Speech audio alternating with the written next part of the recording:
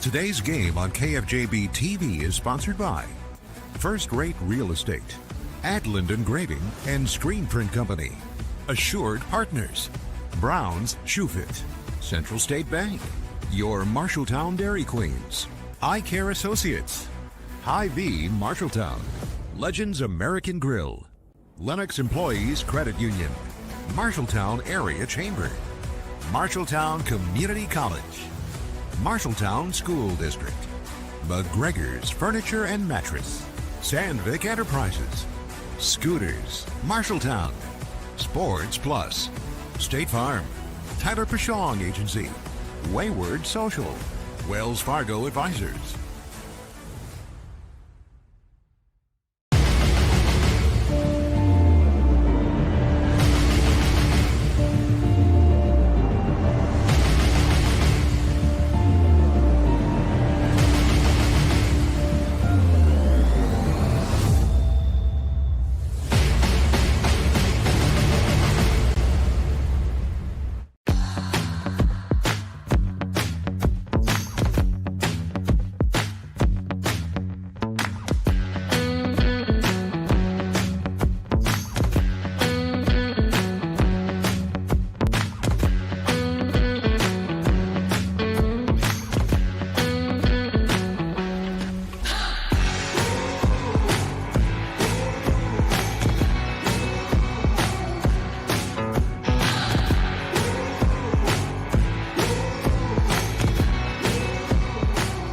Bobcat Game Day Live.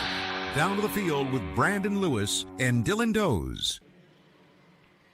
Welcome to the UNI Dome. It is the Bobcats traveling to take on the Waterloo East Trojans tonight. Week number 2 of the Iowa high school football season. Bobcats 1-0. Trojans are 0-1. And the Bobcats are flying high, Dylan, coming off a 40-14 win against their rival, the Ames Little Cyclones. This is not a game on paper that you want for a letdown. No, not at all. Bobcats get their first win on opening week since 2019. Amass almost 400 yards of offense. Defensively, they were stellar. You come up to the UNI Dome, don't get blinded by the big lights. Take care of business in the Dome, because if you don't, there's enough talent on that Trojan side of the football to bite the Cats. Meanwhile, for the Trojans, they didn't run the ball a whole lot last year or this year as well. Week number 1, negative 12 yards. It is a little deceiving because some sack yardage went into that, so their running backs had a little over 40 yards of rushing last week. Yeah. That's something that they kind of do secondary. They spread it 4 wide out. This is going to be back-to-back weeks. The Bobcats going to face a spread offense. Yeah, and I think in this one you're going to see a more efficient passing game. They will try to run it a little bit, but as you said, no real luck on it. But Gianni Gary on the outside is Chris Pierce's favorite target. Chris Pierce had a great game, 8 of 13, almost 200 yards, and then hit Gary 3 times for almost 100 yards. The Cats' defensive backfield has to be aware that this is a much better passing team than Ames. And, of course, heading into tonight, the biggest thing for the Bobcats is, you had a great night of rushing. Can you follow that up again in week number 2 with another big night of rushing after seeing Waterloo East trounced by Waterloo West last week? Well, and I think you can. Max Preps had Jamison Niehaus as a running back. He didn't attempt a pass, but yet he still lines up at the quarterback. He was tremendous, and as long as you have that breakaway speed and the offensive line takes care of what they need to, I think they can replicate this. I wouldn't be surprised, though, if this is a tighter matchup, maybe mixing in a pass or two with Jacob Hayes getting the lone completion last week for the Cats. Yeah, I was going to say, you mean we're going to pass it more than once? More than once. My bold prediction, if it's within a couple scores, we will pass it more than once. My other bold prediction, if this gets out of hand, Coach Goodwin would love nothing more than to never pass the football. A 7:30 kickoff time between the Trojans and the Bobcats. Coming up, we're going to preview what's going on around the area with our East Marshall and West Marshall previews. That's around the corner. Bobcat Game Day live from the UNI Dome in Cedar Falls on KFJB-TV. You're an empty nester closing in on that retirement property. Chances are your plans didn't include mom moving in, but life happens and you do the right thing. Wells Fargo Advisors can help. For more than 125 years, we've created wealth management and investment strategies aimed at achieving our clients' personal financial goals. When retirement means caring for yourself and a loved one, turn to Wells Fargo Advisors. Together, we'll go far. Wells Fargo Advisors is located at 14 East Southridge Road in Marshalltown. Call them at 641-752-5401. They're a member SIPC. Wayward Social is the place for fun. With 20 lanes of bowling, leagues for all levels, great food and drink options, an awesome arcade, there is a ton of fun to be had at Wayward Social. And that's just on the inside. Step outside and enjoy patio life at Gutter Point with drinks, shuffleboard, live music, and fun atmosphere. Follow Wayward Social on Facebook for updates on specials and live music. It is all on South 6th Street in Marshalltown. Visit wayward-social.com to plan your next visit to the place for fun. Bobcat Game Day Live. Back in on Bobcat Game Day Live. Now time for our East Marshall preview on the Mustangs, all presented by Sheer Envy and Gilman. If you're looking for a hometown salon that does it all, from haircuts to color, nails, and more, Sheer Envy and Gilman has you covered. All right, the Mustangs, week number 2. Mustangs jumped out of the gate quickly. They got right out of that stable, 42-20 over BCLUW. And first-time starter underneath center, Jackson Bosworth, on that was absolutely tremendous. 5 touchdowns, 3 on the ground, 2 in the air. And they play Eddiesville, Blakeburg, Fremont. Long name and a bigger blowout last year as East Marshall beat them 35-0. Really, they struggled in the pass game. They struggled on the ground. Their one touchdown last week was a pick 6. So for East Marshall, be successful. Just keep going with what worked. Boswell had been tremendous. He found 4 different targets in the air, and then Caden Grant, the junior running back, had 66 yards on the ground. I think as long as they hold on to the football, East Marshall moves to 2-0, but behind the big new passing attack. I'd also say that there is a lot of youthful energy on that team, and you don't know what you're going to get with new starters. To be able to put 6 touchdowns on the board for an otherwise usually sluggish offense last year, that's a big deal.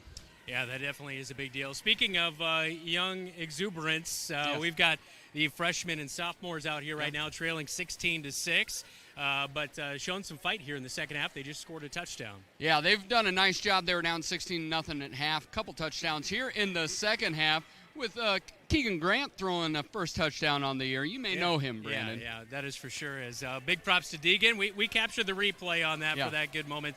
As coming up on our Bobcat Game Day Live, we will present and preview West Marshall. That is your East Marshall preview tonight. Again, all brought to you by Sheer Envy and Gilman. This is Bobcat Game Day Live from the UNI Dome on KFJB-TV.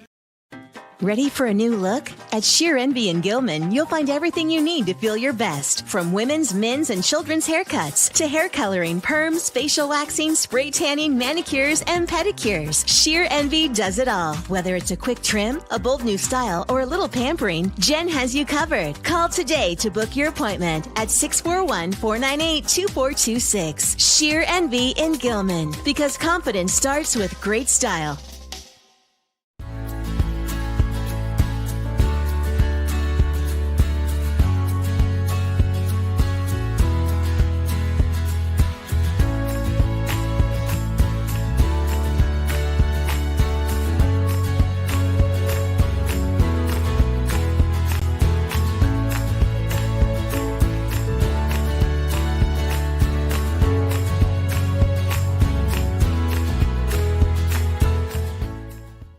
Bobcat Athletics on KFJB-TV is powered by First Rate Real Estate, FirstRateTeam.com,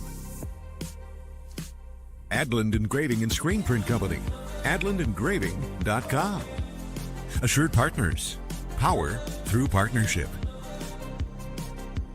your Marshalltown Dairy Queens, and Brown Shoe Fit, with you every step.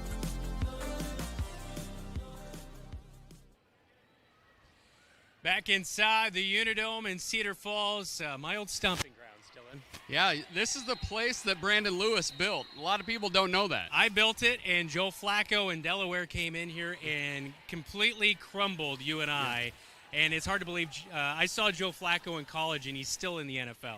Yeah, he is much older, but still can throw that rock around. Wherever he goes, he can throw it far, and he can throw picks. Yeah, saw some good football here in the Uni Dome, that is for sure. They used to play basketball here before the McLeod Center as well. Yeah, we walked into the Eldon Miller entrance area to show how old I am. Eldon Miller was legitimately the coach when I was in here for basketball camps growing up, launching up threes in the Uni Dome.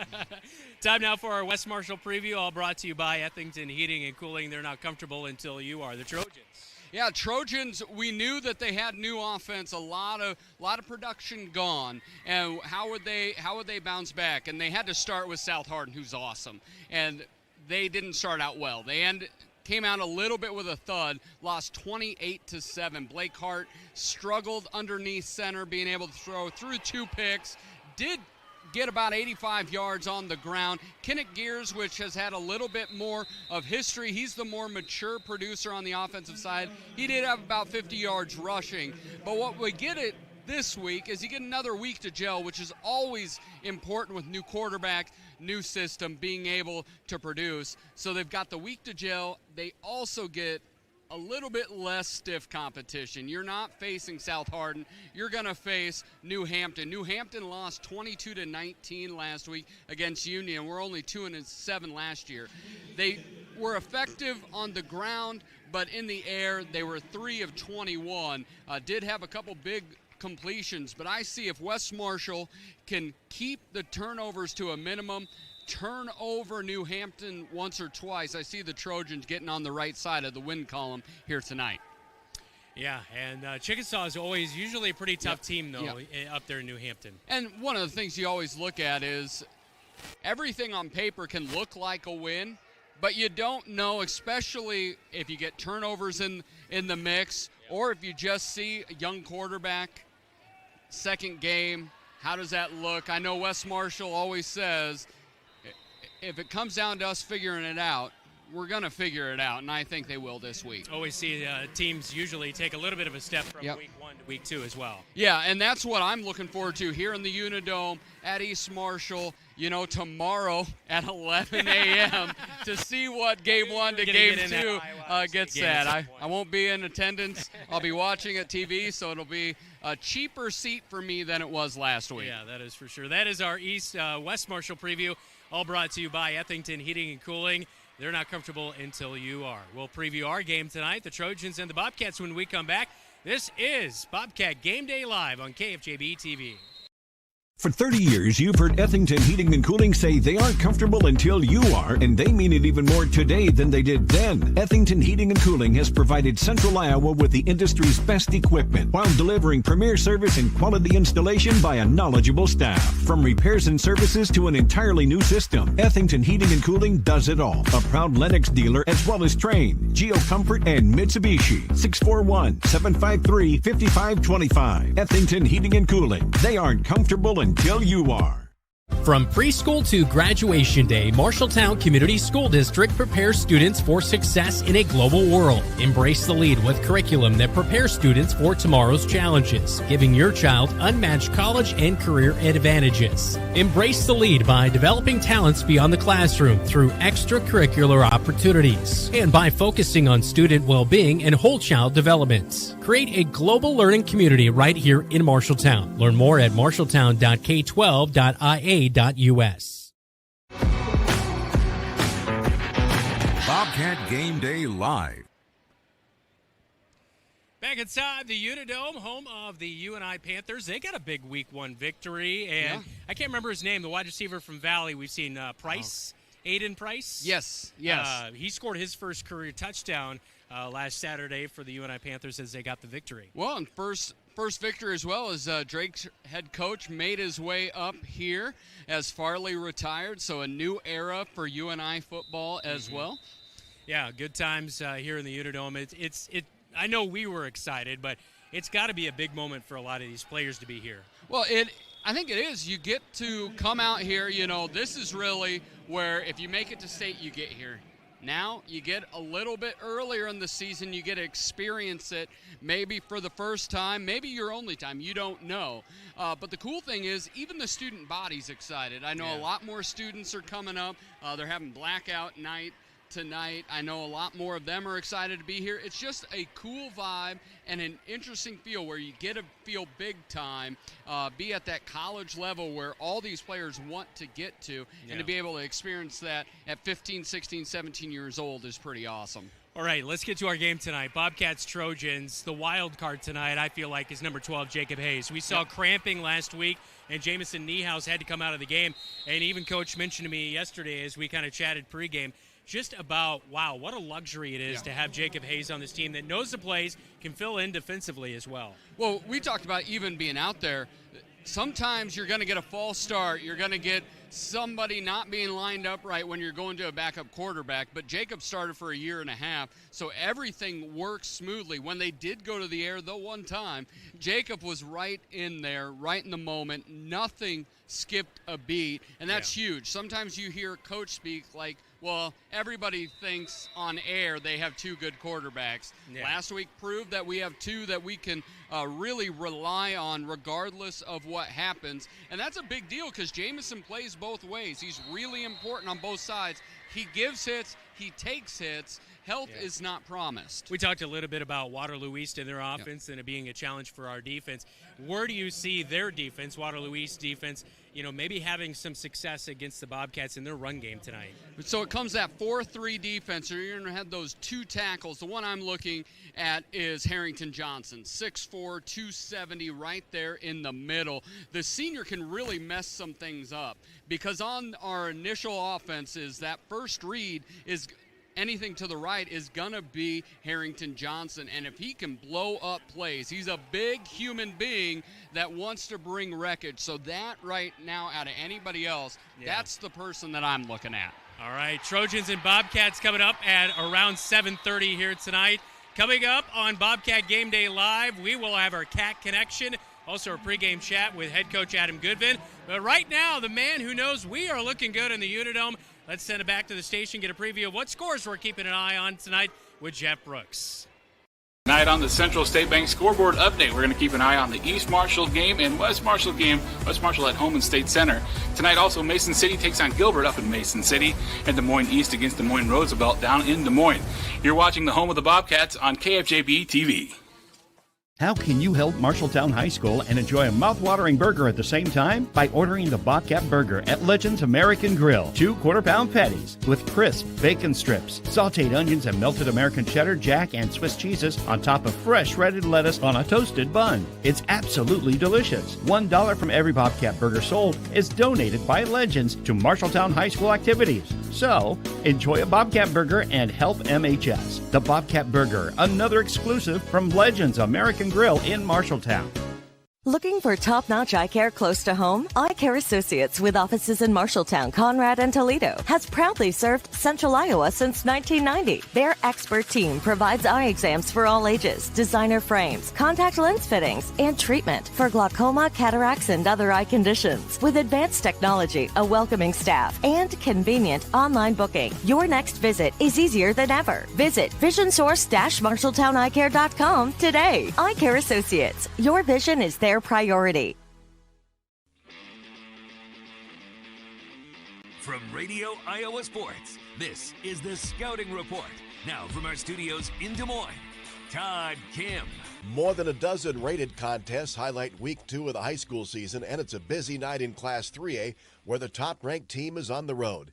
Daniel Versteg reports. The ice cream capital of the world plays host to a state-rated matchup when Class 4A number 7 Lamar's hosts Class 3A number 1 Bishop Heelan. The Crusaders sport future Iowa Hawkeye Kason Thomas in the backfield, and Lamar's head coach Ken Vigdahl says his defense has to be sound in slowing down the run to force the Crusaders to look elsewhere. We need to get them off of schedule. You know what they're going to do. I don't think it's going to be a secret what's going to happen is they're going to turn around and hand the ball up to their running back. I mean, if you're going to Iowa, obviously you have talent. He's a very talented runner, big, strong runner. Bulldog quarterback Jamie Sitzman completed 80% of his passes for 253 yards and 4 touchdowns in their season-opening win at Council Bluffs Abe Lincoln last week. But Bishop Heelan head coach John LaFleur says his 50 yards rushing proves he can make plays with more than just his arm. Probably what jumps out most to me is his ability to make plays with his feet. We're going to have to be really disciplined with our pass rush lanes, keep him in the pocket, and try not to let him beat us with his feet, limit him to being one-dimensional. For the Radio Iowa Scouting Report, I'm Daniel Versteg with KLEM Radio in Lamars. Another big one in 3A finds third-ranked Humboldt hosting number 4 Clear Lake. Bob Fisher has a preview.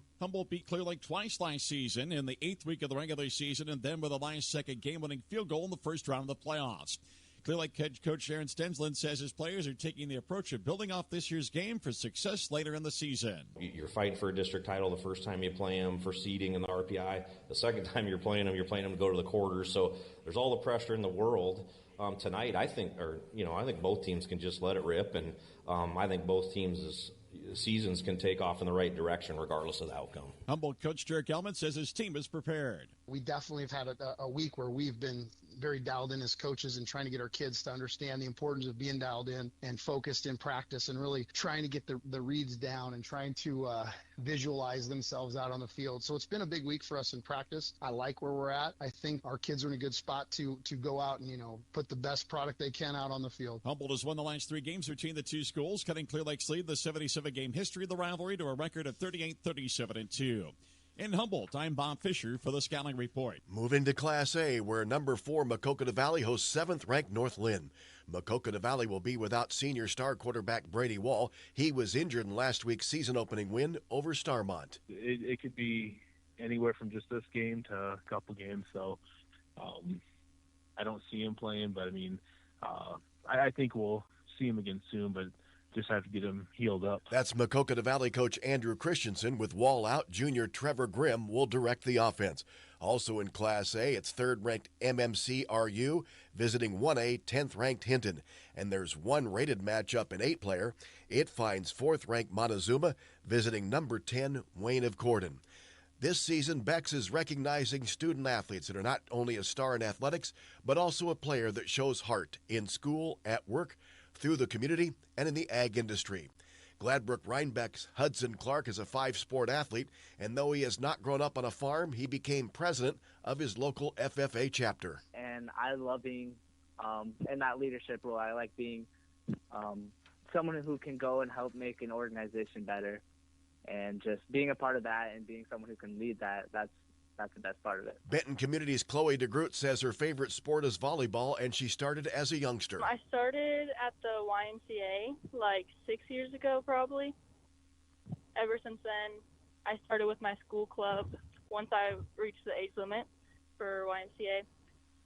And then 2 years ago, I think, I actually started club, and now I play club and school volleyball. Ethan Marceau of Bishop Garrigan has enjoyed competing for the football team and says the lessons learned have helped him off the field. It's really just helped me be a leader and grow up in a sense of camaraderie with everybody and just being friends with everybody and being a captain and being a leader. It just shows me how important life is, being a good role model. Adeline Martins of Oakland Riverside is a 4-sport athlete and says the memories she's made will be lasting. You can get memories doing other things, but sports have provided a lot of those things and the opportunities. Not a lot of kids get to go and play at state softball. One of those things, I'm never going to forget about that. Nominate a student athlete by searching Beck's Players with Heart. The rest of Week 2 is next on the Scouting Report. Every day, farmers rise before the sun and put everything they have into a job so few can do. Their courage, resilience, and relentless work shape the legacies and future of our country. At Beck's, we're proud to stand alongside those who don't wait to see what the world will do. They act, they lead, they are the difference. Beck's honors your commitment to your land, family, and purpose. And while we can't predict what the future holds, there is one thing we can do to change it, and that's be the difference, right now, in every decision and every season.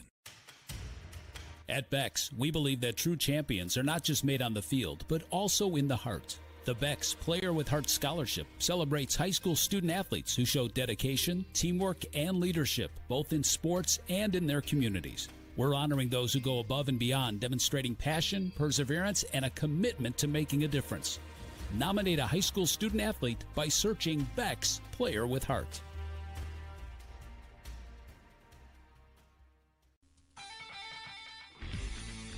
The Scouting Report from Radio Iowa Sports. Perennial powers collide tonight in Class 4A when second-ranked Pella travels to Waverly Shell Rock.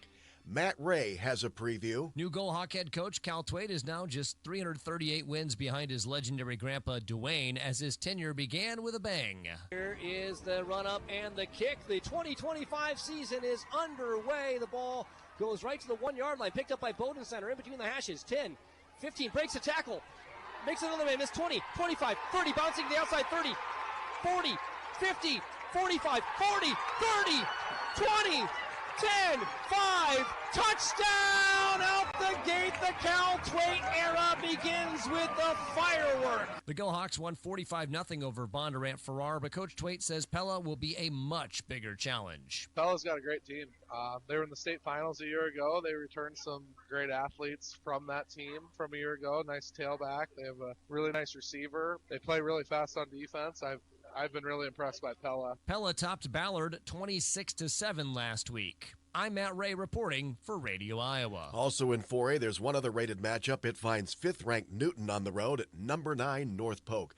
A busy night of rated action in Class 5A. It includes top-ranked West Des Moines Valley visiting number 3 Waukee Northwest, while 2nd-ranked Southeast Polk plays host to 4th-ranked Iowa City Liberty. 2A, top-ranked Carroll Kemper is on the road to take on 3A number 5 Algona. Brian Wilson reports. The Knights and the Bulldogs will clash for the first time since 1993 tonight here in Algona, both coming off impressive season and opening victories. Algona won at Spirit Lake by a score of 33-21, racking up over 300 yards on the ground. Bulldog head coach Andy Jacobson says he likes what he saw from his club last week, but he knows the Knights will present an even bigger challenge. They've got a big offensive line that's physical, and a back that runs really, really well. Of course, they got a quarterback that's really, really good as far as throwing the ball. He's got a really big arm. Kemper amassed over 500 yards of total offense in their opener, a 44-28 win over Cherokee at home. Knights head coach Andy Steinkamp says his team is ready to hit the road for the first time in 2025. Algona's got a great stadium, a great team. You know, they've had a lot of success, especially in recent years too. So we know it's going to be a great opponent. And I think it's just a great opportunity. You know, it's high school football. It's going to be a Friday night. You know, it's going to be a lot of fun. Now, before the game, Algona will honor their 1925 squad that went a perfect 9-0 and claimed a state championship, a team that outscored their opponents 229-13 over that season. In Algona, I'm Brian Wilson on the Scouting Report. Mid-Prairie coach Darren Lambert likes challenging non-district games. In the Class 2A, 6th-ranked Hawks have another one tonight when they visit number 9 Alburnett. A year ago, Mid-Prairie opened 0-3 before making a run to the quarterfinal round of the playoffs. They opened last week with a 50-35 win over Washington. Lambert says Alburnett will feature a balanced and physical team. So there's still some unknowns that we need to get through, but ultimately we're going to focus on what we can control, but a lot of credit to them. We know it's going to be a tough opponent. Like I said, balanced, physical, and well-coached. And so anytime you see that, it's going to be a tough night for you. Class 1A 8th-ranked Trainer has a tough non-district test on the road at 2A, number 8 Van Meter. Trainer opened with a victory over Oakland Riverside last week, and Coach Jeff Casey says they'll need a big effort tonight against the Bulldogs. Playing a team like Van Meter, you can count on there's going to be some adversity. Something's going to happen. They're going to play really, really well. They're a tough opponent. And we're going to have to fight through that adversity and play with some toughness. Class 2A tonight, it's number 2 OABCIG hosting 1A 5th-ranked Tri-Center. 3rd-ranked PCM Monroe's on the road at 3A, number 9 Nevada. It's number 4 Roland Story hosting 10th-ranked Des Moines Christian, while 5th-ranked Central Lyon George Little Rock hosts 1A, number 2 West Lyon. That's all for the Scouting Report. For Radio Iowa Sports, I'm Todd Kim. Rainbow Car Wash has been in town over 40 years. New owners Brett and Kim Canada have been with Rainbow for more than 35 years, focusing on quality, cleanliness, and great customer service. Open 24 hours year-round with 2 convenient locations. Each location has 2 oversized truck bays to accommodate large vehicles, all bays except quarters. And for your convenience, newly installed credit, debit, Apple Pay, and Samsung Pay featuring Swiper Tap to Pay, powerful vacuums, and a great selection of vending supplies. Follow us on Facebook at Rainbow Car Wash, LLC. The Cat Connection, Powered by State Farm. MTownProud.com. It is our Cat Connection with Jackson Hinkle, Marshalltown Bobcat senior on the offense and defensive line. This year you've stepped into a little bit more on that defensive line. You've had 4 tackles against week 1 opponent Ames. Tell me a little bit about bouncing back and forth, playing both sides of the ball. What's kind of your key to keeping a good mindset and knowing your assignments on each side? Obviously, it takes a lot out of me, and every single play I'm in, pretty much. So I just have to keep focused on what I'm doing and make sure that I have that mindset that I just need to keep going, and it's my team's behind me, they'll relying on me. So of course they relied on you on the offensive line as well last week, en route to 380 rushing yards a week ago. Yeah, how gratifying was that? That was Tyler had a good game. And Jamison Niehaus with 174 yards as well on the ground. But, when you guys are out there collectively, I'm sure you weren't keeping track of how many yards we're racking up. But when you saw that final stat line, what was that like to know you really did a great job to help get those running backs and quarterback space? That was nice to see Jamison, what was that, top 5 people rushing in the 5A state? Yeah, it's pretty nice. Yeah. It's pretty cool. Yeah, of course, last year you guys really tried out this new flex bone. Year number 2, week number 1, seemed like things were rolling along. How do you kind of sustain that momentum? I'm sure there's going to be teams trying to sync up and figure out a way to stop your rushing game. So how are you guys working to prepare to keep it, sustained all season long? Well, it's sort of just we have to stay in the mindset that we're better than the other people we go against. We need to, stay on task, I guess. It's the second we get off task and the second we start doing other stuff and just losing our focus, we don't go anywhere. So keeping that before every single game is really, really solid, really good. Yeah. How much do you think it helps, bringing back 3 out of the 4 guys who got good solid playing time and they're kind of mixing in a few new guys to be able to have a line that, is not only confident but also competent in the job to be done? It's really reliable with those people. It's really reliable to mix in other people too. It sort of just keeps our base and then as well as mixes new people in, which helps a lot. I know we talked with you on Bobcat Live just about some of the other activities and events you do throughout the year. Obviously, you tried wrestling last year. You did track through shot and disc. And so how do those sports kind of work into what you want to accomplish out there on the football field? Do they help from maybe a stance or just agility, or what would it be? Wrestling definitely helps agility, helps everything with movement. Track, I don't know, it's just a lot of training. Just a lot of bench press and squat and stuff like that. So track, strength, wrestling, endurance, and just overall stamina. So you take on the Waterloo East Trojans here tonight. What's that key to victory to come out on top? Make sure their left and right tackles are taken care of. Big dudes, 6'5", 6'4", either side. Their left and right guards and their center, I think, are the littlest people on the line. So I'll have my way with them, and then they'll make sure the DNs do their job as well. So, a man who lacks no confidence whatsoever, Jackson Hinkle for the Marshalltown Bobcats. Senior season, last question for you. What do you kind of have in store after your senior season? College football. Just go to college, get a good whatever I have planned. I don't really know right now, but any interest out there so far, or are you trying to generate that interest off your play out there this year? Generate interest. I have Dort looking at me, Grandview. There's Simpson. I don't really know. I don't know what our relationship is right now, but I don't know. If they like me better after this season, then that's always good. Well, I'm sure they will. Best of luck the rest of the season. All right, Jackson Hinkle with the Marshalltown Bobcats, senior on the offense and defensive line. This is our Cat Connection, all brought to you by Tyler Pashong, State Farm Agency, MTownProud.com.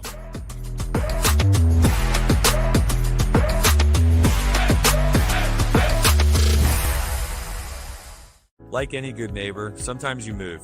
Here at Tyler Pashong State Farm, we have moved to our new office location at 2110 South Center Street here in Marshalltown. I'm Tyler Pashong. I'm so proud of my team and what we have helped build, but we couldn't have done it without you. We are passionate about what we do and care about the community we serve. I invite you to our new location and see how we can make a positive impact in your life. We'd love to talk to you about what makes you M-Town proud.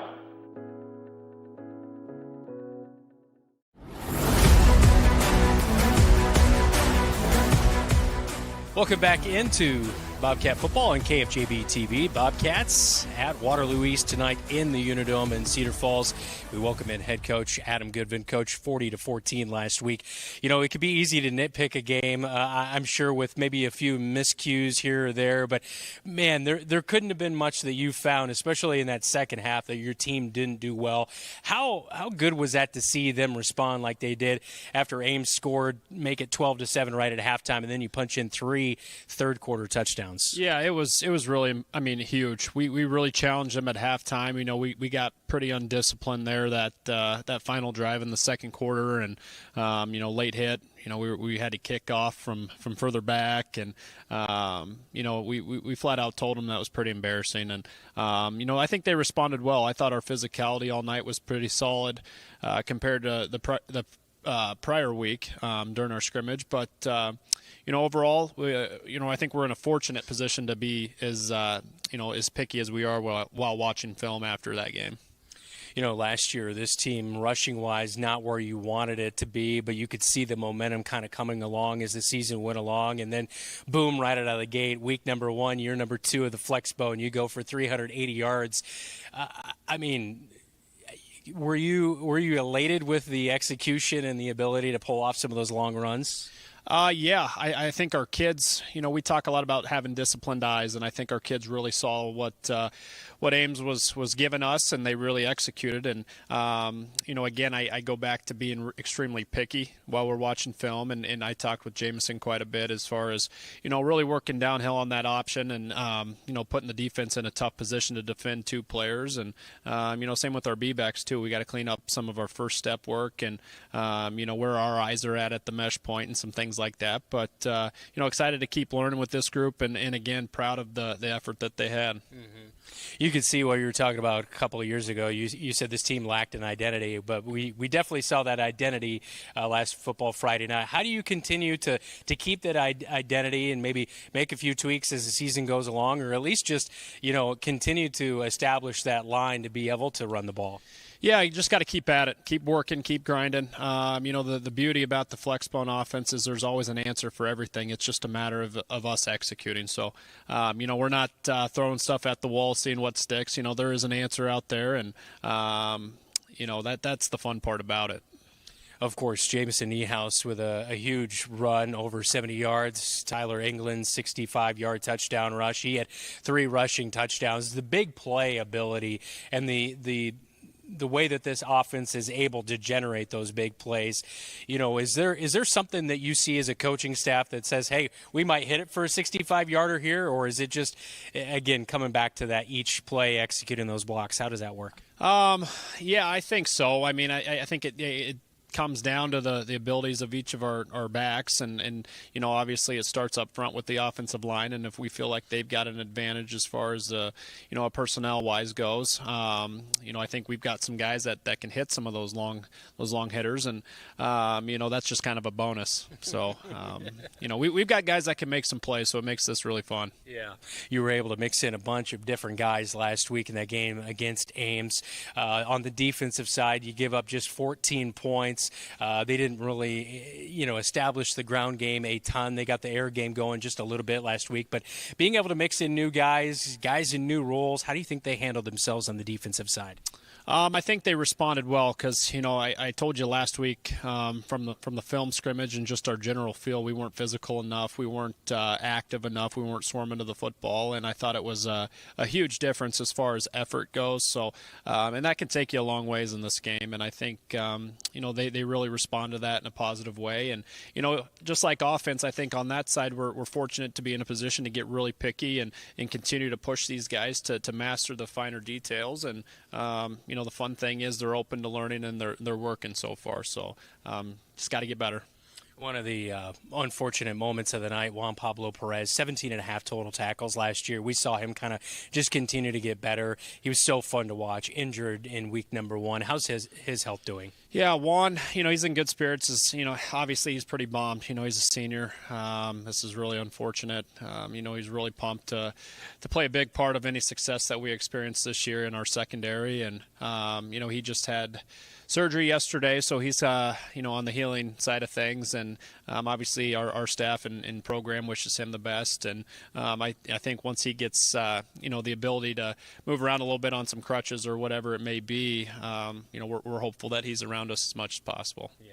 Who do you look to step up in that secondary and kind of replace that role? I think, again, we've got a lot of talented kids back there. I think, a kid like Logan Hoffman, a senior with, that missed some time a year ago from injury, is going to have to step up and, really play a huge role. And, Zane Moore's a kid that can play both outside backer and safety. We moved him to backer this year, but he's familiar with safety. So, and then Kyle Smith's back there. So I feel like we've got a lot of guys that have played the game of football for a while and have a lot of experience in the secondary. So, we're very hopeful we just don't lose anyone else. Yeah, that is for sure. We'll talk about Waterloo East when we come back.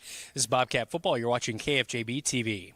At Lennox Employees Credit Union, we take care of you like family. We're all about personal service, going above and beyond for our members. Whether it's home, auto, or other financial services, we're here for you. Take advantage of our always low interest rates or exclusive perks being a member can bring. Unlike others within personal services, at Lennox Employees Credit Union, we're all about that personal service. We find great joy meeting with our members to discuss their financial needs or big dreams. It's easy to become a member. Stop in today. Lennox Employees Credit Union, a family place.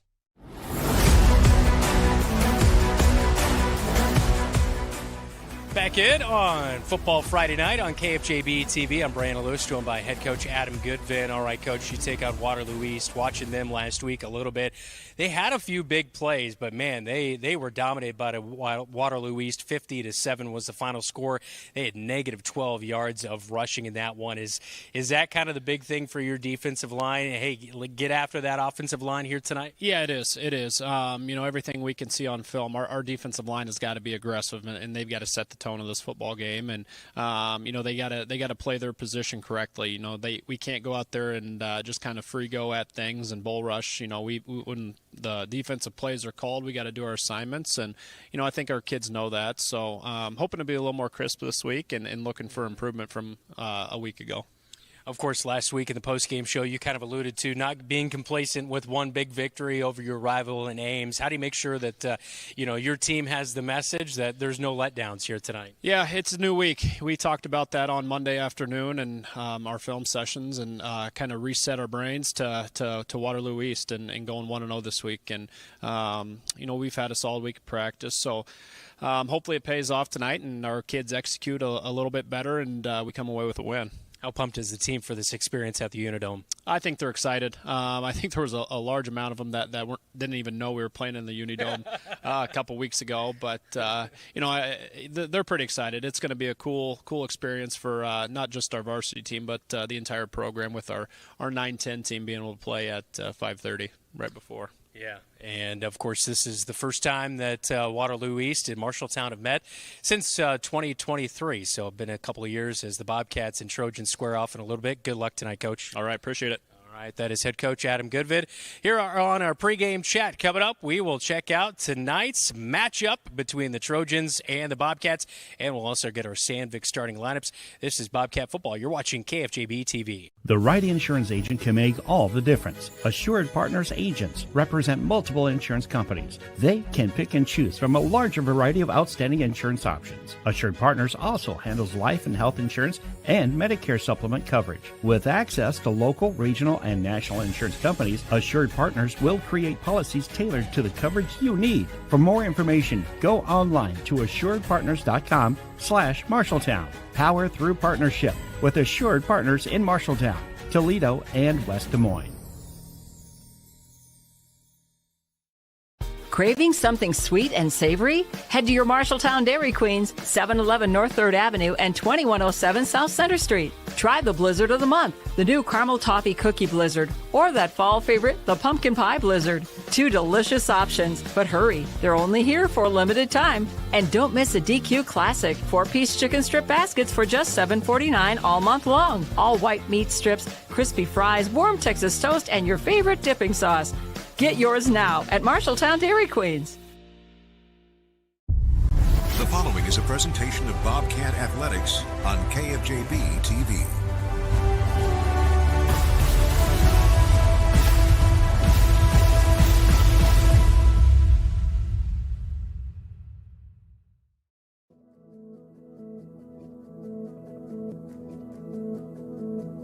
For thousands of high school football players, this is the pinnacle. Since 1976, this is where the season is supposed to end. Hard work and dreams are realized. For some, the road to the Dome has shaped memories for a lifetime. Actually by the snapper. Well, here we go. Here it comes down to this. Brinkmer, second down. Pump fake, now throws the fade, far side. Touchdown to John Carlson. Since 2009, dreams of getting back to the Dome for Marshalltown have been dim. But the Bobcats took a step closer to the Dome in Week 1 with a dominant 40-14 win over Ames. Can he get there? Johnson tracking as well as Brown. Touchdown! 3rd and 6 to the house for Jamison Niehaus. Rolling up 380 rushing yards. Shoots through the gap. He fights through tackles at the 10. Touchdown! The Cats are back at the Dome tonight against Waterloo East, with hopes this isn't their last visit of the season. Steps through a tackle. He's in from 6 yards out. He'll take it in for a touchdown. He's loose at the 50, 40. England all the way in.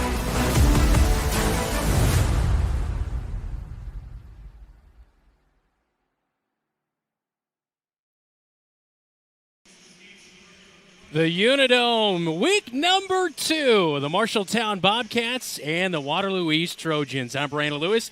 He is Dylan Does. Great to have you along tonight here on KFJB-TV.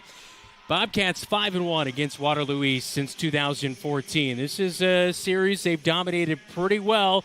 As we go inside the matchup here tonight, what do we know the Bobcats need to do well against this Trojan squad? You've got to dominate the line of scrimmage.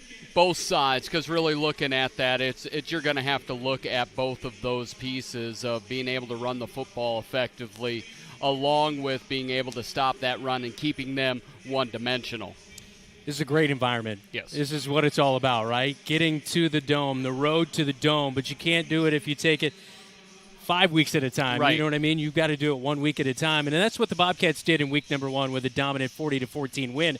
But with that said, you don't want any setbacks. You don't want to overlook this matchup. You got to play good, sound football here tonight against the Trojans. And for the Bobcats to do that, it's all about the rushing game. Tyler England had a lot of success, especially from the slot back role. That's where he's going to start here tonight. What makes him so good in that role, being able to find those lanes? Well, I think it's threefold, and you were right. That third series is when he moved from that B-back to the slot. It's 3 things. 1, he's got really good vision. He sees the hole before it's there. 2, his footwork is quite good. He can get through a slight crack. And then 3, my goodness, top-end speed. He gets going, and no one's going to catch him. Yeah, he is a lot of fun to watch, and we look forward to it coming up in a little bit. We will get starting lineups, our keys to the game, and kickoff coming up from the UNI Dome right here on your home for the Cats, KFJB-TV. When you need a plumber quickly, try Century Plumbing of Marshalltown. We specialize in service plumbing, not new construction or large remodels, so we get to our customers faster, from clogged drains to water heaters and everything in between. We can help with a guaranteed appointment and quality, efficient service. I'm Sarah, co-owner of Century Plumbing, and I'd love to book your appointment today. Call 641-750-0108. That's 641-750-0108. Bobcat Athletics on KFJB-TV is powered by Central State Bank, locations in Ames, State Center, and West Des Moines. Eye Care Associates of Marshalltown, Conrad, and Toledo. Hy-Vee of Marshalltown. It pays to perk with Hy-Vee perks. And Legends American Grill, Marshalltown Steakhouse.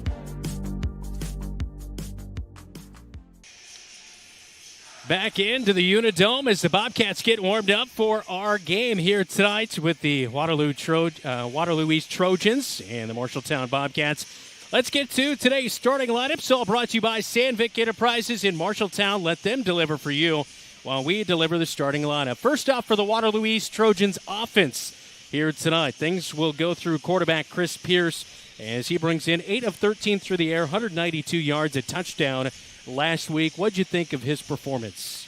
What you look at there is they were behind big, so you're going to be throwing, but even looking at him warm up, he's got a much crisper ball than what we saw last week. He's a kid that makes good decisions, has some good options, some good speed athletic options on the outside. This is by far going to be the biggest test for the Bobcats secondary in this short season. Josiah Spates is the running back, just 14 yards last week and only had 21 yards a year ago for this squad for the Waterloo East Trojans.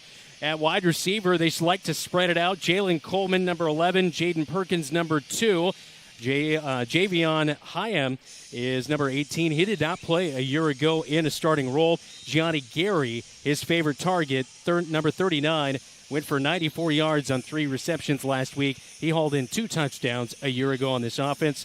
Card, Johnson, Nye, Phillips, and Guzman are the offensive linemen. And their 2 tackles, 76 and number 70. Those are some big boys that this defensive line for the Bobcats are going to have to keep an eye out for. And that's one. If those tackles can control the pass rush, that's where I have nervousness about Gary, because he's got that top-end big play capability, and the Cats have in the past given up big pass plays. All right, let's check out the Waterloo East Trojan defense now as we slide over and look at them. On the defensive line, they'll go a 4-3-4. They do have a rover in there, Isaiah Thomas. He'll kind of slide around, maybe at linebacker role, and maybe drop back in coverage as well. Along the defensive line, Davion Van Arsdale, number 20. Number 55, Jaden Dunn at defensive tackle. Quayshawn Johnson, the other defensive tackle. And George Tyler, a big playmaker on this defense a year ago. Number 23, a defensive end. Tyler, 45 tackles and 1 fumble recovery a year ago. Malik McCoo will play outside linebacker. He had 2 interceptions a year ago. Jordan Banks, number 5.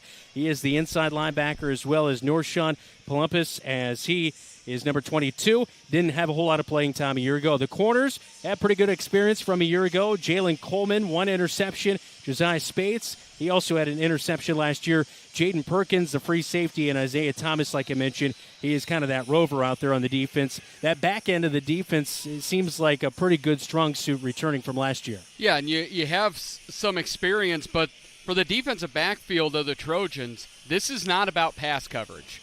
This is about run help. You've got to be able as a cornerback, usually it's, hey, can you cover in space? Now is, can you get up near the line of scrimmage and be sure in your tackling? Because the Cats are not going to throw the ball a whole lot. So your cornerbacks can either be a weakness or they can make plays in space and keep this Cats offense declawed. All right, let's check out the Marshalltown Bobcat offense here tonight. As starting quarterback Jamison Niehaus, a 72-yard touchdown run last week, second longest in 5A heading into week number 2. You knew he was gone because he cocked that head back about 10 yards out, and he let the wind flow through his mask there. He was tremendous, and that was a big one because it came right out in the second half after the Cats had given up a 94-yard drive in 3.5 minutes before the half.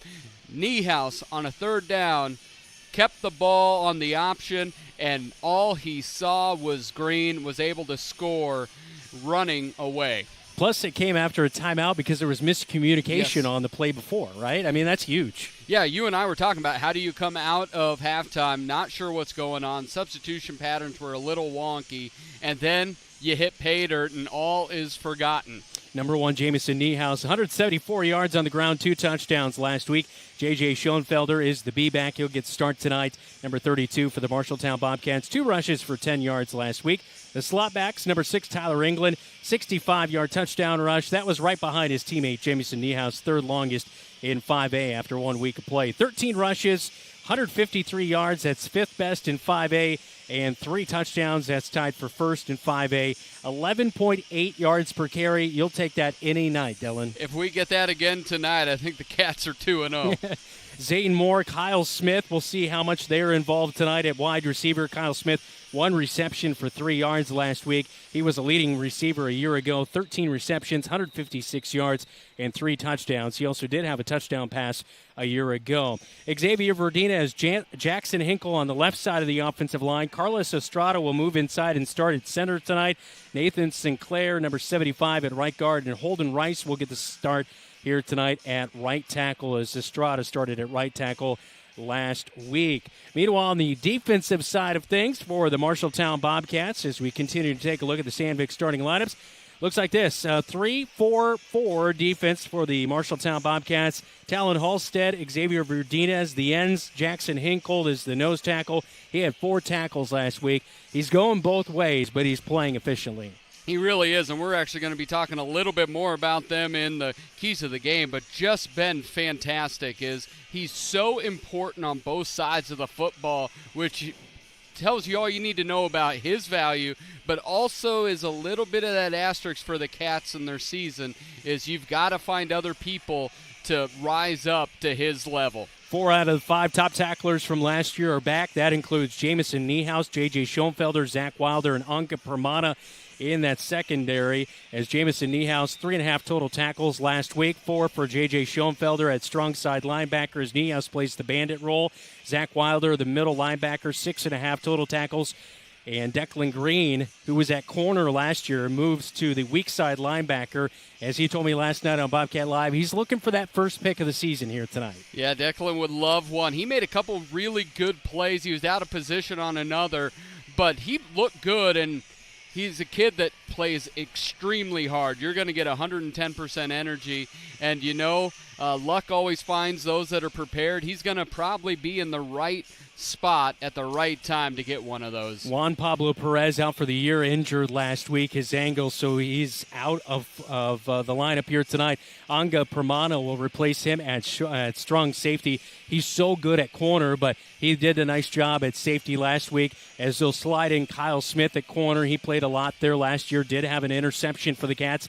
Aiden Smitherman is the other cornerback, and it's Drake Gersma and Anga Pramana at safety. Gersma, in his first year in the starting role, I thought he had a pretty good game last week. I thought he did as well. They didn't allow really all passing plays that they allowed were when they would run the cornerbacks off in a soft coverage and throw underneath, or just one-on-one coverage and it was just a soft cornerback. The safeties were tremendous, and I think they're a highlight for tonight because the Trojans are going to be much more efficient passing the football, so the safeties have got to play disciplined in the middle of the field. That is our starting lineups here tonight, all brought to you by Sandvik Enterprises in Marshalltown. Let them deliver for you while we deliver the lineups. Yeah, favorite part of game day, the marching band. I think Dylan would agree with that, right? It is, up until next year at this time. Once my son graduates, I don't know if I'll agree with that, but right now I sure do. And there is the Waterloo East Marching Band getting ready to take the field momentarily. We are running a little bit behind here tonight due to the freshman football game. They came up short, but, man, they gave a lot of heart, hustle, and muscle here tonight. What was it, 16-15 was the final score? Ended up being 16-14. They got the 2-point conversion late. Yeah. Couple mistakes in that first half cost them, but came back, held the Trojans scoreless in the second half, got a couple touchdowns themselves, 2 touchdown passes from Deegan Grant, and looked really good out there as the freshman quarterback. Well, as we have a little bit of time, I don't think this is on your keys to the game, but if I had a keys to the game here tonight, Dylan, it's special teams. last week the Bobcats did a really nice job on special teams. Giles Smith came up with a fumble recovery on a kickoff return by Ames. That was huge. But here tonight, they're going to have to be disciplined because Hobart from Mason City a year ago ran all over them special teams-wise. Gianni Gary had a touchdown return last year on a kickoff. He is very good on special teams. He averages 18 yards a return a year ago. He's also averaging that after one game against Waterloo West. And that's that third element of the game that's got to be real good for the Bobcats here tonight. Well, and I think a year ago and 2 years ago, kick coverage was dreadful.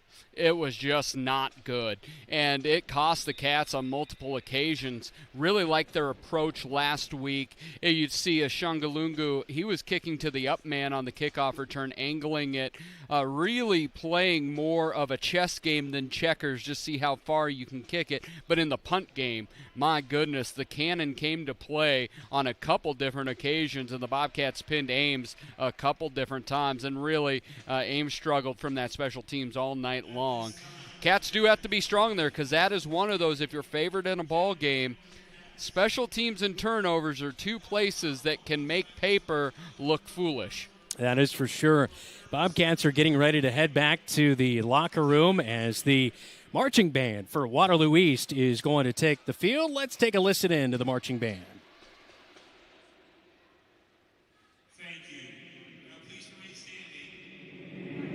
As the Eastside JROTC presents the colors, and the Eastside School Band, under the direction of Mr. Will Smith, plays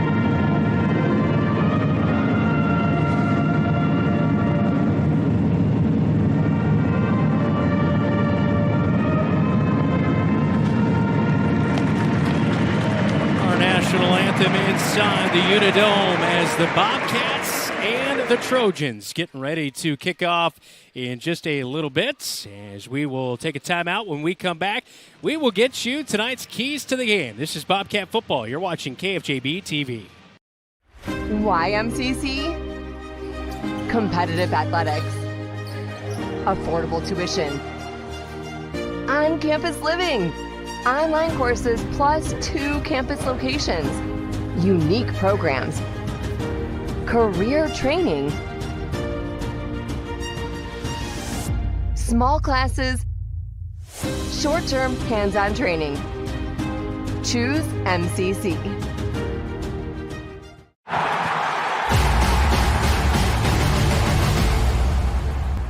You need to come my way just a hair. There you go.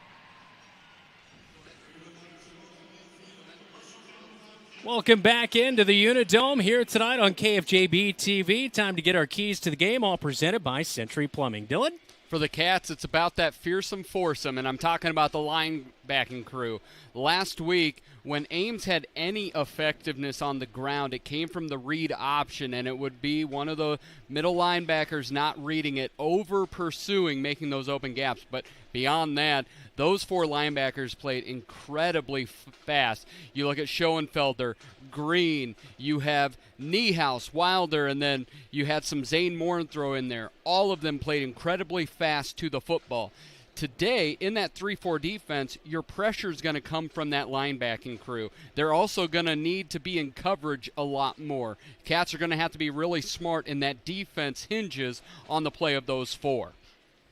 Meanwhile, for the Waterloo East Trojans, you've got to find your run game.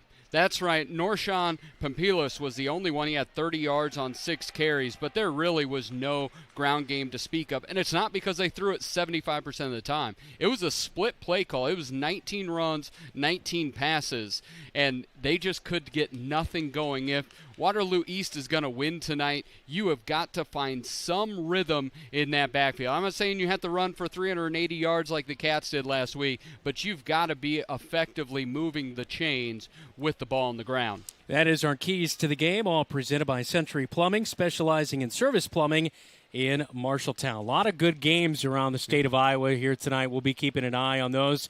As one of the other ones I'm going to be keeping an eye on is Gilbert and Mason City here tonight. We know that Gilbert has a lot of talent on that team. They have Cam Cantonwine at running back. He went over 100. He was just shy, I believe, of 200 yards last week. And Mason City had a tough loss on the road at Fort Dodge. Yeah. It'll be interesting. The Bobcats have Mason City next week for homecoming. Yeah, and you look at, we talk about Cantonwine. If he would have returned to 5A, he had the second most all-purpose yards returning. So this is a steal for Gilbert. But Mason City, you do not want to roll into homecoming week 0-2 with the potential of going 0-3. Yeah, that is for sure. Coming up, it is kickoff between the Trojans and the Bobcats. You're watching KFJB-TV. Brown Shoe Fit has a great selection of athletic footwear. Choose from New Balance, On, Keen, Echo, and much more. Brown Shoe Fit can find the right shoe for every occasion for both men and women, including dress shoes, casual shoes, work boots, and European footwear, carrying multiple sizes and widths to ensure the best fit for you. Their expert-friendly staff is available to give you a personalized experience and can find the right shoes for what you need. Brown Shoe Fit, downtown Marshalltown. With you every step of the way.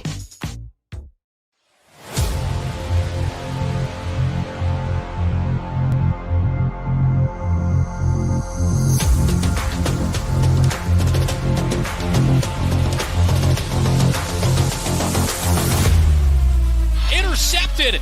It's Niehaus, a sophomore, makes the pick at the 20.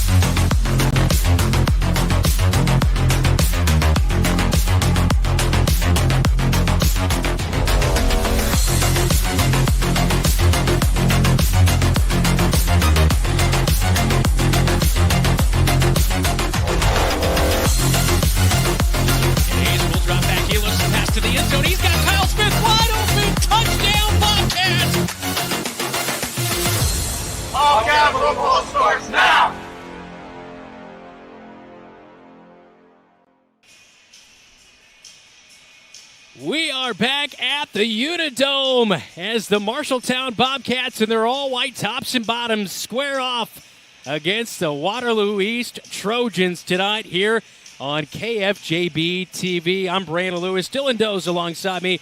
Our producer tonight, Zach Tomish. And on camera coverage, David Braga, Keith Stewart, our statistician, Xavier Does. This is what it's all about, being back in the Dome here tonight. Bobcats looking to go to 2-0 on the season. They've owned this series, and of course, in their last meeting, the Bobcats won it at home, and that was the last time the Bobcats played on grass against Waterloo East. Yeah, and then we went to turf, and it's funny we're playing here because Waterloo is repairing some of that, but a lot has changed. No one that's on this current Bobcat team had really much to do with that game years ago. Yep. But here tonight, it's a big matchup. And I know we've talked about this a lot, Brandon. Ames is our biggest rival. I think Waterloo East might be my favorite rival. That is for There's sure. There's always something fun that happens when Waterloo East and Marshalltown play together. Well, both teams getting their final preparations in for kickoff as we are just a little bit behind because of the freshman game, as that was a good contest. We're hoping for a great contest in week number 2 as the Bobcats will take the field in their all-white tops and bottoms, all black uniforms here tonight with the orange lettering for the Waterloo East Trojans as the Bobcats will receive the opening kickoff tonight. As our kickoff is all powered by Century 21, Marshalltown's #1 home team, the Poly Real Estate team. Well, the Bobcats won week #1 for the first time since 2019. They have a 2-game winning streak against the Ames Little Cyclones, and we'll see if they can take care of business here tonight and get the offense rolling again as they punched in 6 rushing touchdowns last week. That is tied for first in 5A. They scored only 11 rushing touchdowns all of last year. So things started off right. We'll see how week #2 goes as the ball is teamed up at the 40-yard line as Romeo Mejia will go back to kick this one away for the Trojans. Aiden Smitherman, Unga Pramana back to return for the Marshalltown Bobcats. Boom! We are underway in week #2. Sidewinder down to the 10. Smitherman will pick it up.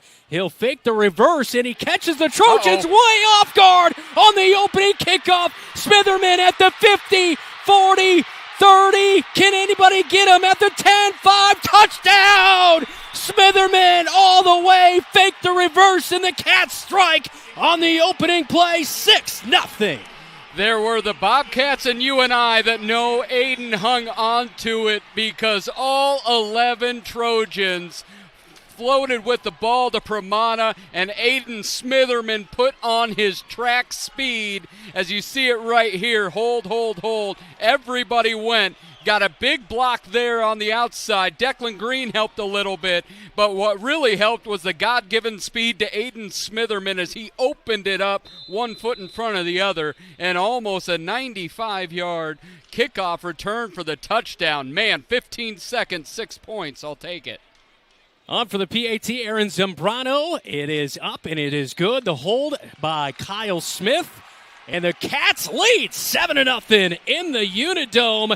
Aiden Smitherman, get a look at him right there, feeling good, giving the Cats the big start as he fakes it to Unga Pramana and takes it to the house. The Cats off to a fiery start on the road in week #2 on KFJB-TV.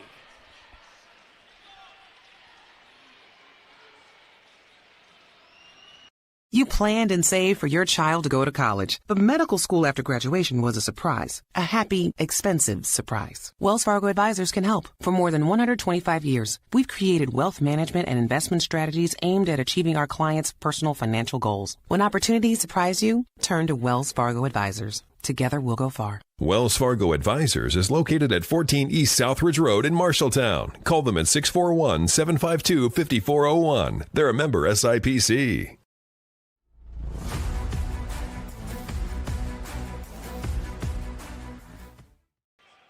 Well, the beautiful UNI Dome. I'm a little biased, Dylan. I love this place, and it's great to be back here. I haven't called a game in the UNI Dome since 2018.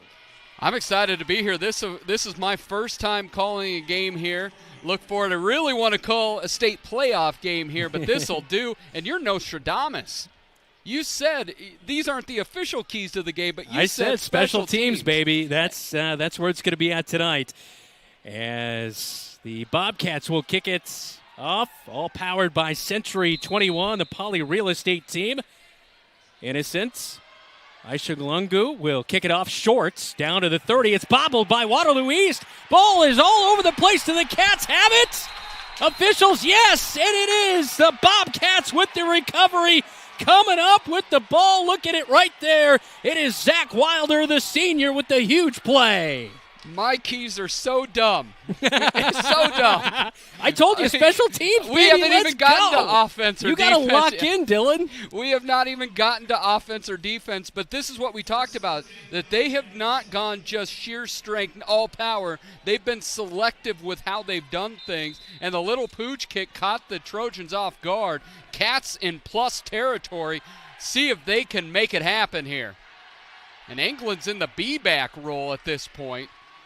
England to be back. Niehaus at center at the 34-yard line. Hands off Niehaus, and he will get it to England as he'll power up over the 25, dropped at the 24-yard line. And right there, nearly a 9-yard run on first down going off the left side of the offensive line. Big run right there to get the game going. Yeah, and you don't see the Cats come out in that single back with a tight end and 2 split to the top side very often. But, man, the Cats have really got themselves in a nice position here. Inside the 25-yard line, dangerously close to the Ethington Heating and Cooling red zone here. England is the B-back. He'll get the handoff again, go right up the gut. He's brought down at the 20-yard line. That's going to be enough for a first down, a 4-yard gain on 2nd and 2. And the Bobcats are now in the Ethington Heating and Cooling red zone. Ethington Heating and Cooling, we're not comfortable until you are. And this is what the Cats have done so far. They're not allowing the Trojans to get comfortable. They have not even been able to get out there. But what you want to do to a team that just got beat by their rival in Waterloo West is come out big. Just come out like an avalanche. And Cats need to get 6 here again. Put the Trojans down big early. Niehaus fakes the handoff. He pitches to Pramana. He's around the edge for a decent gain on first down. He'll get inside the 15, marked at the 13. So Unger Pramana with a nice 7-yard run on first down as the Bobcats marching deep into East Territory. And this is a really nice job by the right side of that line as well. You see, of course, big Nate Sinclair out there, but you're looking across the board. Also Holden Rice starting in at right tackle today. Bobcats will look to the sideline, get the play called, check their wristband, and set the formation. Pramana Smitherman are these slots. The B-back it is England. And they'll hand it off to England. He'll try to get around the left tackle, fighting through a few Trojans as he'll pick up about a yard and set up a short 3rd down and 2 to go from the 12-yard or 11-yard line now as they do spot it about a yard ahead. So it's about 3rd and a long 1. They do have to get to the 10-yard line to pick up a first down. And it looked like JJ was going to start in that B-back. Tyler's come out so far in that B-back role. This makes me think, is this something where Coach Goodvin likes to get him a couple reps in that B-back role and then move him around to make sure the defense has got to adjust depending on where number 6 is? And it looks like almost a false start right there, but not called. It is the cat claw. Right through the middle for the first down for Niehaus, and a late flag flies in. Maybe a little bit of chippiness there at the end of the play as our head referee, Chris Meineke, will get together with his umpire, I believe, and get together and chat about what the call is here after the Bobcats look like they pick up the first down, and it is going to be a false start. I saw a little bit of movement on the left side of that offensive line just a little bit early, so 3rd down and 1 will set them back 5 yards, and it'll be 3rd down and should be about 6 yards to go here. You've got to wonder, Cats have a couple options in the kicking game. Aaron Zambrano, of course, a soccer stud, looked good on that extra point. Is this 2-down territory, or are they okay with 3 points? Yeah. They don't get the first here. So 3rd down and 6 yards to go for the Cats. Ball on the far side hash. Fake the handoff. Niehaus keeps it himself. Scrambles to the 10. Breaks a tackle, and he'll dive for the end zone. Touchdown, Jamison Niehaus. 16-yard run. Fending off Trojan after Trojan for the score. And it is now 13-0 Bobcats. Jamison's like, Dylan, why are you talking about 2-down territory? It's 1-down territory when I keep it.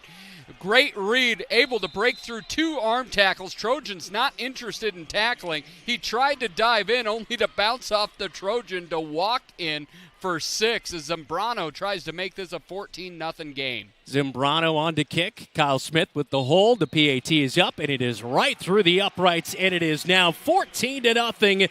Jamison Niehaus takes it himself. And Trojans trying to claw him down, but he gets in for 6, and it's 14-0. First quarter, 7:47 on KFJB-TV.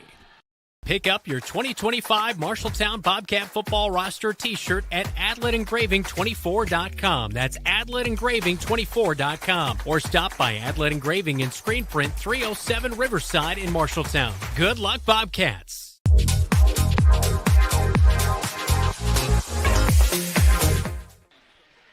Welcome back to the UNI Dome. Quickly, 14-0, Dylan. I mean, holy smokes.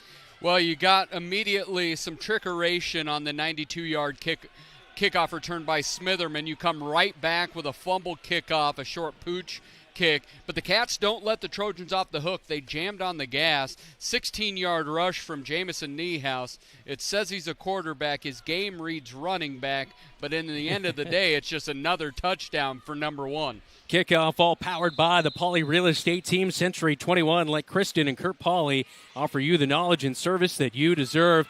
Onside kick nearly by the Bobcats, and Waterloo East has it recovered, and they're going to get into Bobcat territory. Davian Van Arsdale with the recovery at about the 45-yard line, brings it up the near side, and he's going to be brought out of bounds at the 33 in Bobcat territory, and so special teams playing a huge role early on here tonight. And that's where if you pooch too short, what happens is because there's really only that one line of defense, and if you miss it and they miss that initial tackle, you see there's a 30-yard return or 25-yard return, and they're in plus territory already, and they're spreading 4 wide with a single back. 3 to the top side, 1 to the bottom side for the quarterback in Pierce. He's going to feed it quickly out to the far side to Perkins.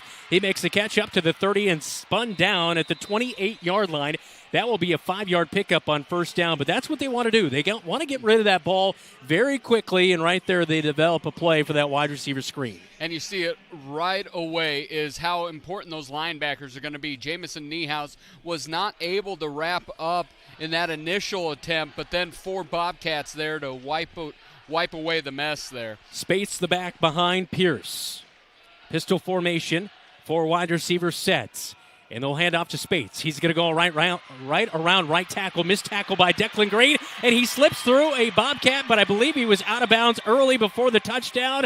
No, they're going to rule it a touchdown. It is a run of 28 yards for the touchdown. And East will answer back right like that with 7:50 to go first quarter. And that came from a missed tackle out by Declan Green. What the Trojans are doing well. Here you'll see a little option out there, the read option. There he goes. Declan Green misses the tackle, and then the speed by Spates, and Gersman not able to get him out of bounds. Swing and gate formation for the Trojans on the PAT. And they're getting a late substitution on here. Romeo Mejia is on for the PAT. Offensive lineman will come in late for the swing and gate, as Pierce is the holder. And so he will get everybody set, and they'll slide over for the extra point with 3 seconds, 2 seconds, 1 second, 0 on the play clock. No whistle. The PAT is going to come up short, and it will remain 6 on the board for Waterloo East. Is not able to convert is Romeo Mejia. But here's Spates, 20 yards out. Declan Green missed the tackle. He rode the sideline for 6, almost pushed out late. And it's 14-6 inside the UNI Dome on KFJB-TV.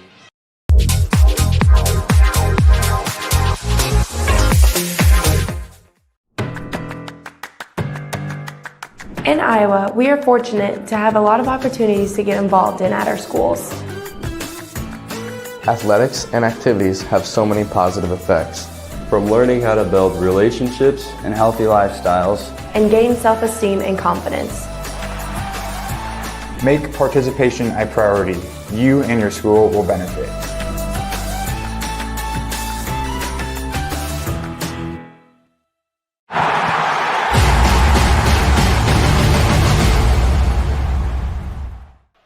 Well, a kickoff return for a touchdown for the Bobcats. A 16-yard run by Jamison Niehaus, but a good response by Waterloo East. A 28-yard touchdown run by Josiah Spates. And Waterloo East is on the board 14-6 as the PAT was no good on a 33-yard drive after a good special teams return on a missed kick by the Marshalltown Bobcats. Kickoff all powered here tonight by Century 21, Marshalltown's #1 home team. Mejia has it teed up. And he's going to squib this one down to the 25-yard line as the Bobcats will pick it up. And a good return. Is that the big man himself? Jacob Hayes. On the return, who knew special teams was also in his game. He's got the double gloves on tonight. as he starts at tight end, also gets work in the secondary and on special teams. A nice return as he gets up over the 40-yard line as the ball will be spotted on the near side hash at the 44 as the Bobcats will drive towards the north end zone here in the UNI Dome. Yeah, he knew right what to do with it. Yeah. Got it right up there. Bobcats, natural.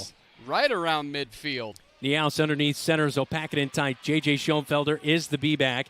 And an end around to England. He's going to come to the near side. Picks and chooses his path. He's over the 50 and brought down after a nice 8.5-yard gain on first down as he's just shy of that Panther logo as he's brought down. And just over the midfield stripe. So the Bobcats on one play into East territory with a short second down coming up. And it really does look like Coach Adam Goodvin really wants to give a different look early with England and then move him around to make sure that he's able to get different fronts against the Trojans. Clock counting under 7 minutes to go in the opening quarter of play. Niehaus underneath center. Handoff to Schoenfelder. Lost the ball, and I think Schoenfelder brought it back in. His helmet comes off. He has still not been brought down, and brought down well after the play. A flag is down on the field. It is a first down run for J.J. Schoenfelder as he has his helmet ripped off, and I believe there's going to be a face mask penalty coming after this 5-yard gain by J.J. Schoenfelder. Man, he is a man amongst boys on that play. He's always been a tough kid, but you mentioned it again. He has put muscle on in the weight room, and that's weight room. They went up around the helmet, but he keeps fighting through, and his mother's very happy that he cartwheeled to the ground and wasn't slammed to the ground. So a 15-yard face mask penalty will be added to the end of the run, and so the ball will be moved inside the 30 down to the 27-yard line as J.J. Schoenfelder just showing his strength right there on that run. And he doesn't sweat anything about it. It's just cool, calm, and collected. Gets the ball back to the black and white there.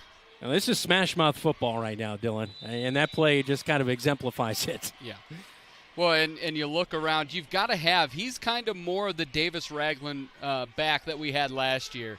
His top-end speed's not the same as in England, but between the tackles, he likes to get hit, and he loves to hit others. Niehaus will bark out the signals, and he'll keep the ball himself as he follows J.J. Schoenfelder. And around the 25-yard line, down to the 23 is where he'll be brought down. So a 5-yard gain on first down will bring up second down and 5 as the ball is spotted on the near side hash as the Bobcats inching closer to that red zone. And for the second time tonight, last time they punched it in with a Niehaus run of 16. So far, this is reminding me of my junior high dance where all the teachers would come around and say you have to keep your arms up around the shoulders because that's how the Trojans are tackling. Everything's trying to keep up top, and that just does not work in the game of football. Schoenfelder is the B-back. One split out. That's Kyle Smith to the top side of the formation. He fakes the handoff and will be brought down in the backfield. Good read around the edge is coming up. Jordan Banks to help make the tackle. The linebacker flew in there and tackled Niehaus for a few-yard loss right there. So it's going to bring up a long third down and about 7 yards to go. So a 2-yard loss there for the Cats back to the 25-yard line. And the Bobcats, we haven't seen them go to the air. Is this the first time we see it here tonight, Dylan? I'm going to say this. I'm going to say they're going to run the football, and because you've been right about everything else tonight, so I hope you're right again. Niehaus underneath center brings England in motion. He's going to drop back, look to pass. He's got a wide open receiver in Zane Moore, but overshoots him by about 3 yards, and it is incomplete. I just had a feeling he tucked that ball, and he had Zane Moore, but sailed it just a little bit too high. Incomplete, 4th down and 7, and here comes the special teams unit for the Marshalltown Bobcats is coming on for the field goal. It will be Aaron Zambrano. He just rushed it. If he could have put it out in front of him, that's 6. Good outside coverage, though, by Waterloo East there. Zambrano here with a 43-yard field goal try. He'll line it up. Kyle Smith with a good hold. Zambrano with a good leg, and that is good. Just through the left side of the upright. Nailed it. From 33 yards or from 43 yards out for Aaron Zambrano.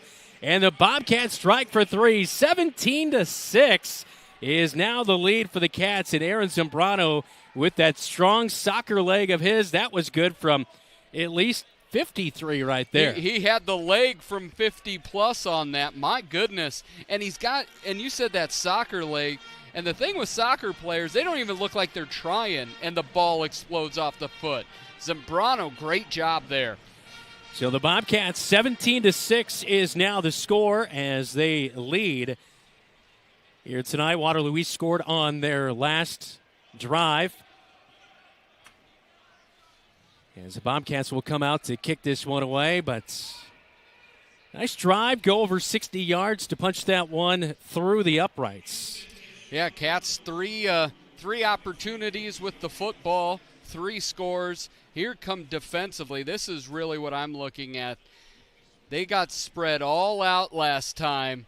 They have got to be much more sure with their tackling than they have been early on.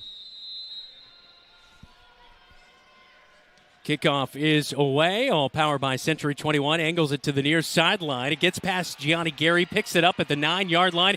He'll come up the near side. A missed tackle by the Bobcats as Zane Moore was trying to get him down, and he does get up to the 26-yard line before he is finally brought down. But there again, you think you got him, but Gianni Gary slips through the tackle. And he's scary. He's scary with the football in his hands. You do see that they did adjust. Instead of just a very short pooch, they did an angle. It's not a full kickoff, but they angled it at least to get it down. Trojans now starting on their own end of the field instead of in plus territory as they did in their previous drive. So 4 wide receivers out there for Pierce, the quarterback, hands it off. A good wiggle move by Spates, gets to the near side. He's got a first down, and he's up to the 40-yard line. Wow, out of the gates right there, a good 14-yard run on first down. And that's the old school mentality is you got to be in that power eye to be able to run the football, just to be strength on strength. The other theory is just spread everybody out so it's a bunch of one-on-one and putting a lot of pressure on open field tackling. So far, Cats not good in the open field. Spates with 43 yards of rushing already as Pierce drops back to pass, fires out to the far side of the field. Good pursuit by Zach Wilder, but the wide receiver slips through the tackle as Javon Hyam will haul in the reception and get to the line of scrimmage back at the 40-yard line. So no gain, but Bobcats maybe had a chance to get him in the backfield right there. Yeah, I think they're going to give him a yard, but Duncan Furch cannot be real stoked with the tackling here so far. Cats have not been able to tackle on first attempt, and he was just right there and stepped right through it. Looked like Tyler England missed the tackle on that one. On the far side hash as Waterloo East goes right to left on your radio dial on Newstalk 1230 AM and 93.9 FM, and here on KFJB-TV. Pistol formation, 4 wide receivers split out, 3 to the bottom side of the formation. Handoff up the middle to Spates, fights through a tackle, and he'll get good yardage over the 45 and finally brought down at the 47-yard line. But I believe that was that Schoenfelder that he fought through that tackle initially? That was Talon Halstead. Okay, the defensive end, he kind of shot in there, and Spates went right through him. Yeah, and the Cats have been bringing pressure from that outside linebacker, outside backer, and then the bandit with Jamison Niehaus bringing pressure. Spates with a 7-yard rush right there. He has 50 on the night. It is 3rd down and 3 for Waterloo East. And they're going to give it to the backup running back, and he is brought down short of the 50. That's where they need to get for a first down, and it's a 1-yard gain. It's going to bring up 4th down and 2 as the backup running back, Norshawn Pompolis, carry that one off the right guard and just not able to do it. Good pursuit right there by the Bobcat defense as the special teams unit will come out for Waterloo East. I'm looking for a fake. I am right. Your midfield. This is perfect opportunity to just snap that to the up back here. Yep. Chris Pierce, the quarterback, is back there at punter, and they're going to run it, and they're going to come up short. They need the 50. They get to the 49-yard line, It is a 1-yard gain and a turnover on downs. They snapped it to the up back, and he was not able to get enough yardage for the first. We're about 50 feet away, 60 yards away maybe, and I could see it from up here. We had an eagle-eye view. It was just set up. They too quickly went to the punt, and with the offense moving the football already down 2 scores, I did not see them just punting it away at midfield, especially how much they've struggled in the kicking game so far today. Marquise Anderson, the freshman running back, was the up back who got the snap there on the fake punt. So a turnover on downs with 2:35 to go in the opening quarter. Bobcats leading 17-6. They've scored on every offensive drive, including a kickoff return for a touchdown to open the game. A fumble on the snap. Niehaus will go back, pick it up at the 40-yard line. Now he's got huge room. He comes to the near side, fights off a tackle down to the 30, brought down inside the 20. How about Jamison Niehaus from the 48 all the way down to the 18? It is a 30-yard rumble on a broken play. Waterloo East got outside of their lanes. Niehaus comes to the near side as we take a look at the State Farm Tyler Pashung Agency replay. My goodness, if every fumble turned out that way, we'd see more fumble plays. But my goodness, once the fumble hit the turf, a perfect bounce right back up to him. Everyone was in a scramble drill, so it was a 4-lane highway for Jamison to be able to run through there. Bobcats in the Ethington Heating and Cooling red zone now. Ball on the near side hash at the 18-yard line. Handoff. No, they fake it to England. Niehaus keeps it himself. He's loose at the 10-5. Dives in the end zone. Niehaus with his second rushing touchdown of the night. This one from 18 yards out. What a run. He's a little slow to get up, which you don't like to see. I'm not going to speculate on anything, but my goodness, the fake and absolute, it opened up, and he is looking to get his right leg looked at, and you just see he covered up that right leg. That right knee he immediately grabbed, and the trainers are out to check on him, and now he's going to get up on his own as he hobbles just a little bit with that right knee bumped up. Head coach Adam Goodvin out there as well as the trainer to give him a look. So hopefully he is all right here. But tough hit right there, especially with the dome and the turf. Not always as forgiving as maybe natural grass is. Yeah, we've seen that all night in the freshman game, and this as well is your body, if you're not used to playing on turf, it just feels a little bit different. But so far, the turf has done nothing but mean points for the Bobcats because 4 possessions, 4 scores. Cats are absolutely rolling right now, and the Trojans have no answers. Aaron Zambrano on for the PAT. And it's up, and this one is good again. Right through the middle. Aaron Zambrano locked in special teams as he punches the PAT through. The Bobcats now lead 24-6 with 1:59 first quarter on KFJB-TV. Wayward Social is the place for fun. With 20 lanes of bowling, leagues for all levels, great food and drink options, an awesome arcade, there is a ton of fun to be had at Wayward Social. And that's just on the inside. Step outside and enjoy patio life at Gutter Point with drinks, shuffleboard, live music, and fun atmosphere. Follow Wayward Social on Facebook for updates on specials and live music. It is all on South 6th Street in Marshalltown. Visit wayward-social.com to plan your next visit to the place for fun.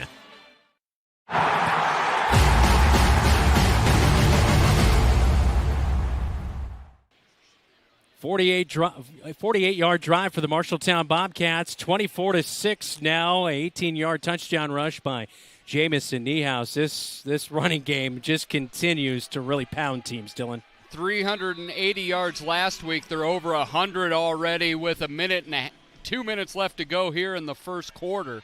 Century 21 Real Estate's kickoff is away, fielded by Gary on the near side. Actually, that's Jalen Coleman who brings it up the near side over the 25-yard line. At the 25 exactly is where that's going to be spotted. We do have a late flag down on the field. And we'll check out what the penalty is here is Chris Meineke, our head official. And holding is the call, and this will back up the Trojans after the decent field position to start the drive. Yeah, and you could see that coming out. I was surprised I didn't see a flag earlier, and I think it's just because it was thrown further back. As he bounced to the outside, there was a clear holding call there. Well, hopefully Jamison Niehaus is all right. He is not out there at his normal linebacker position, as Tyler England has replaced him. And the Bobcats in a luxurious spot at quarterback as well. Even Coach Adam Goodvin mentioned to me yesterday, how about it, the backup quarterback in Jacob Hayes, with his experience, no big drop-off for the Cats at quarterback when Niehaus does have to come out. He's cramping up last week. Snap, and the call is right to the running back, and Noshawn Pompilis with another carry. He didn't have much on his first carry of the night, and now he spells Josiah Spates, who had a couple of really good runs to begin the game. And right there, the Bobcats with a nice tackle on first down, and it's a loss of 2 yards as Zach Wilder, linebacker, in there to help make the play. Yeah, Cats have done a nice job between the tackles with that type. Spates has a little bit more shiftiness getting to the corners where it's one-on-one tackling where the Cats have struggled. Pomplice, they fake the handoff to him as he stays in there. And a pass almost intercepted by Drake Gersma up at the 30. The intended target was Jaden Perkins, but the DBs collide a little bit, I believe. Over there on the far side, it was Unga Pramana and Drake Gersma. They kind of collided a little bit, but Gersma looked like he was taking that one for a pick six. Yeah, Gersma looked like he could feel Unga coming, but Unga released, and Pierce did not see the safety coming over, and the only thing that kept Gersma from 6 was number 4 on his own team. So it's going to set up 3rd down and 12. Pomplice is back. They're at the running back in the pistol formation. 3 wide to the top side of the formation.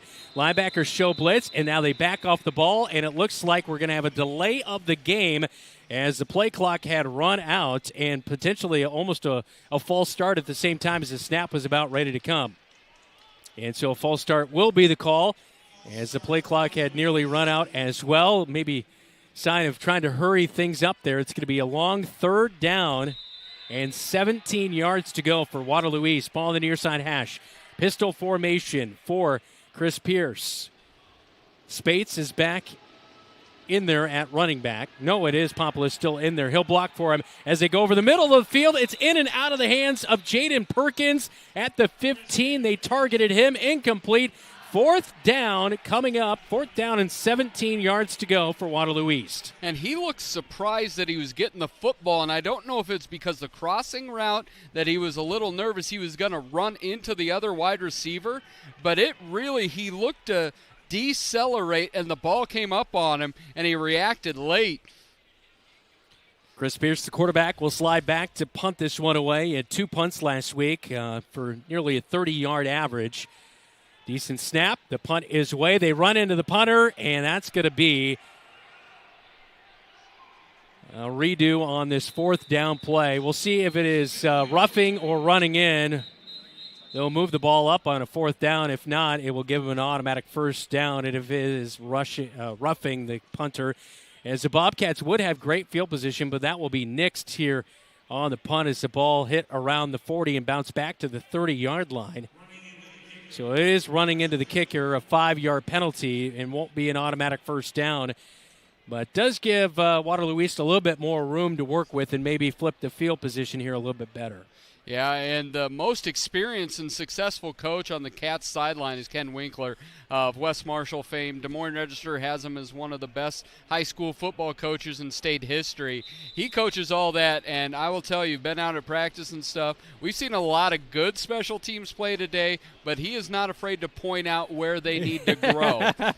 Somebody's going to be getting chewed out here. Yeah. So 3rd down and 11. And the punt is away by Pierce. Kyle Smith will field it back at the 42-yard line. He is ran into last week, running into the return man. There was a penalty. He is looking for it here and not going to be called. The ball will be spotted at the 41-yard line, and the Bobcats will take over on the Trojan side of the field. there's 2 plays right there that should have been called. One, Declan Green was offsides, and then 2 is this is a very clear fair catch call. And what they may say is number 5 for the Cats, Jordan Banks, pushed him in to Kyle Smith because he did kind of block the Trojan defender into Kyle Smith. Ball on the near side hash. Oh, sorry, Jordan Haynes. Jordan Haynes, yep. And Jamison Niehaus, a good sign. He is back in at quarterback, and he'll be underneath center. Tyler England is the B-back. One wide receiver to the near side. It's Zane Moore. They drop back to pass. Swing it out to Smitherman at the 25. Caught. Tries to slip a tackle. He is brought down at the 10-yard line. And a good touchdown-saving tackle on the defensive side by Jalen Coleman. Or else that was going to be 6 for Smitherman. That was a beautiful play call. They defended Moore, and then the outside back or cornerback inexplicably trailed Moore and allowed Smitherman to just run out, and it looks like Smitherman is down on the field. And pointing to his right ankle after he was brought down. It was kind of a cut tackle by Jalen Coleman to get him down at the last second. Ball officially spotted at the 8-yard line. So first pass completion of the night for Jamison Niehaus goes for 33 yards. And good pickup right there. And while we have a player down on the field in Aiden Smitherman as he is getting checked out by the trainer, let's get a scoreboard update here tonight, all brought to you by Central State Bank. Thanks to Jeff Brooks back at the KFJB radio studios. Well, we talked about it early in the pregame. West Marshall is up 6-0 over New Hampton. Nevada at halftime over PCM 9-7. Fort Dodge leads Webster City 7-0. That's halfway through the second quarter. North Polk leads Newton in their Maidrite influence jerseys 3-0. Roosevelt leads Des Moines East 6-0 in the second.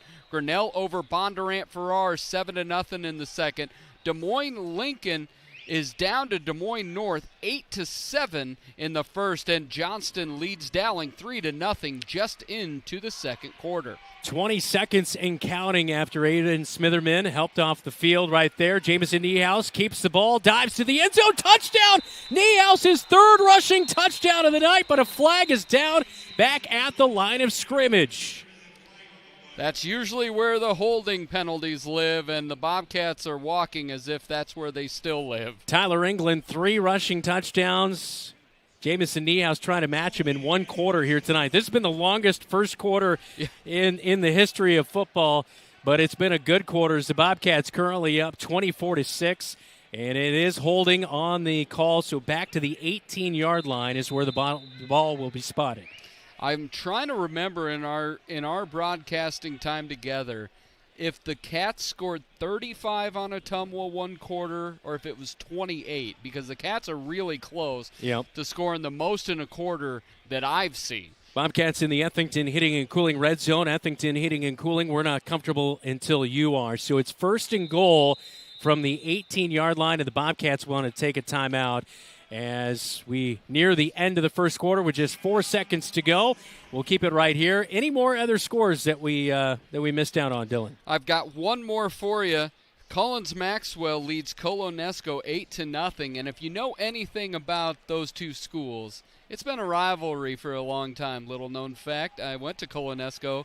We used to play Collins Maxwell all the time. No love lost between those schools. You can add Baxter to them. You can take them away. The disdain for Collins Maxwell is just as strong over in Northeast Story County and the community of Colo. That is a Central State Bank scoreboard update with locations in Ames, State Center, and West Des Moines. So 1st and goal at the 18 for the Bobcats in the Ethington Heating and Cooling red zone. Ball on the near side hash. I do love one of our sponsors, Dave Adlin with Adlin Engraving, texted me. That's the Greasel replay from last year, the initial kickoff return as well. Yep. Niehaus underneath center. He's going to look to pass. He's got Zane Moore wide open in the end zone on the Panther logo. Makes the catch, 18-yard strike through the air. And the Bobcats up now 30-6. First quarter comes to an end.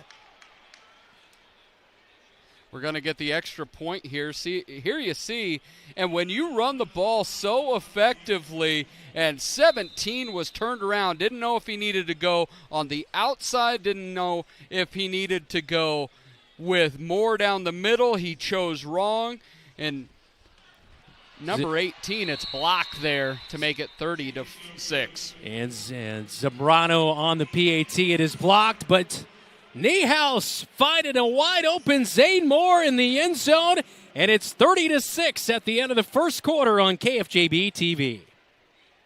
The right insurance agent can make all the difference. Assured Partners agents represent multiple insurance companies. They can pick and choose from a larger variety of outstanding insurance options. Assured Partners also handles life and health insurance and Medicare supplement coverage. With access to local, regional, and national insurance companies, Assured Partners will create policies tailored to the coverage you need. For more information, go online to assuredpartners.com/Marshalltown. Power through partnership with Assured Partners in Marshalltown, Toledo, and West Des Moines.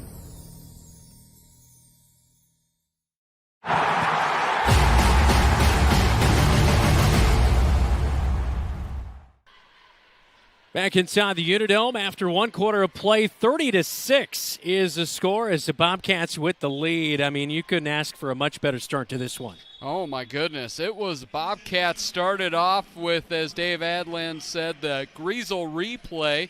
His grandson, of course, last year did it on the fake end around and returned to kickoff, and we see Smitherman do it here tonight. And then just every opportunity the Cats are putting points on the board. Really, it came down to Spates and that initial Trojans offensive possession that he scored on that big run. Beyond that, the Cats have been really good defensively as well.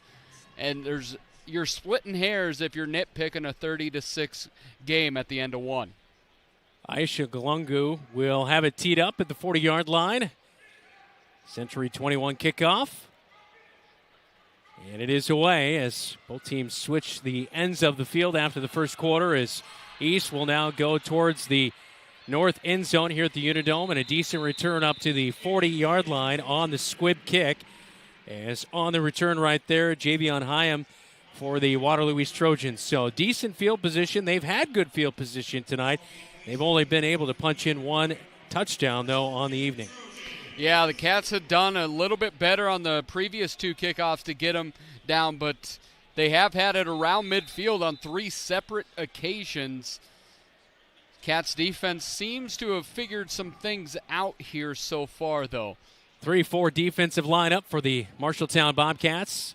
Four wideouts out of the pistol for Chris Pierce. Spates is back in there at running back. They're going to hand him off a stretch play to the far side of the field. Fights through a few tackles, and finally an ankle tackle by J.J. Schoenfelder at the 42-yard line. A pickup of 2. It looked like Spates had some room, but quickly closing in was the linebacker. J.J. Schoenfelder, one-on-one tackle, did a beautiful job. That might be the best job we've seen a linebacker do in space so far in this ball game. Be sure to hit the like button here tonight. Support our broadcast. We appreciate it. Of course, all free. Subscribe and turn on those alerts to get upcoming game notifications. Bobcats looking to go 2-0 on the season, currently leading 30-6 with 11:15 in the second quarter. Near side sweep play. Plumpus is back in there, and he'll be brought down by J.J. Schoenfelder after a decent gain on 2nd down and 8. He'll be brought down 2 yards short of the first down at the 48-yard line. And so 3rd down and 2 coming from the near side hash now for the Waterloo East Trojans. Yeah, you look again, though, a sure tackle there for the Cats with J.J. Schoenfelder. Pompolis will stay out there, and Spates is out there now too. So a 2-back formation with 3 wide receivers on 3rd down and 2. Hand off to Spates. He is eaten up in the backfield and getting in there and helping make the tackle. It's the big man, John Schaefer, as he will drop Spates for a 1-yard loss. 4th down and 3 at the 47-yard line. Just a much better defense. They calmed down. They're hitting, and now Trojans don't even try to bring out the Trojan horse here. I really missed out on an opportunity last time with that one. But they're going to just play straight up here, see if the Cats can make a play. 2 running backs in the shotgun formation for Pierce. He'll fake the handoff. He drops back, looking deep to pass. There's pressure all over him. A screen pass. Spates is tackled initially, but he fights out of it, picks up the first, and he's down to the 40-yard line before Unga Pramana pushes him out of bounds. And the Bobcats nearly had him dropped for a turnover on downs, but Spates somehow, some way, keeps on his feet and picks up the first and much more yardage, as he was late to dump out of the backfield, and Kyle Smith just couldn't quite bring him down. Right there, and then Wilder couldn't bail him out. Yeah, Kyle tried to swing him down instead of tackling through him. Shotgun formation, 2 running backs, 3 wide receivers for Waterloo East. Ball at the 39-yard line in Bobcat territory. Ball resting on the near side hash. Fakes the handoff, swings it out quickly. Low line drive. It's caught, though, at his shoestrings by Jaden Perkins. Fights out of a tackle. He's around the 30 as a first down. It's going to be a gain of about 11, maybe 12 yards right there for Waterloo East as they're trying to get that passing momentum going. And you look here, just a quick out here, and he was able to pick it up off the ground. And you see Duncan Furch, he's just walking the sidelines with his hands up in the air, talking to the booth. You can tell he's a little bit frustrated with this play. Yes, the Cats are up 4 scores, but it comes down to right now the defense is not making the plays that they need to in space. It may work tonight. It's not going to work in October. Cats have got to tighten that up. They'll go back to the air. Kyle Smith beat wide open is Gary, but they go underneath, and it's Pompoulos, the running back, in a quick out of the backfield, and it is incomplete, dropped. It wasn't going to be enough to even really get any yards. Might have lost a yard, but Kyle Smith came up on the play, and that left Gianni Gary wide open. He was standing in the end zone with nobody 10 yards around him, but that one kind of designed to go out to the running back real quickly. Yeah, you look at that coming down. And, you know, that sometimes happens with Pierce's. Everything's been about around the line of scrimmage for them. And he's gotten the ball out quickly. Niehaus blitches from the edge, and Pompoulos is going to be drugged down just over the line of scrimmage and kind of falls forward for a few extra yards. It's going to be a long 3rd down as Pompoulos was able to get a few as he works inside the 25 down to the 23.5-yard line. So 3rd down and a long, about 70 yards to go here for the Trojans. And if I'm the Trojans, I like something of a little bit of a double move with Gary on the outside because they've run so many short routes and the Cats have not always had the most discipline on those type of plays in the back. Coleman comes in motion. They're looking for a wide receiver screen over the middle field, and it is going to be caught, but it's a loss by Jalen Coleman as he's brought down real quick by Talon Halstead, the defensive end. Read that all the way, but we have a flag down, and it's going to be roughing the passer as Pierce hit the turf late. As the Bobcats had that one read really well, but it's going to pick up an automatic first down. As we look at the replay here, Pierce just dropped back. He had pressure, and John Schoenfelder just hit him just a little bit late. It wasn't even too rough of a hit, but enough as he knocked him down. I think Jonathan Schaefer, it might have been up high. I'm not sure. We were following the ball on that. But that's a big mistake. Penalties cost the Bobcats a touchdown last week against Ames right before halftime as we stand with 8:44 in the second quarter. Bobcats leading 30-6. Waterloo East now in the red zone. As the Bobcats will look for a stop here. 1st and 10 from the 11-yard line. The 11-yard line. So they can get a first down. Pierce looking over the middle. He's got pressure in his face. He's going to scramble out to the far side of the field. He's going to be dropped in the backfield as a whole host of linebackers working in there. John Schoenfelder as well as Zach Wilder. He's the one that made the wrap-up and a tackle, and that is going to bring the Trojans back for about a 5-yard loss, setting up 2nd down and 14. Yeah, first sack there, and that was just ended up being he couldn't find anybody down, and then the gang tackling by that fearsome foursome, at least half of them, that we talked about in pregame. It will be 2nd down and 15 as they spot it at the 15-yard line. They can get to the one for a first down. Fake the handoff. Quick wide receiver pass out to the near side. Caught by Gary. Slips through a tackle. Fights through another one. Wow, where is the defense? Just missing tackles. Gary jukes out 2 Bobcats, and he's in from 16 yards out for a Waterloo East Trojan touchdown. Lack of discipline, lack of execution there. Bobcats flowing too hard and can't get the tackle when they need to. Here you see Quick get it into a little wide receiver screen, and a missed tackle by Wilder, and then absolutely able to skip hop to the outside. It was just a simple wide receiver screen. 30-12, PAT pending as Waterloo East will scramble on a guy late. Romeo Mejia is out for the PAT. Pierce, the quarterback, will hold. Mejia, it's a low line drive on the snap. He gets it up, and it is just through. A hope and a prayer for the PAT is answered, and it's now 30-13 with the PAT as Gary gets into the end zone. His first receiving touchdown of the year. He had 2 a year ago. It's 30-13, second quarter, 7:50 on KFJB-TV. At Sports Plus Sports Medicine and Physical Therapy Center, we customize each patient's treatment plan to their individual needs. What does that mean? It means that not every back or knee problem is treated the same, and that your program will be unique and designed especially for your needs or problem. This improves how quickly you will return to work or sports. The Sports Plus staff is encouraging and takes pride in your successful recovery. This is just one more reason why champions choose Sports Plus Physical Therapy as their favorite place to rehabilitate and train.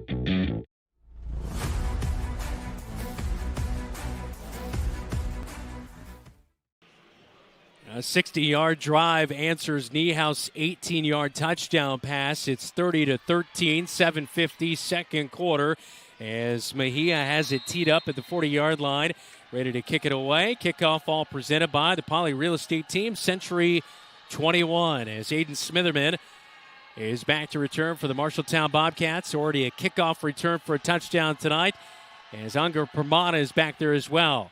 Squibber at the 30. They'll let it go back to Smitherman. They kind of fake the handoff. They'll come to the near side, up over to the 35. Fights through down to the 40-yard line, and a Trojan will finally bring him down there as George Tyler makes the tackle. And good starting field position for the Marshalltown Bobcats, who have scored every time they possessed it here tonight with still 7:42 to go before halftime. Yeah, here you see Aiden Smitherman, and part of the reason that they've scored it every time is they've had it in great field position every time. And here Smitherman gets it up to the 42-yard line. It was the most half-hearted fake end arounds I've ever seen.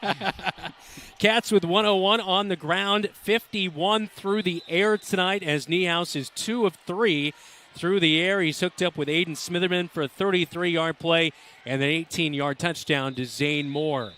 Bobcats will take the field with the ball in the near side hash, and the officials blow the whistle before we get started with the play. Ball resting at the 42-yard line. Yeah, Cats looks like, I think Smitherman, does he have to come out because he lost his helmet and there was no Did he end up losing that at the end? Yeah, when he got rolled over his helmet and there was no timeout.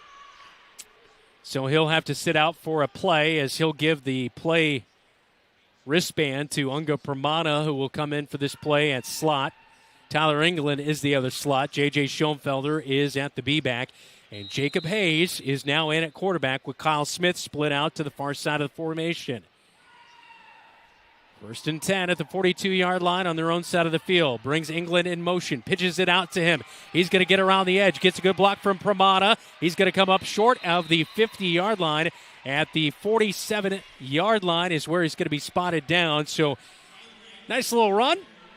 5 yards on first down. You will take that every time, Dylan. Yeah, you take it every single time. Cats have run the ball effectively at all points here tonight, but a nice quick pitch, get England out in space. Kyle Smith comes to the near side of the formation now as he flips sides. Bobcats checking their wristband as they get to the line of scrimmage with 10 seconds to go on the play clock. Hayes now underneath center.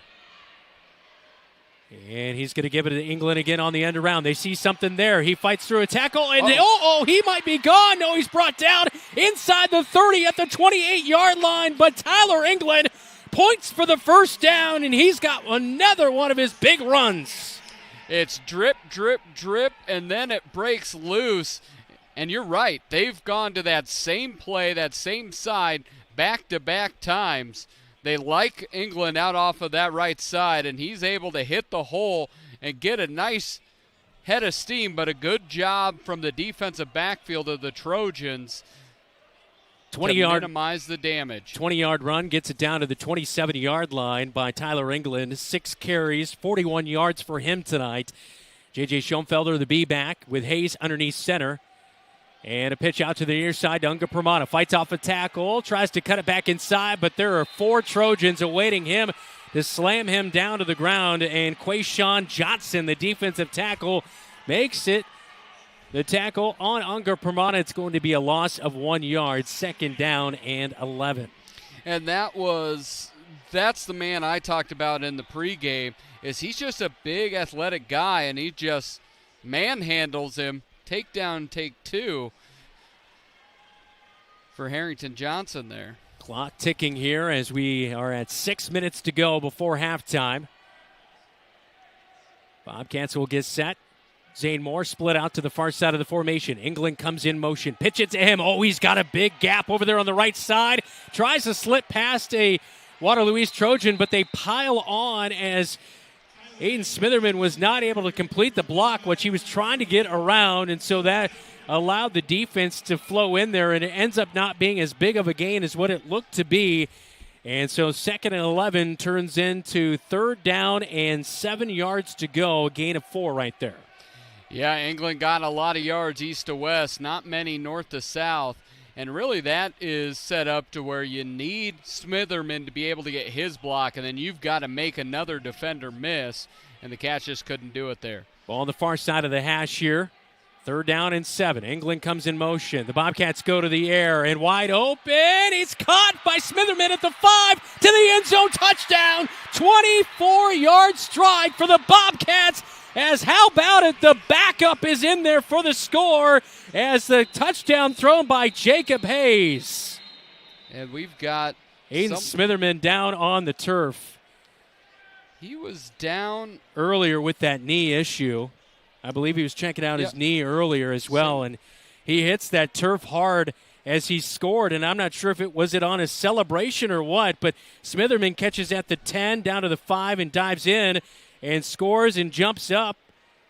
At the end of the play, we didn't see it there, but he jumped up and celebrated and came down wrong on that knee. And Smitherman had a big rushing touchdown last week and just tweaked that left knee as he comes down on it. Yeah, it doesn't look like he does much of anything there, but it was a simple wheel route, and no one went with him up the sideline. Hayes put it right on the money. Cats with 2 touchdowns through the air and have scored now on 6 straight possessions to lead off this game. Clock stopped at 4:57 in the second quarter as Aiden Smitherman being checked out with that left knee. And we saw a little bit last week, Jamison Niehaus on the same thing.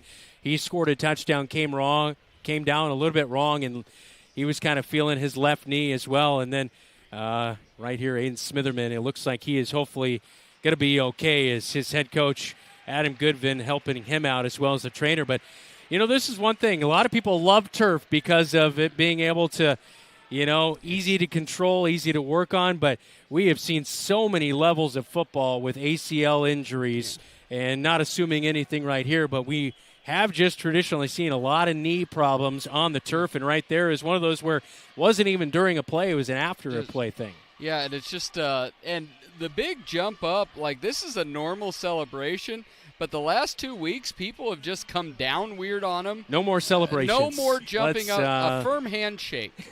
A firm handshake. Can we get a Terrell Davis salute after a touchdown? Right. Let's go.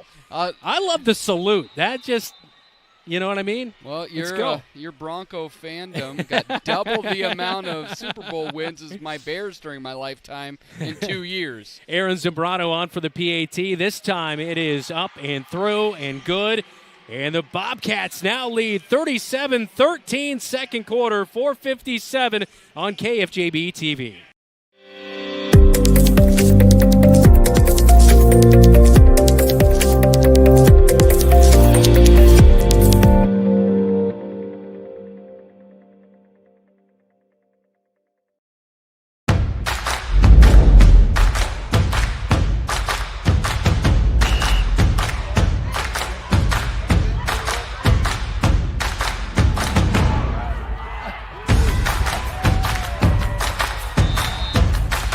When you go home, you'll feel good about what you did, and you're doing it for the kids. If they don't have us, they don't have these games.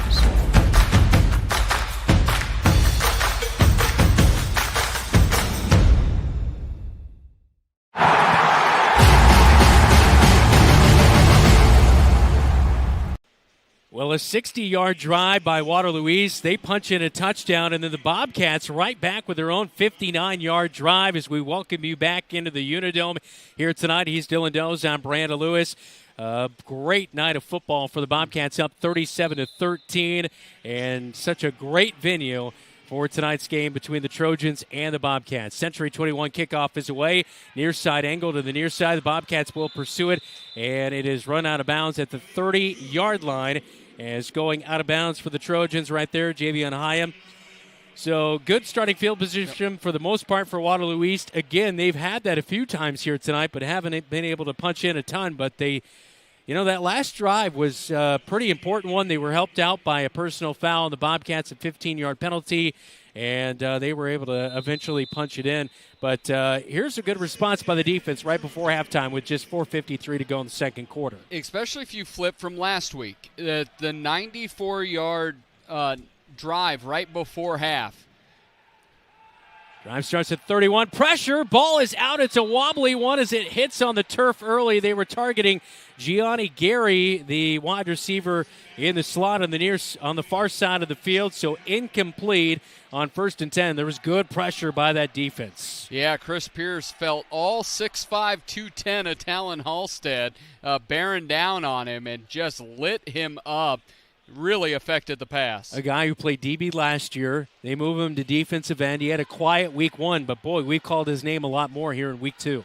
And I think a lot of that is just everything was quick. Everything was kind of in disarray with their offense.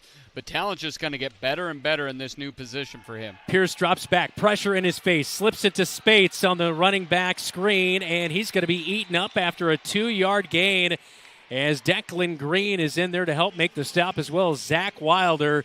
And the Bobcats reading that one real well on 2nd down.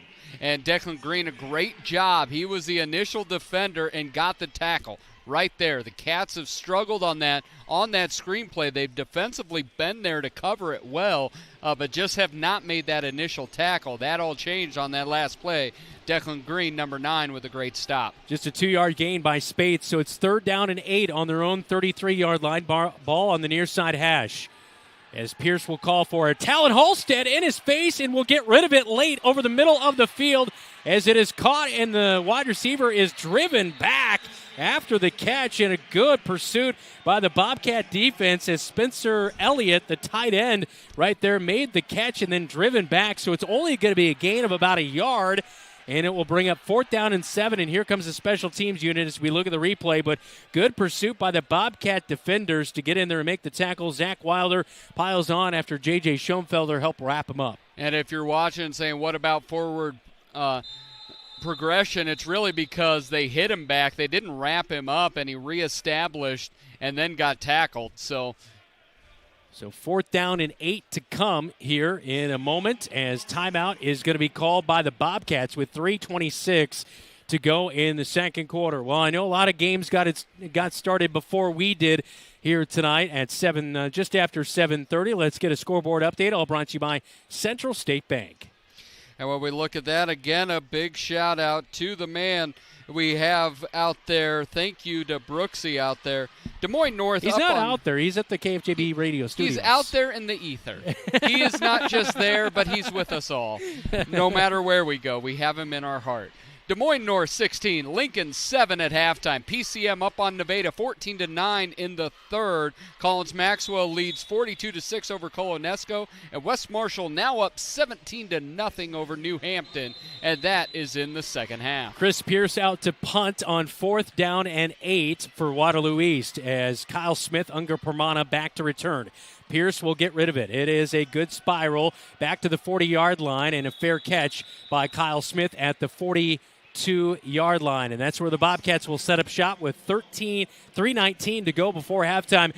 Wow, can you punch in another one before halftime? You sure hope so, because I'm thinking if 44 points, if we can get a touchdown, we have not called a game where the Cats have scored that much in a half of football. This offense really tonight as well, both Jacob Hayes and Niehaus are effective passers when given that opportunity.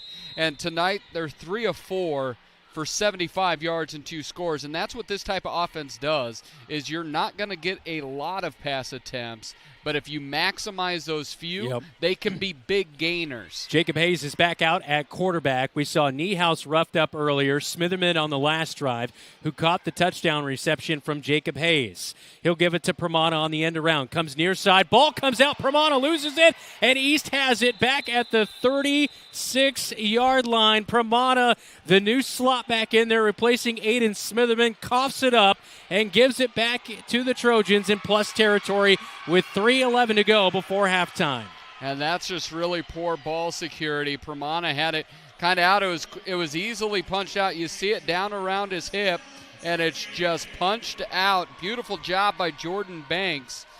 You've got to be a lot better. These are the things that flip ball games, because right now Cats are up 24, but if you're able to punch in before half, this becomes a much tighter football game. Yeah, Banks, the linebacker, one of the most experienced returners from a year ago. 32 total tackles, a sack, and an interception.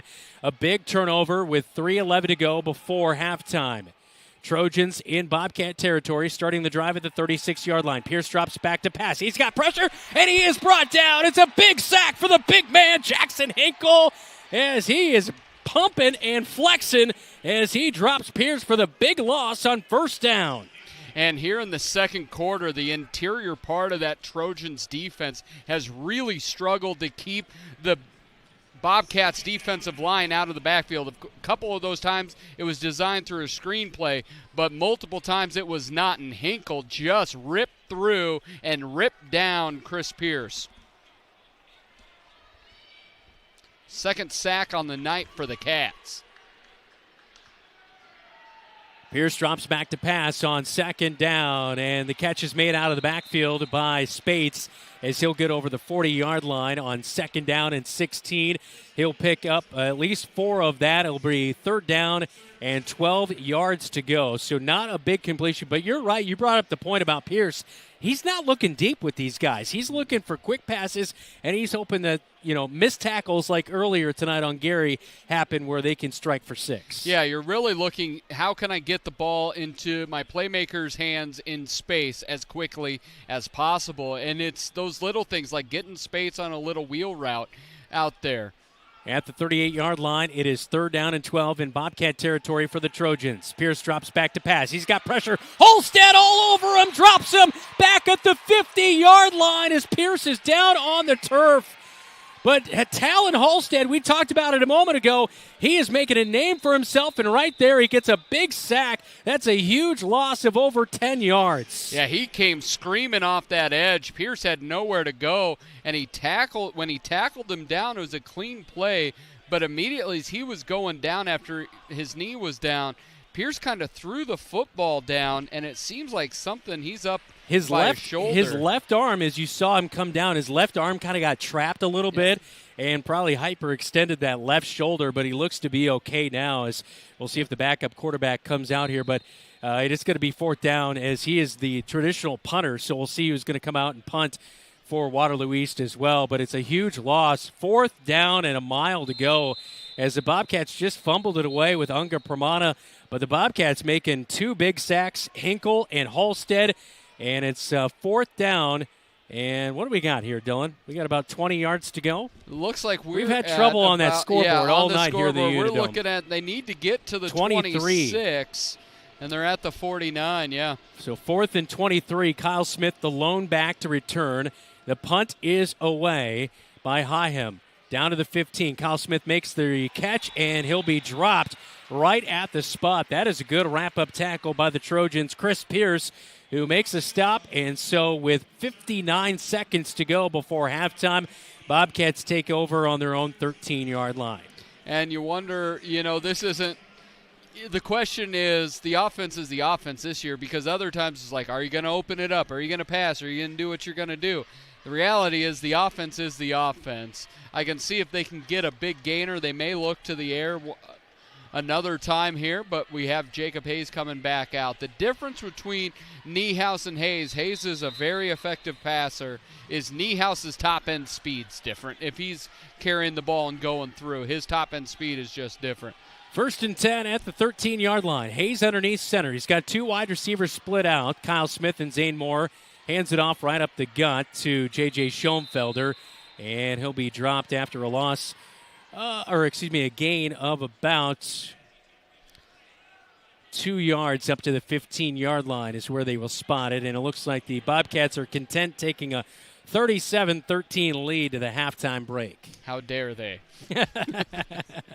A great first offensive half for the Cats, up and down defensive half, but it got a lot better in that second quarter. I don't know what happened there, but the ball was initially spotted at the 15, and then they move it back to the 13 now. So it's 2nd and 10. As Hayes will let that play clock go all the way down, and they hand it to Schoenfelder, and how about this? He breaks through. The ball is punched out at the end, and the Trojans have it over midfield at the 46-yard line. Schoenfelder had a big run. He broke out of a bunch of Trojans. He was at midfield, but the Trojans catch up and knock him out from behind, and Schoenfelder's slow to get up. Absolutely what you can't have there.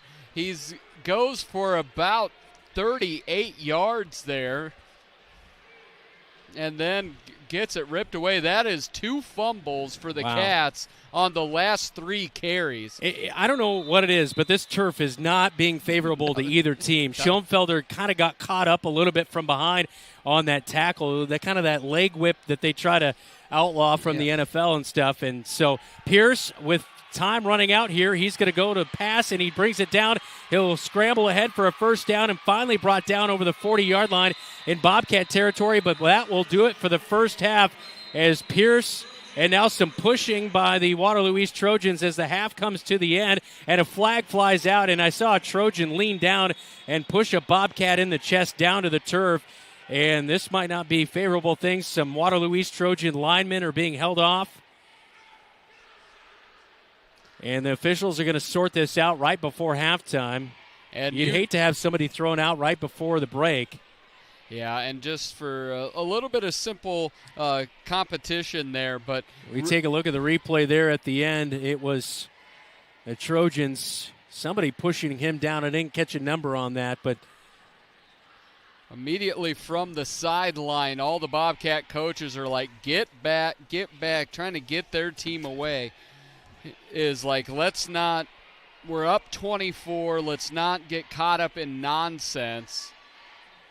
Waterloo East Trojan coaches not happy about this as DeCarlos Anderson, the head coach, just a bunch of pushes in the face right there. Number 11 should be out of here. That's Jalen Coleman. That should be an automatic ejection. That is absolutely ridiculous that isn't. And we've seen... that was multiple pushes in the face. It wasn't a punch, but it was definitely pushing the player down to the turf with multiple hits to the face. You wonder what was said, because you don't just come up... I assume something said, but nonetheless, that is 3 or 4 different strikes to the face mask. Waterloo East Trojan coaching staff not happy about it as you take a look at DeCarlos Anderson right there. And the reality is, if it doesn't get spicy, it's not a Marshalltown Waterloo East game. Well, after all the fireworks of scoring, we have fireworks right before halftime as the officials still chatting with the Waterloo East coaching staff, but 37-13, Bobcats lead it at the break in the UNI Dome on KFJB-TV. McGregor's Furniture and Mattress is your local furniture store in Marshalltown. With their extensive inventory, you're sure to make a winning selection when you shop McGregor's for your bedroom, living room, and dining room furnishings. McGregor's has the right play for every room in your home. McGregor's Furniture and Mattress is proud to be your locally owned and operated furniture store since 1896 and very proud to support Bobcat athletics again this season. McGregor's Furniture and Mattress, downtown Marshalltown, open 7 days a week. From preschool to graduation day, Marshalltown Community School District prepares students for success in a global world. Embrace the lead with curriculum that prepares students for tomorrow's challenges, giving your child unmatched college and career advantages. Embrace the lead by developing talents beyond the classroom through extracurricular opportunities and by focusing on student well-being and whole child development. Create a global learning community right here in Marshalltown. Learn more at marshalltown.k12.ia.us. Some say life is like a road trip. Is it a coincidence Scooter's Coffee is a drive-thru? We don't think so. Whether you need a coffee while you enjoy the view, to just get you through the long stretch, or to refuel between stops, Scooter's Coffee is there, brewing up delicious coffee, espresso blenders, smoothies, iced drinks, and more, with the convenience of a drive-thru so you can stay on the road and enjoy the ride. So go ahead, scoot on around. Amazing people, amazing drinks, amazingly fast. Scooters in Marshalltown. The Halftime Report, powered by Scouting America. Adventure on. Welcome back to the UNI Dome at that break, 37-13. Bobcats have the lead over the Trojans of Waterloo East. Plenty of fireworks got going early here tonight, Dylan. Scoring has not been, hard to come by. Hard to come by here tonight, yeah. No, it came right out of the chute. It was the fake reverse on the opening kickoff, and Aiden Smitherman did the rest. Aiden Smitherman at the 10-yard line faked the reverse to Unger Pramana to open up the game on the opening kickoff, and he takes it 90 yards to the house as Aiden Smitherman 2 touchdowns in the first half here tonight. That was the first on a 90-yard kickoff return to put the Bobcats up 7-0. Then the Bobcats would recover the kickoff from Waterloo East on the very next play, as it was a pooch kick to the near side, and Waterloo East just fumbled it all around, and the Bobcats ended up coming up with the recovery, and they were in plus territory as Zach Wilder made the recovery. And then just a few plays later, with 8:32 to go in the first quarter, Jamison Niehaus scored his first rushing touchdown of the night from 16 yards out as he just fought off Waterloo East Trojan after Waterloo East Trojan and put the Bobcats up 14-0. He's not a big kid, but man, is he a tough runner, and he did not take no for an answer and got 6. Then the Bobcats give it back to the Trojans in plus territory. They started at their own 33, kind of mishandled a little bit of a pooch kick, and so then just 2 plays later after that kickoff, it was a 28-yard run by Spates, as the TD was good from 28 yards out. Just cut it back to the far side of the field, slipped past a Declan Green, missed tackle, rode the sideline all the way in, and other than that run, he's been kind of held in check. Yeah, the Cats did a much better job because Spates in space is difficult. He's a quick kid, he's got a lot of skill and talent, and on that particular play, 1 missed tackle, and then he danced up those sidelines for 6. 14-6 after that point, as the PAT was no good. Bobcats would get the ball back, and at the 43-yard line, they drive into field goal range. On 4th down, a 43-yard field goal was put through the uprights by Aaron Zambrano, and that was going to be good from longer than 43.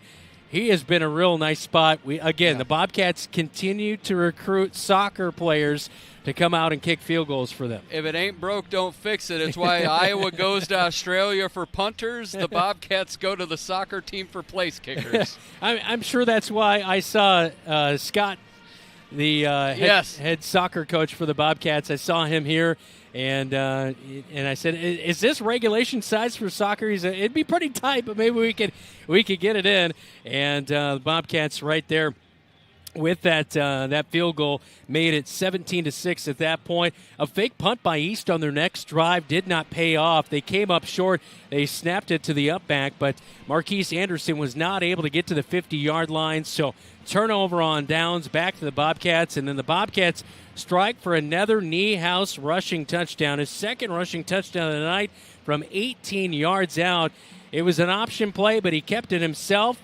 He fought off some Trojans, covered up the right knee as he kind of came down wrong. We haven't seen him a whole lot after that. He did come in, as we'll tell you about in a little bit. He did throw a touchdown pass, but hopefully this turf is not going to be too much of a problem here tonight. It feels more of just, it feels like the impact of hitting the ground has just caused a little bit more soreness. But one of the things you also wonder, is it score? You know, let Jacob Hayes get this. Don't need to put him out in tough situations, up 24. East would punt on their next drive, and at the end of the first quarter, the Bobcats would drive down and get a late score right as time ran out in the first quarter. An 18-yard touchdown pass here. Niehaus to Zane Moore, wide open in the middle of the end zone, 30-6, as the PAT was blocked, but the Bobcats go up big, and that was all just in the first quarter. It was a deluge of points by the Cats. Absolutely a great job. And the Cats even went to the air. Our own David Braga said, I've got pass attempts at 1.5. Cats heard that and said, well, we've got more than 1.5 for you. The Bobcats then on the next drive for Waterloo East would see a 60-yard drive in the second quarter at 7:50 to go before halftime. A 16-yard touchdown pass to Gary from Pierce to make it 30-13, and Gary just putting on a good shake move here and there and fighting through to the end zone for the score. But the Bobcats would answer right back with a 59-yard drive of their own with 4:57 to go in the second quarter as Jacob Hayes came in and replaced Jamison Niehaus. He would find Aiden Smitherman on a 24-yard strike right here as we take a look at the replay. Yeah, just came off that slot position, just kind of stutter step, little swing out up the sidelines. Nobody came with him, and Smitherman able to haul it in. He was injured on the celebration. We have not seen him since. Yeah, and we take a look at that celebration as he celebrated with Zane Moore in the end zone and came down wrong on his left knee. And the Bobcats go up 37-13 at that point. A punt by East on their next drive. Marshalltown would then fumble it away. And then what happened after that? Waterloo East got it back after the fumble. And then they turned it over on downs. They turned it over on downs. No, it was a punt. They punted again. That's right. And then the Bobcats had a big run by J.J. Schoenfelder, and then he fumbled it away.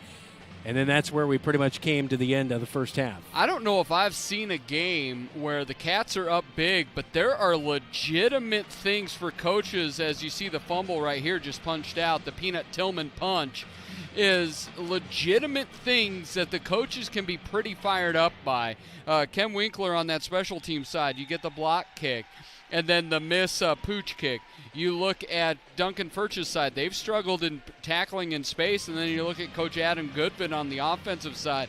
They have not had good ball security here in going into the half. At halftime, 37-13. We'll get a scoreboard update when we come back. This is Bobcat Football. You're watching KFJB-TV. I didn't really have much growing up, but I did have a mom, and she gave me a strong foundation. She signed me up for Scouts. I quickly fell in love with the outdoors. Showed me how to take responsibility, how to work with other people, and how to become a leader. That made me a better athlete on the field. Scouting made me the man I am today.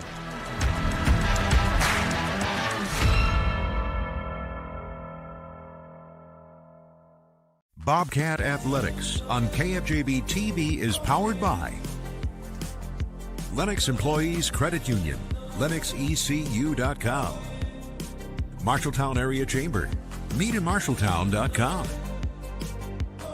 Marshalltown Community College, a step in the right direction, and the Marshalltown School District. Embrace the lead.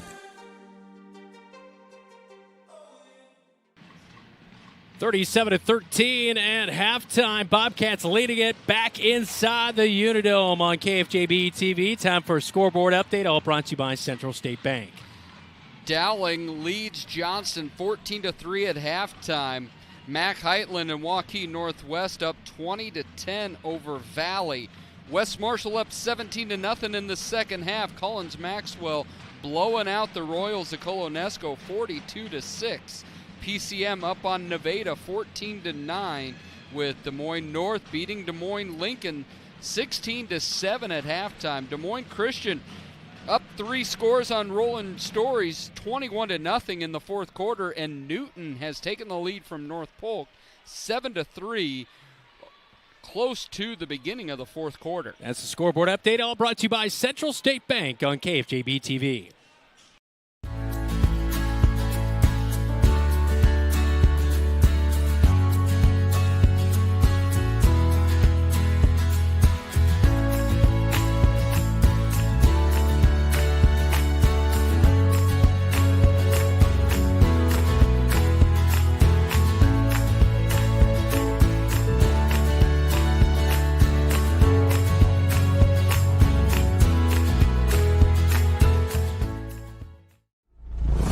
Halftime Report, powered by Scouting America. Adventure on. Halftime stats all presented by Ken's Transmission of Marshalltown, Dylan.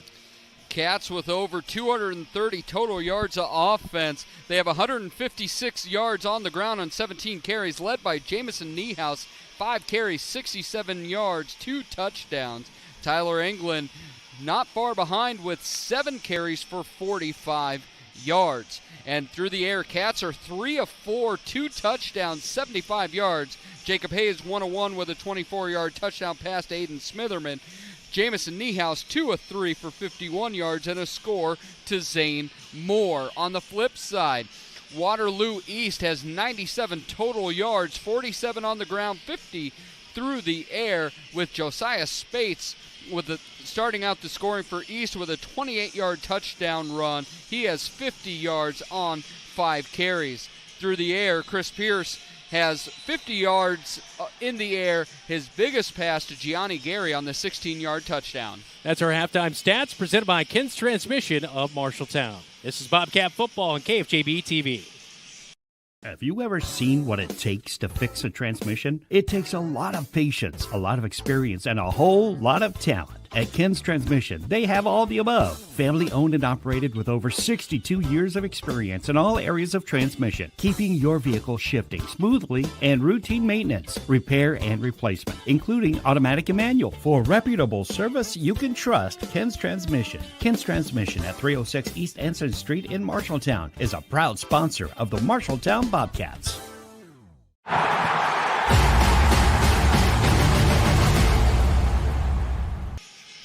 37-13, Bobcats leading at halftime. They'll kick off to the Trojans to begin this second half.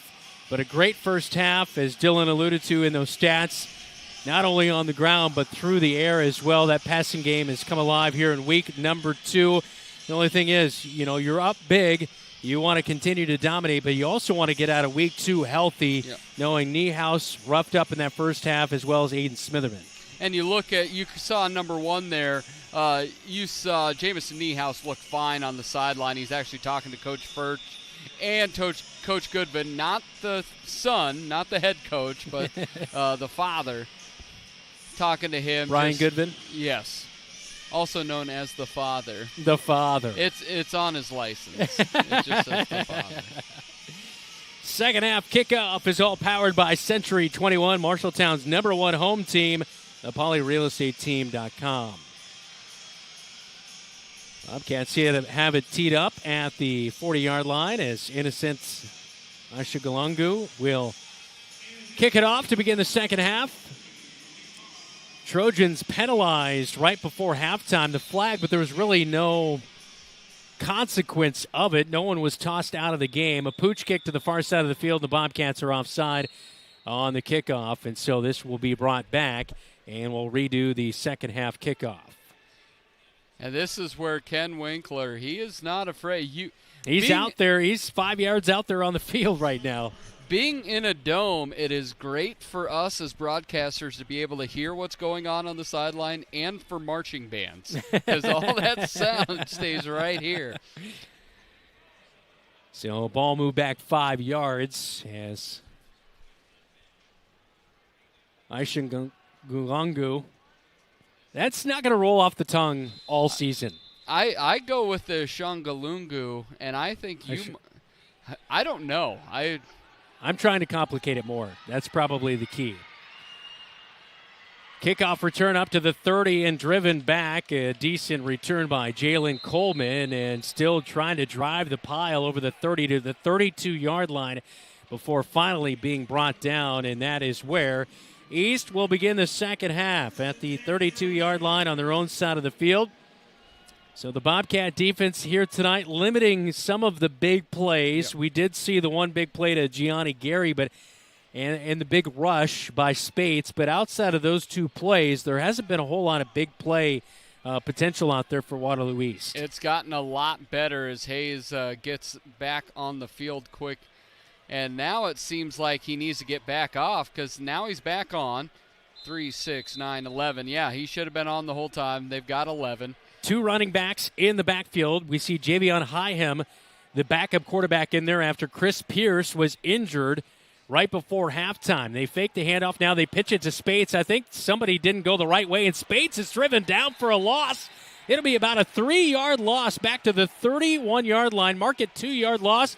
2nd and 12 coming up, as Javion Hyhem did play a little bit last week. He went 3 of 6 through the air for 26 yards and -5 rushing yards. He does line up at wide receiver as well. We saw him earlier tonight there, but Chris Pierce, he was kind of going to his left shoulder when he was brought down on a Talon Halstead sack, as we take a look at the last rushing play by Spates that lost 2 yards. Yeah, there was confusion on how many players the Cats had out there. Trojans were confused. Declan Green was not. No, he made a nice tackle. Right there, and Zach Wilder helped him out there at the end. 4 split out for Hyhem, and he's going to hand it off right up the middle, and the Cats are all over it, and Jonathan Schaefer comes up with a tackle in the backfield as Norshawn Populus going nowhere, and it's a loss right there of another couple of yards. 3rd down and 14 to go for Waterloo East. Schaefer, you've called his name a couple times tonight. He's played well. What I like about him, he plays physical. He's not a huge kid.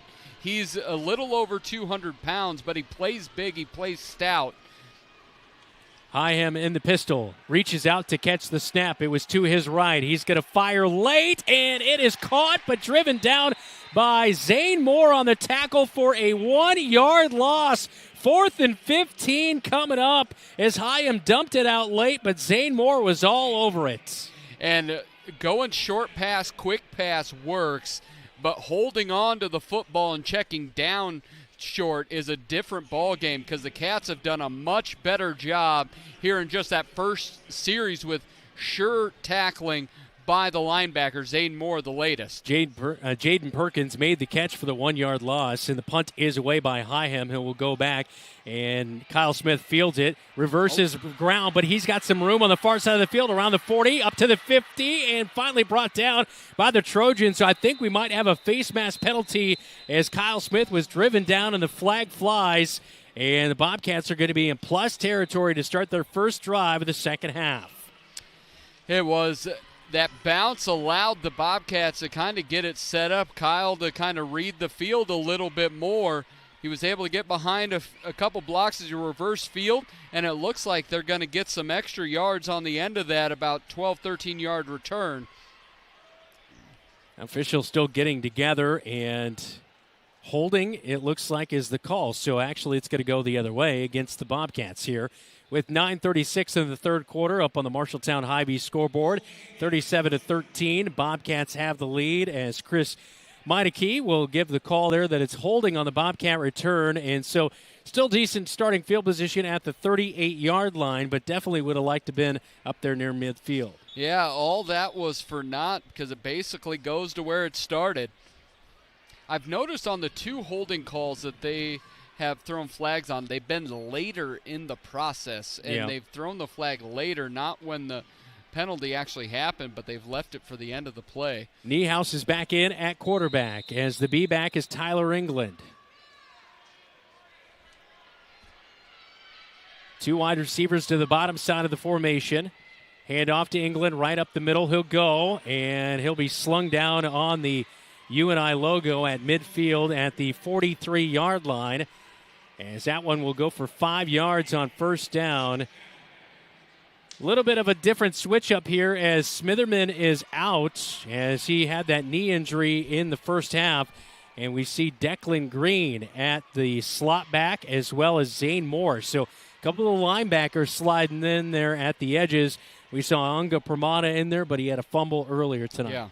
Yeah, that really at the end, it's just stuff you don't want to see. It's just sloppiness that you want to keep the – coaches always want to execute at every single point. England, the B-back, they bring a man in motion, hand it off to England. He's up at the 50, fight through tackles. He's got a first down and more over the 45 down to the 42-yard line. Big run to get into Trojan territory. Different quarter, same result. Cats are just pounding the Trojans. And it's not even nice slip through a little crack. These are wide open holes. You and I right now, we'd have 30 yards apiece. Not quite as good as Jamison and Tyler England, but for our age, not bad. 15 yards for Tyler England as he goes through that big gap created by Xavier Verdinez at left tackle and Jackson Hinkle at left guard. The B-back still is England. Niehaus underneath center. Gives him to him again, and he'll sputter ahead for a few yards over the 40. Drop down at the 37-yard line, and he will have a nice gain there on first down as he'll pick up 4 yards with 8:15 and counting in the third quarter.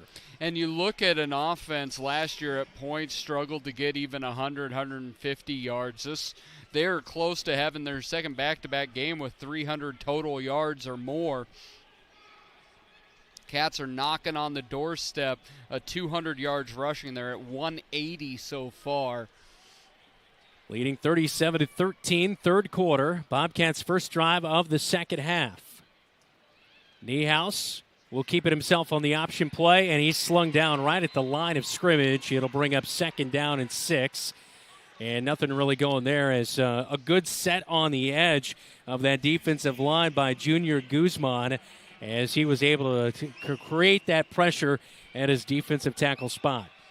Yeah, and then Quayshawn Harrington Jordan ripped him down, and he's listed as a tackle, but they've played him on the outside as well. Late substitution as Talon Halstead checks out. Kyle Smith will come in at wide receiver on the long third down and 6 at the 38-yard line in Trojan territory. Niehaus sparks out the signal, bring a man in motion, drops back, looking to pass. He'll go for Unga Pramada, and a couple of yards over his head. He had Unga Pramada wide open at the 10, but the pass just a little bit too far, and it will bring up fourth down. And it looks like the Cats are going to go for it. You're kind of in no man's land. He had Pramada, and it's Niehaus. It's like when you're putting, you don't want to come up short. And so he's been a little bit long on a couple throws here tonight. Cats will go for it on fourth down and 6. Pramada comes in motion off of his left slot back. The right slot back is Zach Wilder. Kyle Smith split out to the near side. We're getting down to 3 seconds on the play clock, and I think we're going to see a delay of game on the Bobcats, and they're going to line back and punt this one away. On 4th and 6, they were just maybe trying to draw Waterloo East offside. Yeah, I think it comes down to did they call the time? They took the delay of game, correct? I believe so, yes. Yeah, and you look at it as like, well, it's probably better for Innocent if he's punting from the 44 than from the 39. He's got a big leg, but he showed against Ames he has some finesse to that leg as well. I would expect him to try to angle it towards the sideline, see if he can coffin corner the Trojans. 4th and 12, and now a timeout for the special teams unit of Waterloo East with 6:55 to go in the third quarter. Trojans trailing 37-13. We'll take a timeout with them. You're watching Bobcat football on KFJB-TV. At Lennox Employees Credit Union, we take care of you like family. We're all about personal service, going above and beyond for our members. Whether it's home, auto, or other financial services, we're here for you. Take advantage of our always low interest rates or exclusive perks being a member can bring. Unlike others within personal services, at Lennox Employees Credit Union, we're all about that personal service. We find great joy meeting with our members to discuss their financial needs or big dreams. It's easy to become a member. Stop in today. Lennox Employees Credit Union, a family place.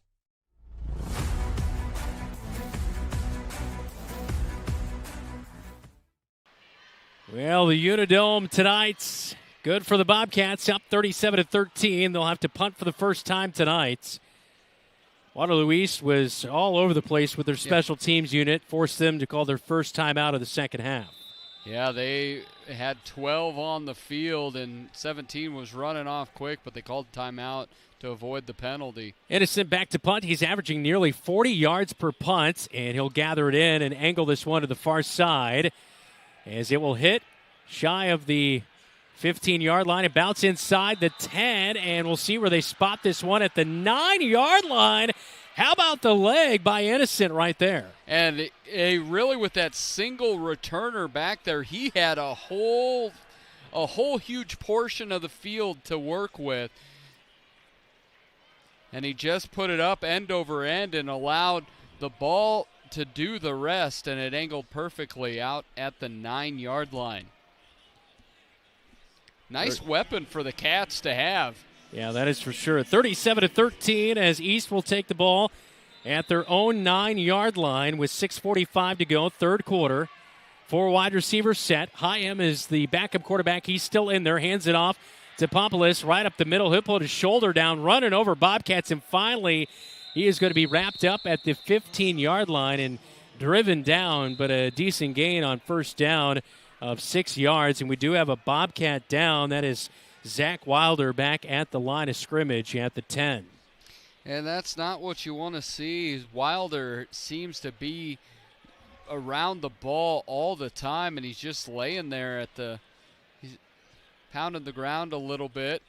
Second leading tackler from a year ago. He kind of shakes it off and gets up on his own. Just taking a moment right there. I'm not sure if maybe he got the wind knocked out of him or what it might have been. I don't know if I need to body slam you out there afterwards just to see how it feels when you hit the ground. I think we need a little KFJB-TV tackle football out there just to see what these guys are dealing with. With these 17-year-olds struggling to get off the turf, I'm not so sure I want to see how I would. All I know is I'd wake up tomorrow more sore than they would be. Yep, it would be like, Aubrey, you're going to have to bring game day snacks to the bedroom. Second down and 3 after the 70-yard gain on first down by the running back, Pompoulos. And they're going to run it with him again. He'll run over a Bobcat and Talon Halstead and dive ahead for an extra yard or two as he was kind of bobbling around there in the backfield before he was able to push ahead. So short third down and about 1 yard to go for Waterloo East as the ball is spotted at the 17.5-yard line. And you see a real struggle there with Halstead at that 6'5 frame. Just could not get down and get good enough leverage. Pistol for Hyam with 4 wide receivers out. Hand up right up the middle, and he breaks out of a tackle as Pompoulos will get over the 20-yard line and pick up the first down. He was met in the backfield, but kind of just bounced off the tackle and was able to get around the left tackle edge to pick up that first down as the ball spotted at the 24-yard line. Yeah, Tyler Anglin came in on that run blitz, came slicing through the backfield, and just could not get the runner to the ground.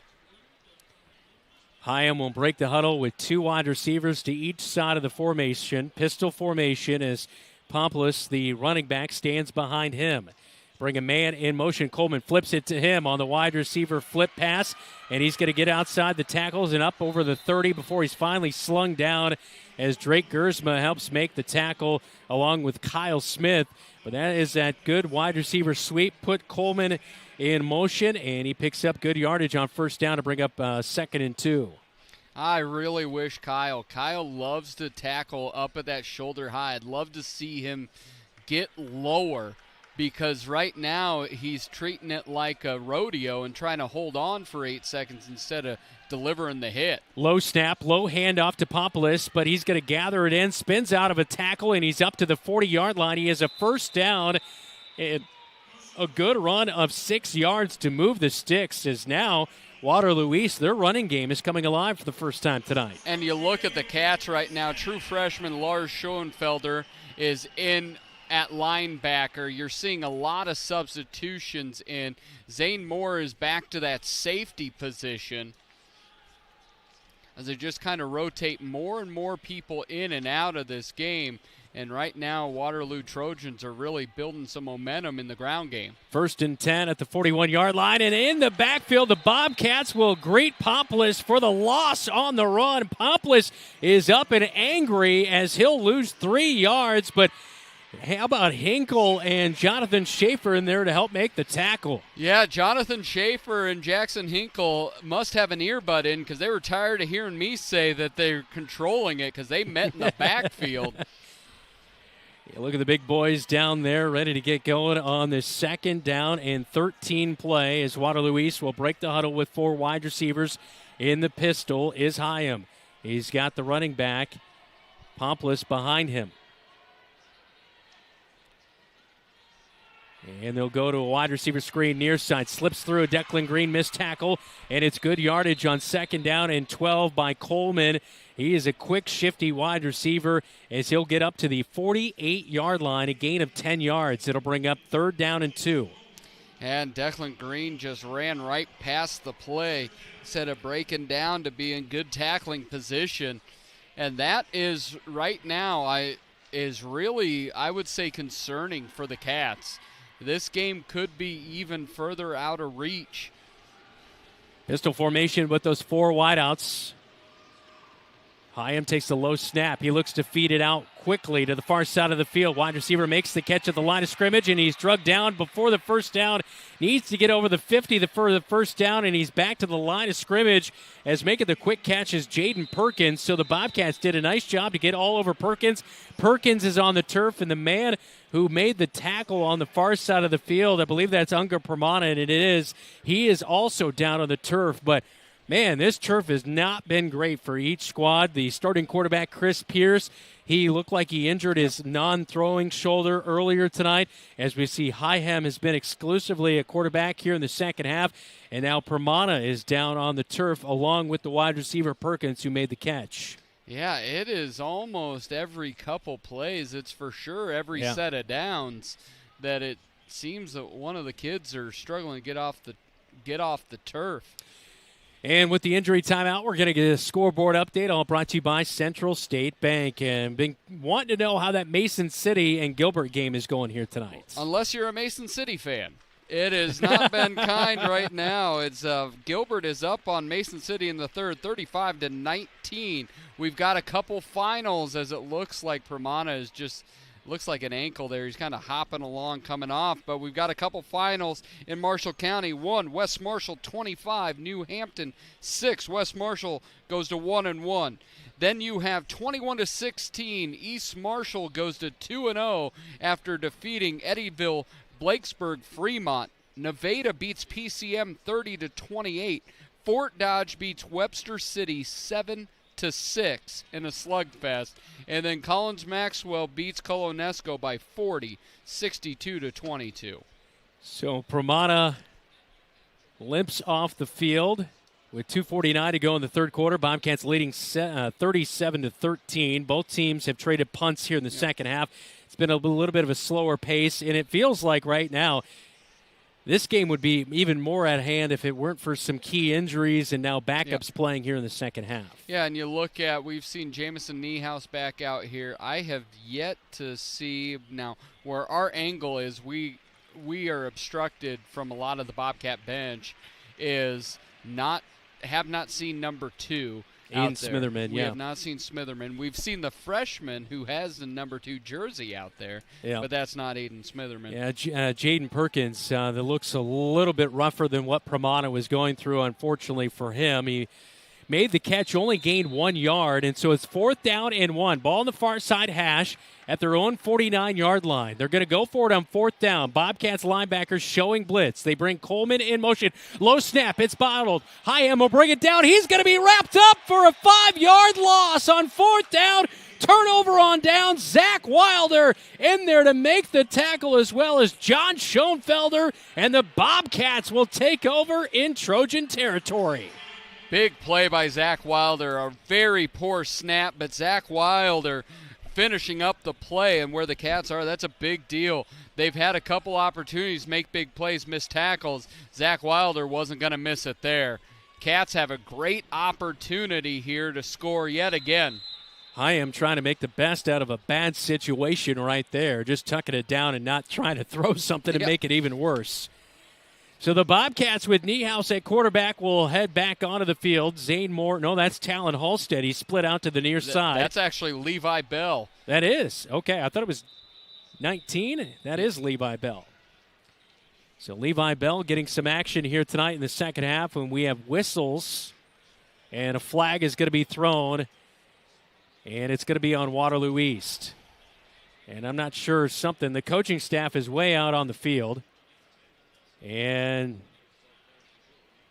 officials are pointing to a player, so I'm not sure if something was said or what happened right there. 12 men on the field. All right, too many men on the field for Waterloo East, so that will be a free 5-yard penalty. They had a baker's dozen with the coach out there. That's a full 13. 1st and 5 is indicated by our head official, Chris Meineke. 2:38 to go, third quarter. 1st down and 5 now after the penalty on Waterloo East for Niehaus.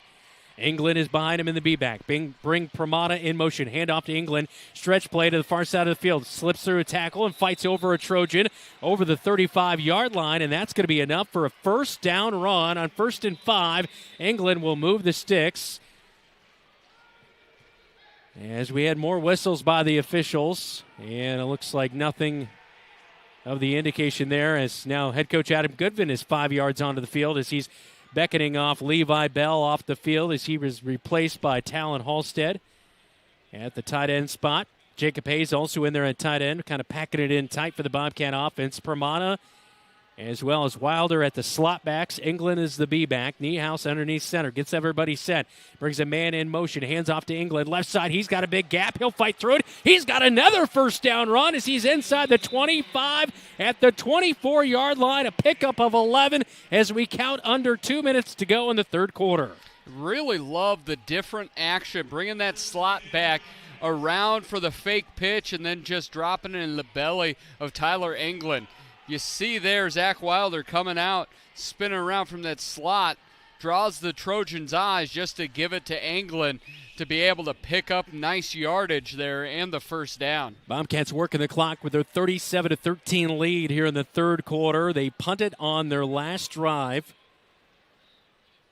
as he got the Trojans to turn it over on downs. Nobody at home for Niehaus on the run, as nobody on the same page there. Niehaus turns the corner and does pick up a yard on the broken play, as it will be 2nd down and 9 to come here. And you see his athletic ability right there, right? I mean, he was expecting to hand off to somebody to the right side. Nobody was home, and he does end up picking up a yard. There has to be, your heart has to skip a beat a little bit when you know what you're supposed to do. No one's there, and you just see people that want to attack you and hit you. Yeah, no kidding. And he did the best that he could. Yeah, very helpless feeling, that is for sure. And even get positive play out of it. 40 seconds to go in the third quarter. Pramana comes in motion. He'll get the pitch out from Niehaus. Tries to get around the edge and cut it back inside at the 20. And he'll get down to the 19-yard line. That will be about a 3-yard gain for the Bobcats, setting up a long 3rd down. And I believe that's going to be the final play of the third quarter, with the Bobcats leading it 37-13 in the UNI Dome here tonight, as that ground attack just keeps going. Over 200 yards of rushing here tonight. It's just been really, really efficient. We haven't had the big runs that we had against Ames, but we've had a lot of those 8, 10-yard runs, those 6-yard runs on 1st down, then hit a 15-yard, 20-yard. been very efficient, very methodical. That will end the third quarter. Bobcats lead 37-13. We had a plethora of scoring in the first half. Third quarter scoreless between the Trojans and the Bobcats. You're watching Bobcat football on your home for the Cats, KFJB-TV.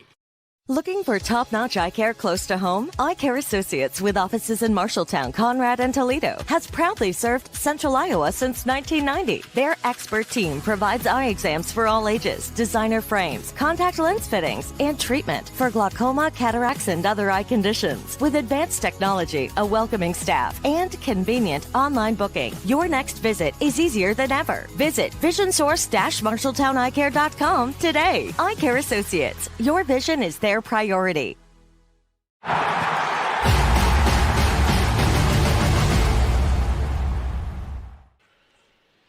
Coming up after the game, it is the Locker Room Report, all presented by Wells Fargo Advisors. We will have our OPA Athletes of the Week. Of course, we named those earlier this week. Congrats to Kate Sandvik as well as Tyler England.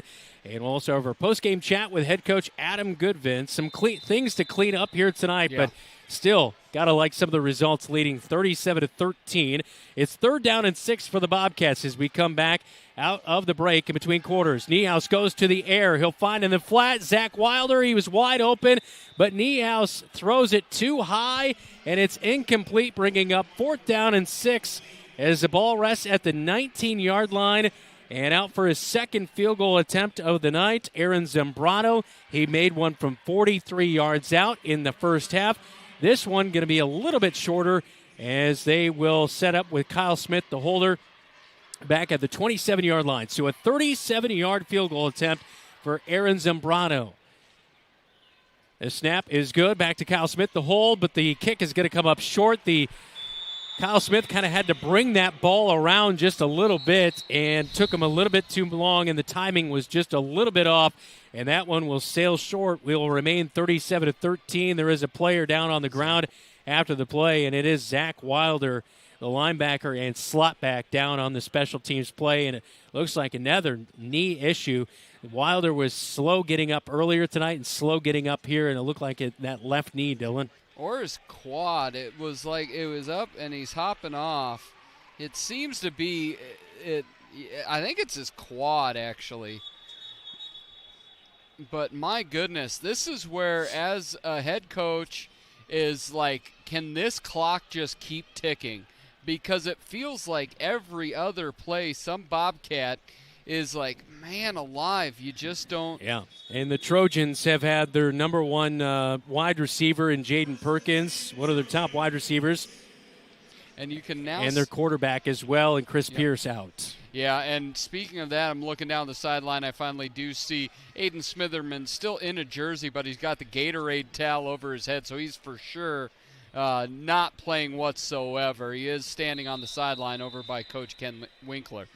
A few backups in there at linebacker for the Marshalltown Bobcats, as well at corner, as coming in Jordan Haynes on the near side. 4 wide receivers set for Hyam. The backup quarterback playing exclusively here in the second half. Brings in the snap, hands off to Pompoulos on the far side. He'll stretch it out up to the 22-yard line and finally brought down after a 2-yard gain by the Bobcats. But we see a whole host of new guys in there. Looks like Garrett Tatey is in there at tight end. Zane Moore at tight end. And the clock is stopped. We want to keep this clock staying. We want to be here all night long. It's stuck at 11:55. Yeah, they've got it. There we go. There we go. Finally getting going. 2nd down and 8. Ball on the far side hash at the 22-yard line. I just have to say, we do a better job at Leonard Cole Field of the scoreboard and the clock than what we've been treated to in the UNI Dome. It's been a great night. No, don't get me wrong. Hyam, low snap, brings it up off the turf, rolls out near side, fires late. It's in and out of the hands by Jalen Coleman. It was going to be a 10-yard gain and a 1st down, but Coleman took his eyes off the ball. He was worried about moving upfield. Yeah, it was a great ball. It was, a fumbled snap or a low snap, but did a great job of recovering, get a good ball out there, didn't rush, moved out of the pocket, put it in between the 1 and the 1. It was too perfect of a pass, Dylan.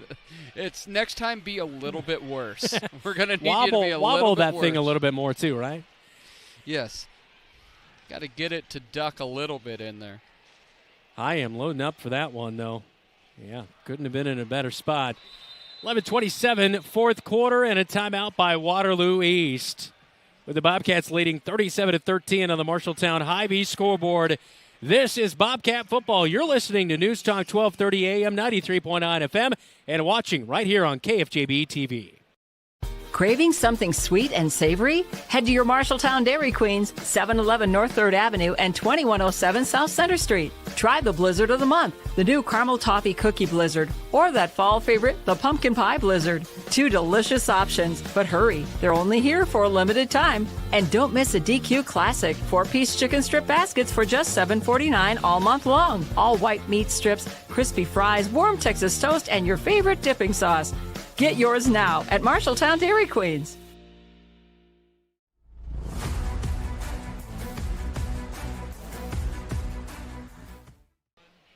Well, Zach Tomish, our producer, he went to UNI. I went to UNI. Always love to see the UNI Dome. It always brings back some great memories. I remember Eric Sanders was the quarterback here. He was really good, and saw a lot of really good football here in the UNI Dome in my time going to school here. And always brings up great memories when we play football here. You know, we play flag football during the week as well. And that was always fun. And now a false start, or is it delay of the game? It's offsides by Innocent. Innocent got a little too excited.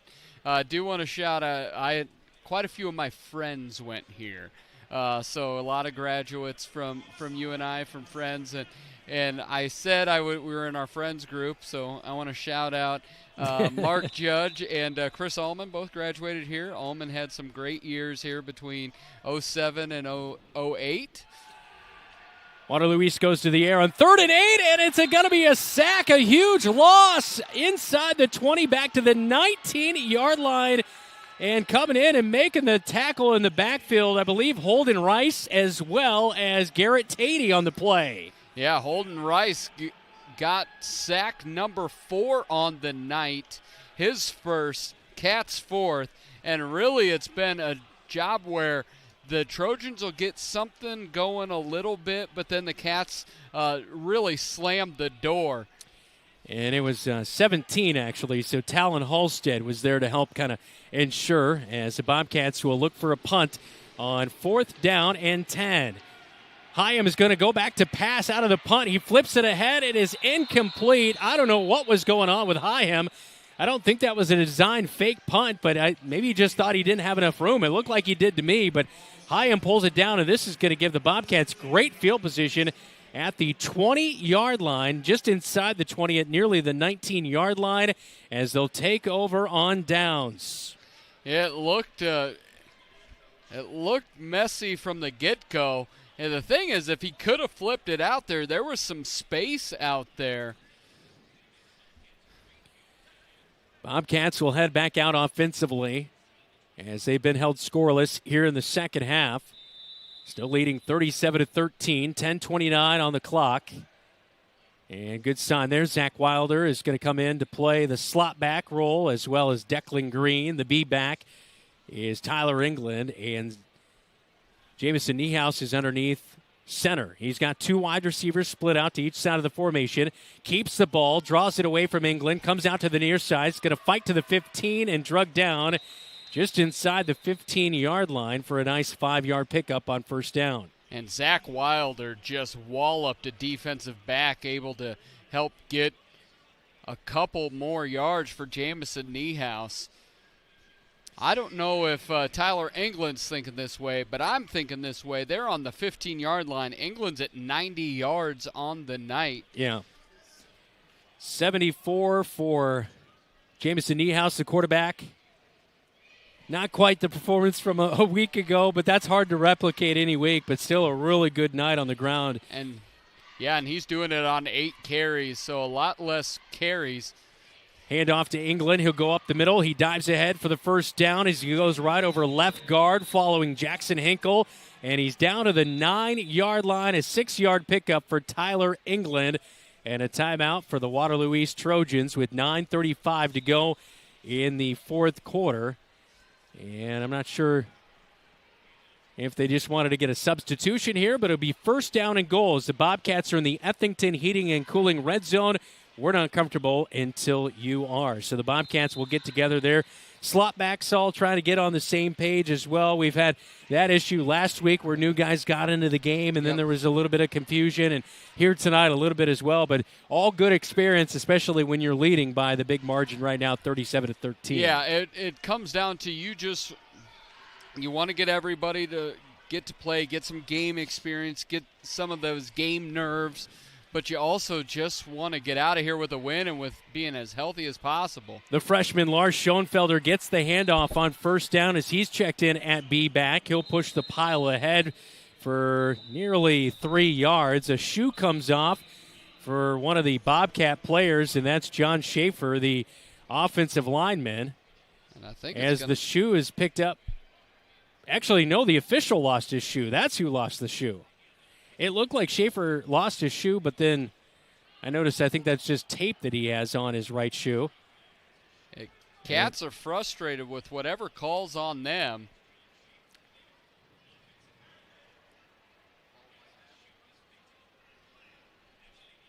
Illegal shot block on the Bobcats.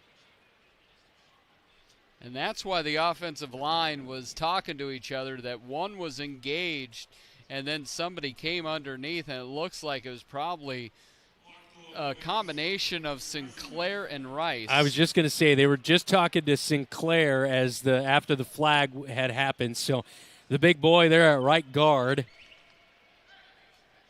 with the penalty, as the ball will be marked back at the 19-yard line. So second and goal from the 19, still in the Ethington Heating and Cooling red zone for the Bobcats. Jacob Hayes checks out at tight end, and in for him is Kyle Smith at wide receiver.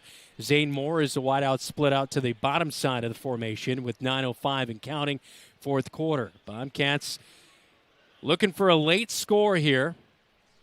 Lars Schoenfelder still at running back.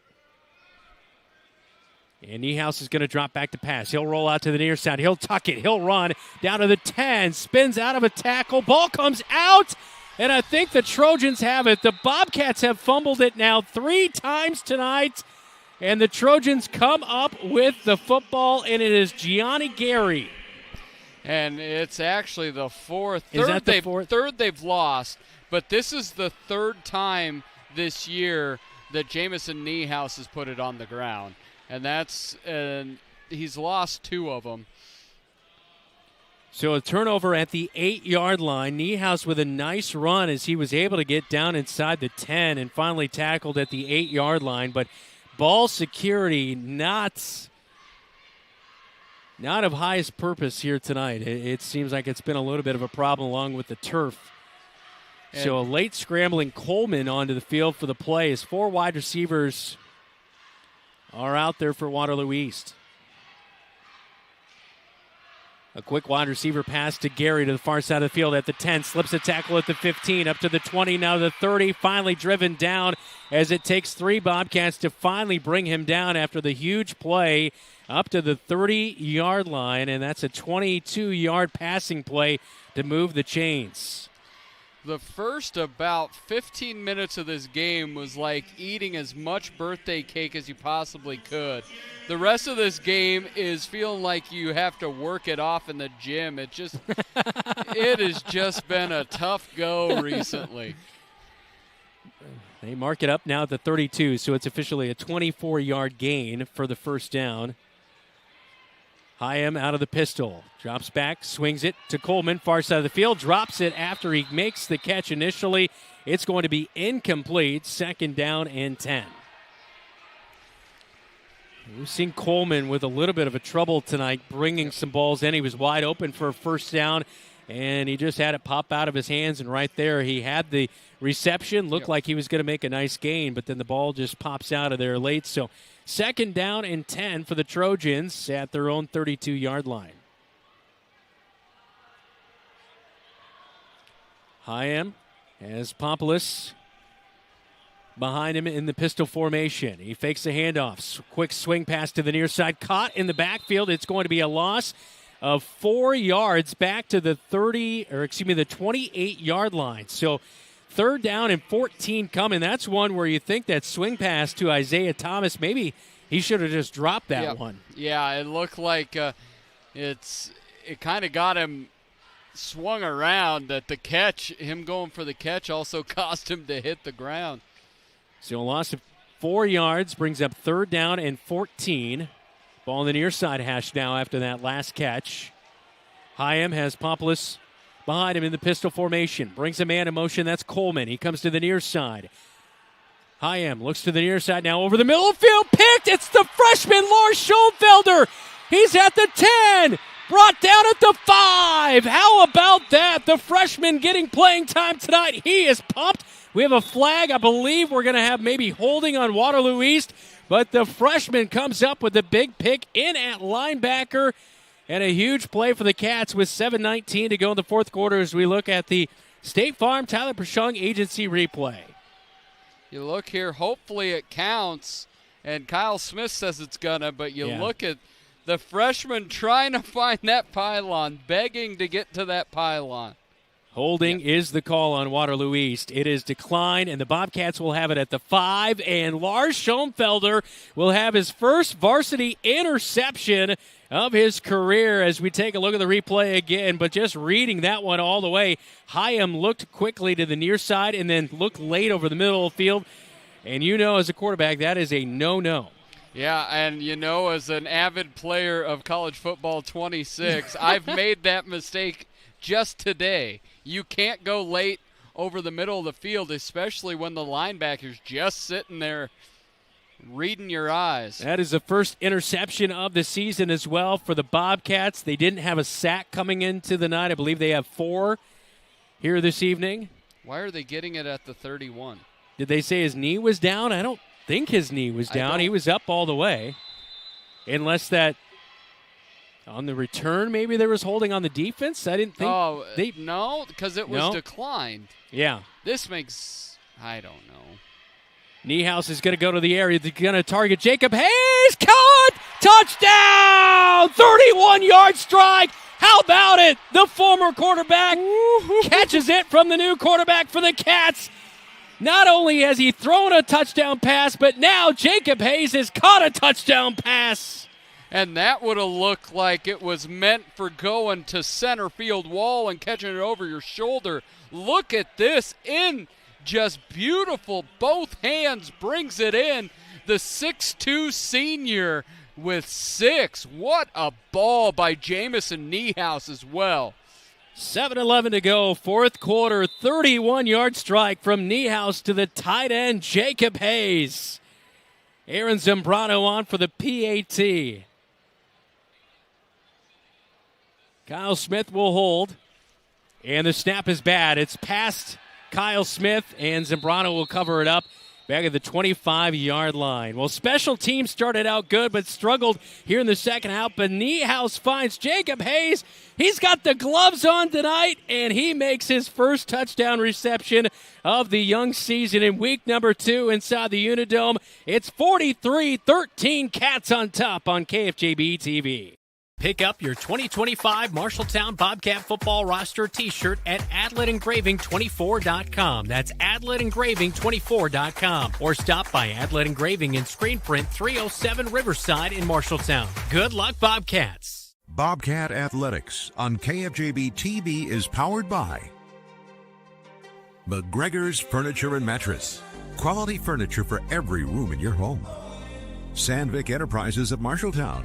Let them deliver for you. Scooters of Marshalltown. Amazing people, amazing drinks. And Sports Plus. SportsPlusTherapy.com. Welcome back to the UNI Dome. Bobcats now leading by 30, 43-13. And how about it? Last week, 380 on the ground, 3 yards of passing. Much different story here tonight as the Bobcats have gone for 106 through the air as our Century 21 kickoff is away. As East will bring it up over the 25 and finally tackled at the 27-yard line. Is on the return for the Trojans right there was Terrence Sales, the sophomore wide receiver. And that's where the Trojans will start with 7:04 in the fourth quarter. As how about it? The freshman, Lars Schoenfelder with the interception. We're not quite sure why it was moved from the 5 back to the 31-yard line. Stats. Stats padding on the pass. But the 31-yard strike, you got to feel good for Jacob Hayes. I know you probably didn't want to lose the starting quarterback spot, but Niehaus has been really good in that, and then Jacob Hayes has been really good. He batted away a ball last year at safety. He threw a touchdown pass tonight. Then he catches one. I mean, that is a guy who just, you know what? That is what it is. I'm going to make the best out of my situation, and he's done exactly that. And a sack. Ball is out.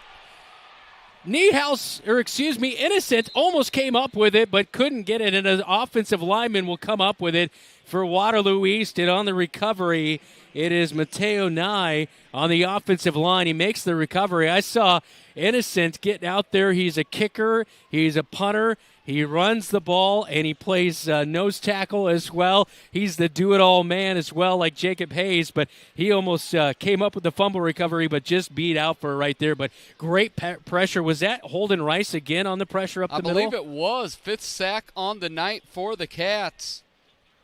And just right as he went to go in his throwing motion, just got drilled. It was number 50. It was Hunter Force. Hunter Force, all right. Quick swing out pass. Caught up at the 20-yard line and drug out of bounds at the 30-yard line. And Hunter Force again is there on the play. So it was second down and about 19 yards or so to go for the first down. And they'll pick up a good chunk of it to bring up a more manageable 3rd down and 6 with 6:05. And clock is stopped right there here in the fourth quarter. Bobcats leading by 30. And Hunter Force, we talked a lot about sophomores that we don't hear a lot about early in a season that under Coach Goodvin have often meant something in October. Hunter Force is, in my opinion, one to just keep aware of.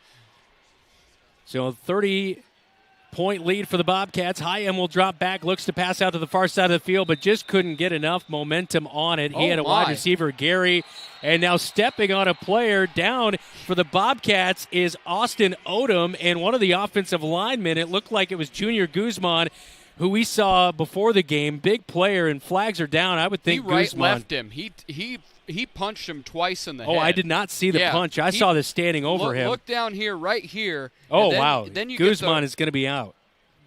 Okay, it wasn't a punch. Wasn't a punch. It looked like that because we were behind. He's just pushing his hands down. But nonetheless, he went right at him and then just. That is a rough play, and 2 flags. And stepped on officials were all over it.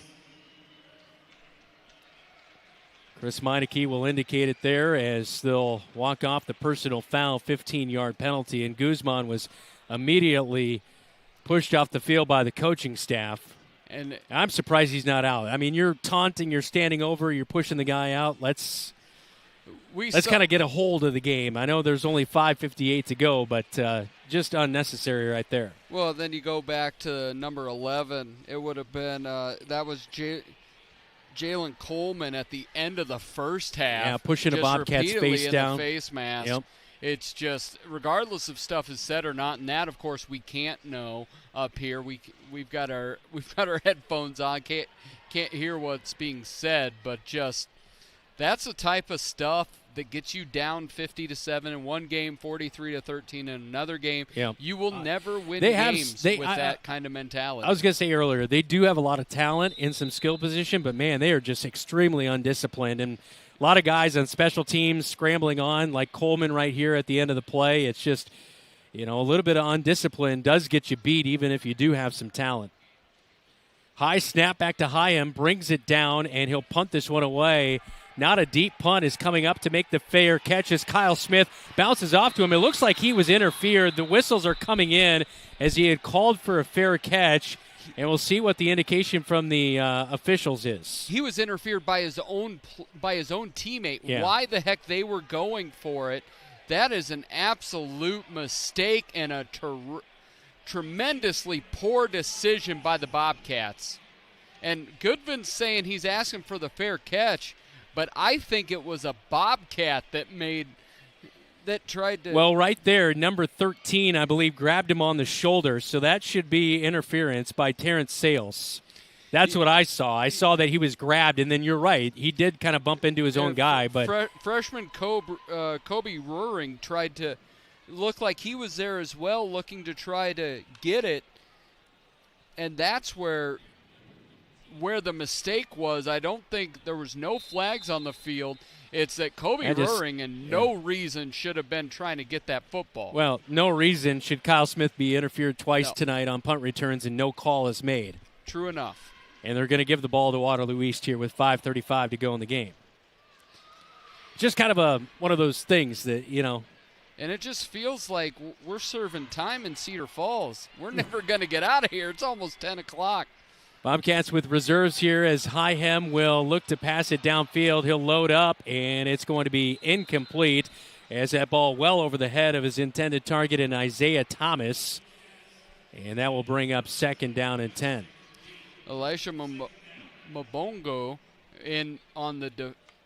on the defense, number 11 for the Cats. He's a sophomore, 6 foot 150.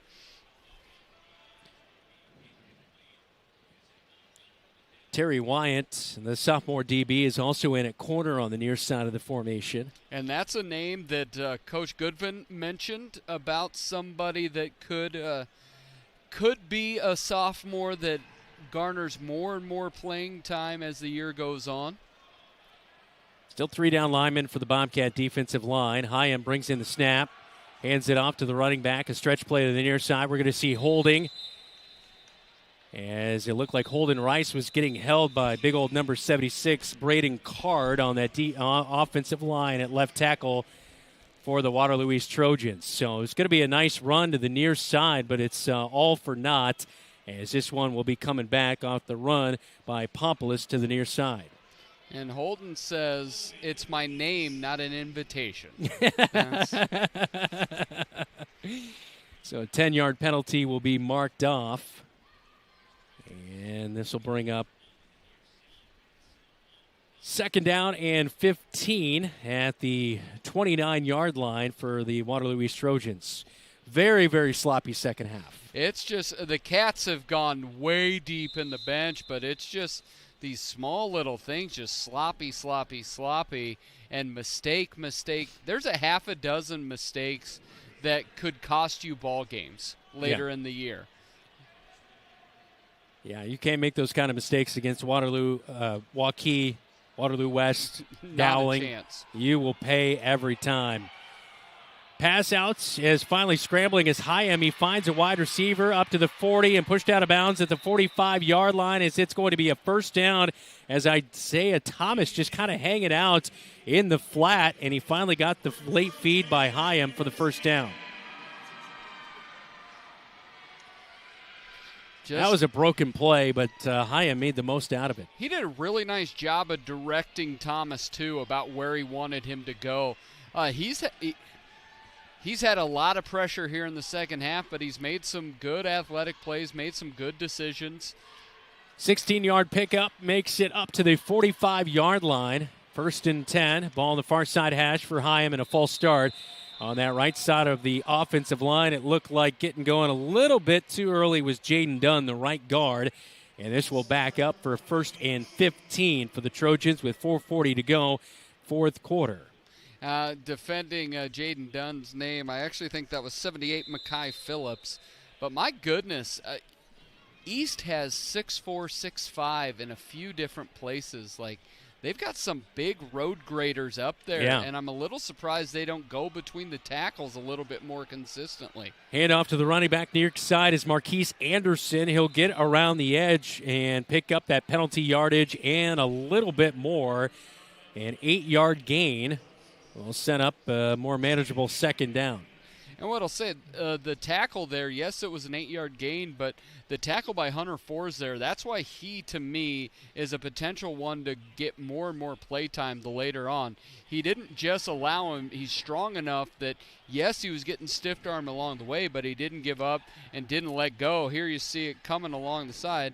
He gets a stiff arm, but he does not let go and is able to wrap him up. 2nd and 7, ball on the near side out of the pistol formation for Hyham. And Pompoulos will get the handoff. He'll go off of left guard. A little bit of a counter play right there. And now he cuts around a few Bobcats, pushing his way and bowling his way over the Bobcats to pick up the first down inside the 30. But we have a marker down at the line of scrimmage. It might be holding and might be coming back for the Trojans. We'll see on the call, but that is a huge run of over 20 yards by Pompoulos to move the sticks potentially. I just feel like you look at the size of the line and you look and no flag. They're waving it off. But you look at the physicality on some of this, you feel like there could be a bit of an identity of East being able to run the football, and I feel like they waste maybe some skill set worrying about trying to drop back and pass all the time, because the most rhythm they've had all night long is when they've just consistently ran the ball at the smaller defensive line of the Cats. Ball down at the 29-yard line. It's a gain of 21 yards right there for Pompoulos. He'll get the handoff stretch play to the far side of the field, but he has to cut it back inside, and there's 3 Bobcats to bring him down. Holden Rice as well as in there is Mumungu as he gets in there to make the tackle out of his linebacker spot. And Pompoulos there on first down, lucky to get just back to the line of scrimmage, 2nd and 10, as we count towards the 3-minute mark remaining in the fourth quarter.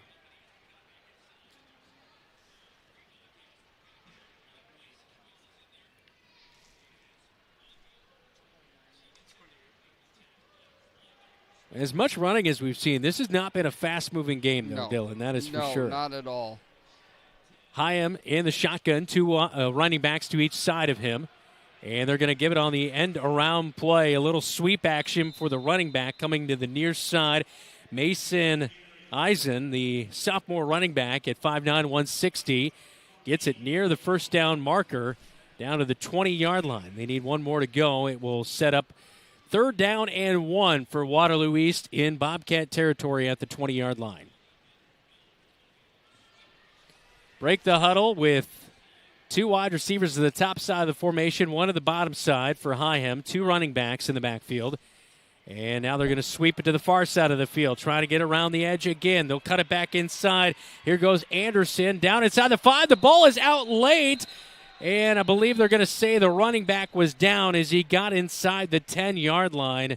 And the ball was ripped out late. And so it's a first down run as they sweep it to Anderson to the far side of the field.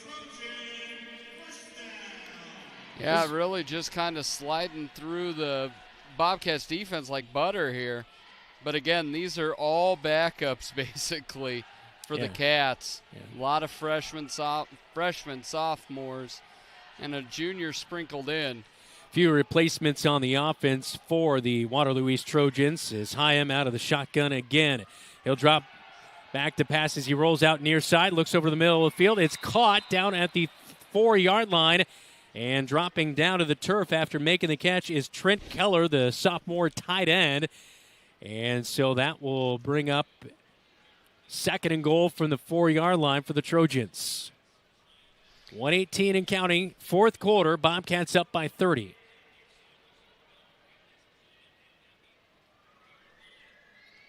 They'll break the huddle again in the shotgun with now just 2 running backs. 1 to the right and 1 to the left of Hyham. 2 wide receivers to the bottom side of the formation. They'll hand it up, right up the gut they'll go. And into the end zone, it is Anderson, Marquise Anderson. No, they gave it to the other running back in Mason Eisen, and the sophomore will punch it in for the late score with 54 seconds to go in this one. 43-19 now the score after the 4-yard touchdown rush. And that was pretty surgical, but you could also tell just that much bigger Waterloo East line just really running on the Cats there. And there again, 1 person short. Yeah, special teams miscues all night for Waterloo East. It seems like we haven't seen a punt or a field goal or anything that has not had somebody running onto the field late. Up for the PAT is Romeo Mejia. And the snap and the hold is good. The PAT is straight through. And it is 43-19. Fourth quarter, 54 seconds to go in this one. It's a 4-yard touchdown run for Eisen as he gets in a late score for Waterloo East here in the UNI Dome on KFJB-TV. Brown Shoe Fit has a great selection of athletic footwear. Choose from New Balance, On, Keen, Echo, and much more. Brown Shoe Fit can find the right shoe for every occasion for both men and women, including dress shoes, casual shoes, work boots, and European footwear, carrying multiple sizes and widths to ensure the best fit for you. Their expert-friendly staff is available to give you a personalized experience and can find the right shoes for what you need.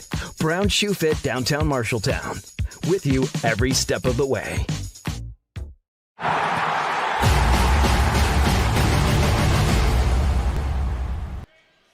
Marshalltown Bobcats getting ready to go to 2-0 on the season as the Bobcats with a 43-20 lead late in the fourth quarter. It's been a little bit of a rough second half for both squads here tonight.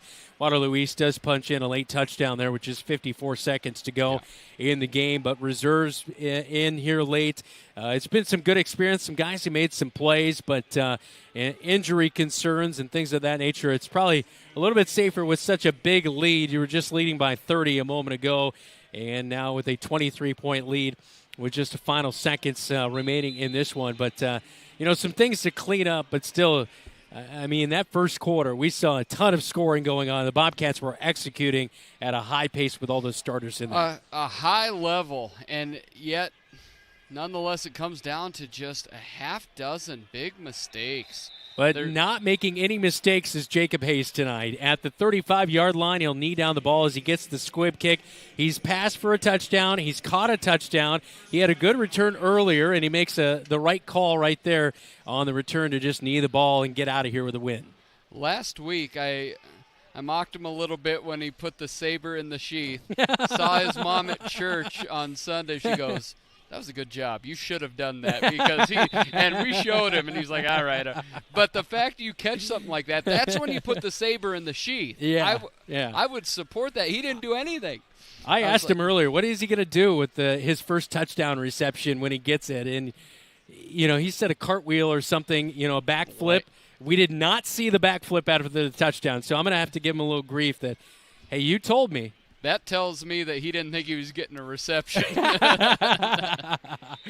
And with 48 seconds to go, Jamison Niehaus will take the snap and knee the ball as the Bobcats just moments away from going to 2-0 on the season. Say what you want about maybe the second half here tonight, but Bobcats, there was no doubt about it there in the first half. They dominated this one.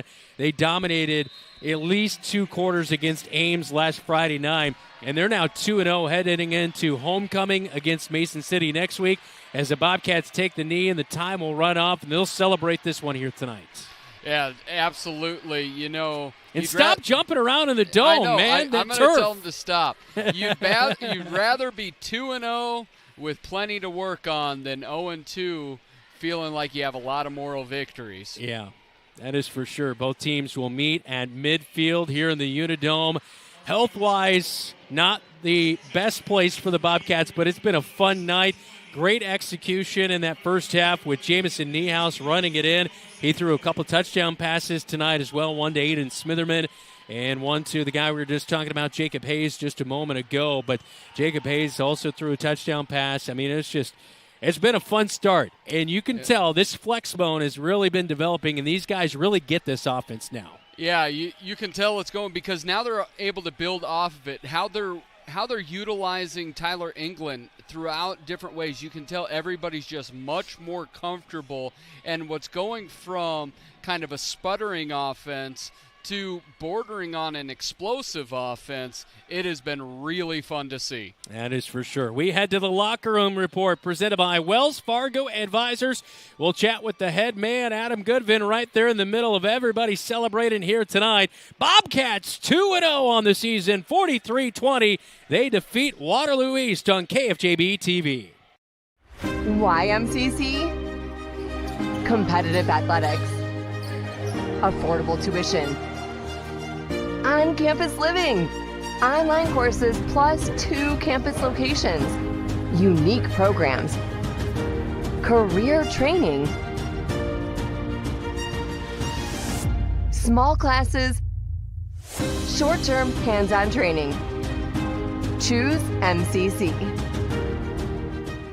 How can you help Marshalltown High School and enjoy a mouth-watering burger at the same time? By ordering the Bobcat Burger at Legends American Grill. 2 quarter-pound patties with crisp bacon strips, sautéed onions, and melted American cheddar, jack, and Swiss cheeses on top of fresh shredded lettuce on a toasted bun. It's absolutely delicious. $1 from every Bobcat Burger sold is donated by Legends to Marshalltown High School activities. So, enjoy a Bobcat Burger and help MHS. The Bobcat Burger, another exclusive from Legends American Grill in Marshalltown. At Sports Plus Sports Medicine and Physical Therapy Center, we customize each patient's treatment plan to their individual needs. What does that mean? It means that not every back or knee problem is treated the same, and that your program will be unique and designed especially for your needs or problem. This improves how quickly you will return to work or sports. The Sports Plus staff is encouraging and takes pride in your successful recovery. This is just one more reason why champions choose Sports Plus Physical Therapy as their favorite place to rehabilitate and train. McGregor's Furniture and Mattress is your local furniture store in Marshalltown. With their extensive inventory, you're sure to make a winning selection when you shop McGregor's for your bedroom, living room, and dining room furnishings. McGregor's has the right play for every room in your home. McGregor's Furniture and Mattress is proud to be your locally owned and operated furniture store since 1896 and very proud to support Bobcat Athletics again this season. McGregor's Furniture and Mattress, downtown Marshalltown, open 7 days a week. The KFJB-TV Locker Room Report, powered by Wells Fargo Advisors of Marshalltown. Here at the UNI Dome tonight, Bobcats win 43-20. The final score as the Bobcats poured on in the first quarter, where they scored 24 points to get this game going. And on the opening play of the game, it was a 90-yard kickoff return for a touchdown by Aiden Smitherman as he faked the reverse to Unga Pramana. And I mentioned it in the pregame to Dylan. Special teams going to be a big key here tonight, and it definitely was. After that kickoff return, the Bobcats recovered the kickoff as it was fumbled away by Waterloo East, and then Jamison Niehaus with a 16-yard touchdown. Niehaus with a couple of rushing touchdowns here tonight in that first half of action as Jamison Niehaus was able to rush it in from 16 and 18 yards in the first half. Jamison Niehaus finishes the night with 11 carries for 83 yards. Unga Pramana carried it 3 times for 9 yards. Tyler England, 13 carries tonight, 96 yards on the ground. J.J. Schoenfelder, 3 carries for 38 yards for the Marshalltown Bobcats. Meanwhile, through the air, Bobcats only threw it 1 time last week. They threw it a total of 7 times here tonight. Jamison Niehaus, 6 passes as he went 3 of 6 through the air for 82 yards. Jacob Hayes, he went 1 of 1 through the air with a touchdown pass of 24 yards. Aiden Smitherman caught 1 touchdown. Jacob Hayes caught another, and Zane Moore also caught an 18-yard touchdown pass as Jacob Hayes catches 1 and throws 1 here tonight for the Marshalltown Bobcats as the Cats go 106 through the air, 226 on the ground as a team, and improved to 2-0 on the season. Meanwhile, for Waterloo East, they run it for 114 on the ground here tonight. Norshawn Pompolis, he runs it for 13 carries and finished with a total of 48 yards on the ground. Josiah Spates, he only had 6 carries tonight. Started out the night with a 28-yard rushing touchdown, but after that he was pretty much bottled up and then also didn't see a lot of playing time. 114 on the ground, 118 through the air for the Waterloo East Trojans, as we didn't see Chris Pierce after halftime as he was roughed up, and Javion Hyham replaced him in the second half as he went 68 yards through the air and did throw an interception as Lars Schoenfelder, the freshman, had an interception. Bobcats also had 4+ sacks here tonight and end up winning at 43-20 in a final score. When we come back, we'll chat with the head man for the Bobcats, Adam Goodvin. You're watching the Locker Room Report on KFJB-TV. You look forward to retirement as your time to relax. But now that it's here, turns out relaxation is overrated and you'd rather get back to work with an idea of your own. Wells Fargo Advisors can help. For more than 125 years, We've created wealth management and investment strategies aimed at achieving our clients' personal financial goals. When retirement plans change course, turn to Wells Fargo Advisors. Together, we'll go far. Wells Fargo Advisors is located at 14 East Southridge Road in Marshalltown. Call them at 641-752-5401. They're a member SIPC. Bobcat Athletics on KFJB-TV is powered by State Farm, Tyler Pichong Agency, mtownproud.com, Wayward Social, the place for bowling, games, food, and more. And Wells Fargo Advisors of Marshalltown, helping you pursue your financial goals. Welcome back to the UNI Dome in Cedar Falls, 43-20. The final score is the Bobcats top the Waterloo East Trojans tonight. Now let's head down to the field with Dylan Doe standing by with head coach Adam Goodvin. Welcome back in. I'm here with Coach Adam Goodvin. It's better be 2-0 with things to work on than 0-2 with moral victories. Describe to me, though, the first quarter, what you saw from your team. I think we started fast, and I think we moved the ball well. Got a turnover or two, I can't remember, but it seemed like everything was going our way. So, I think we're very fortunate looking back that that's the way things played out. So, I think that it was an awful sloppy game, and there's like you said, plenty to work on. But I think the kids played hard. We're just hopeful that next week and the weeks after we can stay a little healthier. One of the things, when you went to the flex bone last year, you knew there'd be growing pains, but the amount of commitment to the shift is this year it's gone from sputtering to at points being explosive. Tonight, adding in the wrinkle of the passing game, where you saw it almost, you've talked about it, two quarterbacks, great to have, especially if one can play tight end as well. They hooked up with that 31-yard touchdown pass. What does it mean to see this offense rolling? Man, it's a lot of fun. When we're clicking and we're seeing things and our eyes are disciplined and we're in the right spots, and it's a heck of a lot of fun. But I've always been told year 3 is when it really starts to click, and I'm really hopeful that we've accelerated that process a little bit, and we're going to get into that clicking phase here before too long. And clicking, going 2-0, early homecoming against 0-2 Mason City. What do you look at this weekend to get ready for the Riverhawks? Oh, man, I didn't know they lost tonight. Gilbert's a flexbone team, so that'll be some good film for us to watch. Watched their game at a quick pace last weekend at about 2 a.m., and they look physical against Fort Dodge. And, they're a shotgun wing T team, and we know that they've got a lot of speed on the outside with the Hobart kid. And, so it's going to be a big challenge for our kids. It's going to be a fun week, but at the same time, we got to make sure that we keep in mind the main goal, and that's to win a football game. All right, this isn't Bobcat related, but as a final question, who you got tomorrow at 11 a.m.? Hawkeyes 24-14. Go Hawks. Wow. All right. Thanks, Dylan.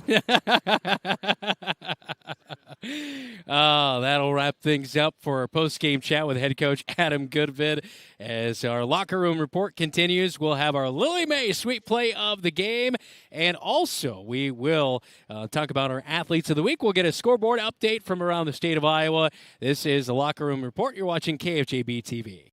You're an empty nester closing in on that retirement property. Chances are your plans didn't include mom moving in, but life happens and you do the right thing. Wells Fargo Advisors can help. For more than 125 years, we've created wealth management and investment strategies aimed at achieving our clients' personal financial goals. When retirement means caring for yourself and a loved one, turn to Wells Fargo Advisors. Together, we'll go far. Wells Fargo Advisors is located at 14 East Southridge Road in Marshalltown. Call them at 641-752-5401. They're a member SIPC. The KFJB-TV Locker Room Report, powered by Wells Fargo Advisors of Marshalltown. 43-20, the final score is the Bobcats top the Waterloo East Trojans here tonight inside the Roundhouse. Time for our Lily Mae sweet play of the game, as Lily Mae chocolates in Marshalltown, handmade, hand dipped since 1939. Always open at LilyMaeChocolate.com. Well, it was a great moment. Jamison Niehaus connecting with the former quarterback. Moved to tight end this year. Jacob Hayes on a go ball. Yeah, why not? Reaching up, making the catch. He's got the gloves on tonight, really buying into that tight end role and the celebration and everything. That is our sweet play of the game. A 31-yard touchdown pass from Jamison Niehaus to Jacob Hayes. Quarterback, safety, tight end, the do-it-all man. He had a nice play on special teams as well tonight. Jacob Hayes with our Lily Mae Chocolates sweet play of the game. Lily Mae Chocolates, handmade, hand-dipped since 1939. Time now for our Athletes of the Week, all presented by Opa Grill of Marshalltown. Greek and traditional favorites. All you have to say is Opa. And, of course, we announced this week our Athletes of the Week, which Kate Sandvik was our female Athlete of the Week, as she really helped the girls' tennis team last week against Southeast Polk go a 10-1 victory in her singles. She went 6-0, 6-0, and then teamed up with Ellie Downs in the doubles, went 6-1 and 6-0. She's put together a really nice season so far this year. So Kate Sandvik, our female Athlete of the Week. And then Tyler England last football Friday night dominated on the ground, rolling up 153 rushing yards, averaging 11.8 yards per carry. Had 3 touchdowns last week as Marshalltown beat Ames 40-14, the final score last Friday night. That is our Athletes of the Week. Our male and female athletes both receive a $25 gift certificate and also a T-shirt from Adlin Engraving and Screen Print in Marshalltown. We'll have a scoreboard update when we come back on the Locker Room Report here on News Talk 1230 AM, 93.9 FM, and on KFJB-TV. Come to Opa Grill in Marshalltown for made fresh family recipes handed down for generations. Treat yourself to gyros, pasticcio, Italian pasta dishes, burgers, salmon, homemade soups, and fresh salads. Enjoy a nice glass of wine or a cold glass of beer. Opa Grill has a great variety of American, Greek, and Italian dishes. Something to make everyone in your party say Opa. Open 11 to 8 Monday through Friday, 11 to 3 Saturday, closed Sundays. At the corner of Boone and Center Streets in Marshalltown. DoorDash delivery available. Opa. The KFJB-TV Locker Room Report, powered by Wells Fargo Advisors of Marshalltown. Time for a regional scoreboard update, all brought to you by Central State Bank. Discover what they can do for you. Locations in Ames, State Center, and West Des Moines. I know Coach said he was shocked Mason City's 0-2, but Gilbert is a really good football team. Yeah, and they took care of them. Gilbert 48-26 over Mason City. Last week's opponent for the Marshalltown Bobcats, Ames, lose to Urbandale 41-3. North Polk takes care of Newton Lake 16-13. Waukee Northwest 27, Valley 24. Dyke New Hartford 7. They beat Appleton Parkersburg 7-0. GMG struggles with Clarksville. Clarksville 76, GMG 12. And then a final in Ankeny. Ankeny 26, Waukee 13. Dowling came back and took care of Johnston 31-10. And then really surprised by that Waukee. I mean, I know Ankeny's good, 26-13, but Waukee is 0-2 on the year now. Yeah, and we'll see them in October. They're part of the new district for the Cats. And then you have Des Moines North takes care of Lincoln 24-7. South Hardin took care of Iowa Falls Alden 37-0. Grinnell beats Bondurant Farrar 13-9. Fort Dodge again beats Webster City 7-6. That's a slugfest. Yes. And they're just stretching out in the 9th inning on that one. Collins Maxwell 62, Colonesco 22. Nevada beats PCM 30-28. And again, West Marshall beats New Hampton 25-6. And East Marshall goes to 2-0 with a 21-16 victory over Eddiesville, Blakesburg, Fremont. Yeah, how about that? Some interesting scores pouring in here tonight. Some low-scoring games, yes. Like you mentioned, that Dyke New Hartford game, 7-0. A little different than what we saw in the UNI Dome tonight. Yeah, you saw 30-7 at the end of one, and you thought the Cats could go for 100. And then the next 36 minutes of gameplay took 4.5 days. That is a Central State Bank scoreboard update as Zane Moore caught a really nice touchdown pass earlier tonight for the Bobcats, as again they win it 43-20, the final score. We'll take one more final timeout and we'll wrap things up from inside the UNI Dome on KFJB-TV. Some say life is like a road trip. Is it a coincidence Scooter's Coffee is a drive-thru? We don't think so.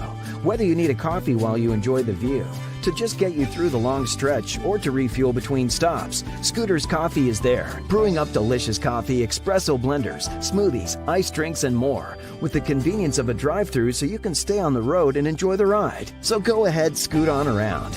Amazing people, amazing drinks, amazingly fast. Scooters in Marshalltown.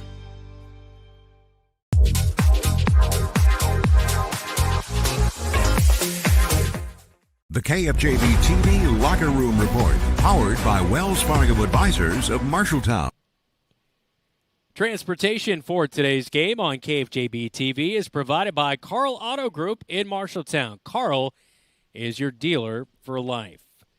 Well, a great victory, 43-20 is the final score here tonight as the Bobcats win it on the road, go to 2-0, and they have homecoming coming up next Friday night against the Mason City Riverhawks, a team the Bobcats had an opportunity to win last year, but it was Hobart running all over them with special teams and wide receiver plays. Yeah, you've got to tighten that up. I was just rewatching that game a couple weeks ago just to look back at opening week last year, and the Cats shot themselves in the paw over and over, and you hope that this team that's being much more effective now will be ready for it. Cats back-to-back weeks scored 40 points plus.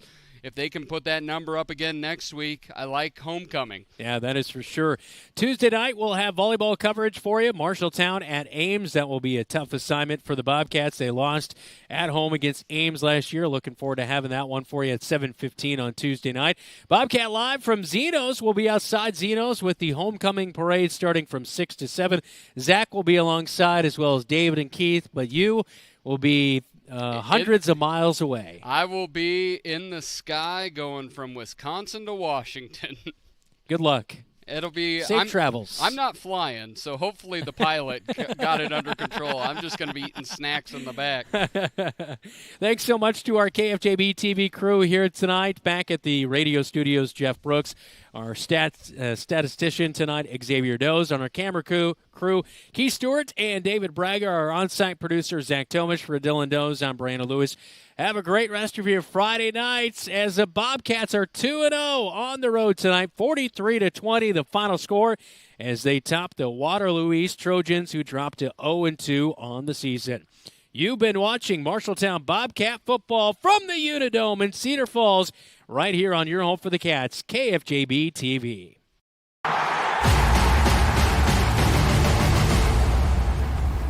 Today's game on KFJB-TV is sponsored by First Rate Real Estate, Adland Engraving and Screen Print Company, Assured Partners, Brown's Shoe Fit, Central State Bank, your Marshalltown Dairy Queens, Eye Care Associates, Hy-Vee Marshalltown, Legends American Grill, Lennox Employees Credit Union, Marshalltown Area Chamber, Marshalltown Community College, Marshalltown School District, McGregor's Furniture and Mattress, Sandvik Enterprises, Scooters, Marshalltown, Sports Plus, State Farm, Tyler Pashong Agency, Wayward Social, Wells Fargo Advisors,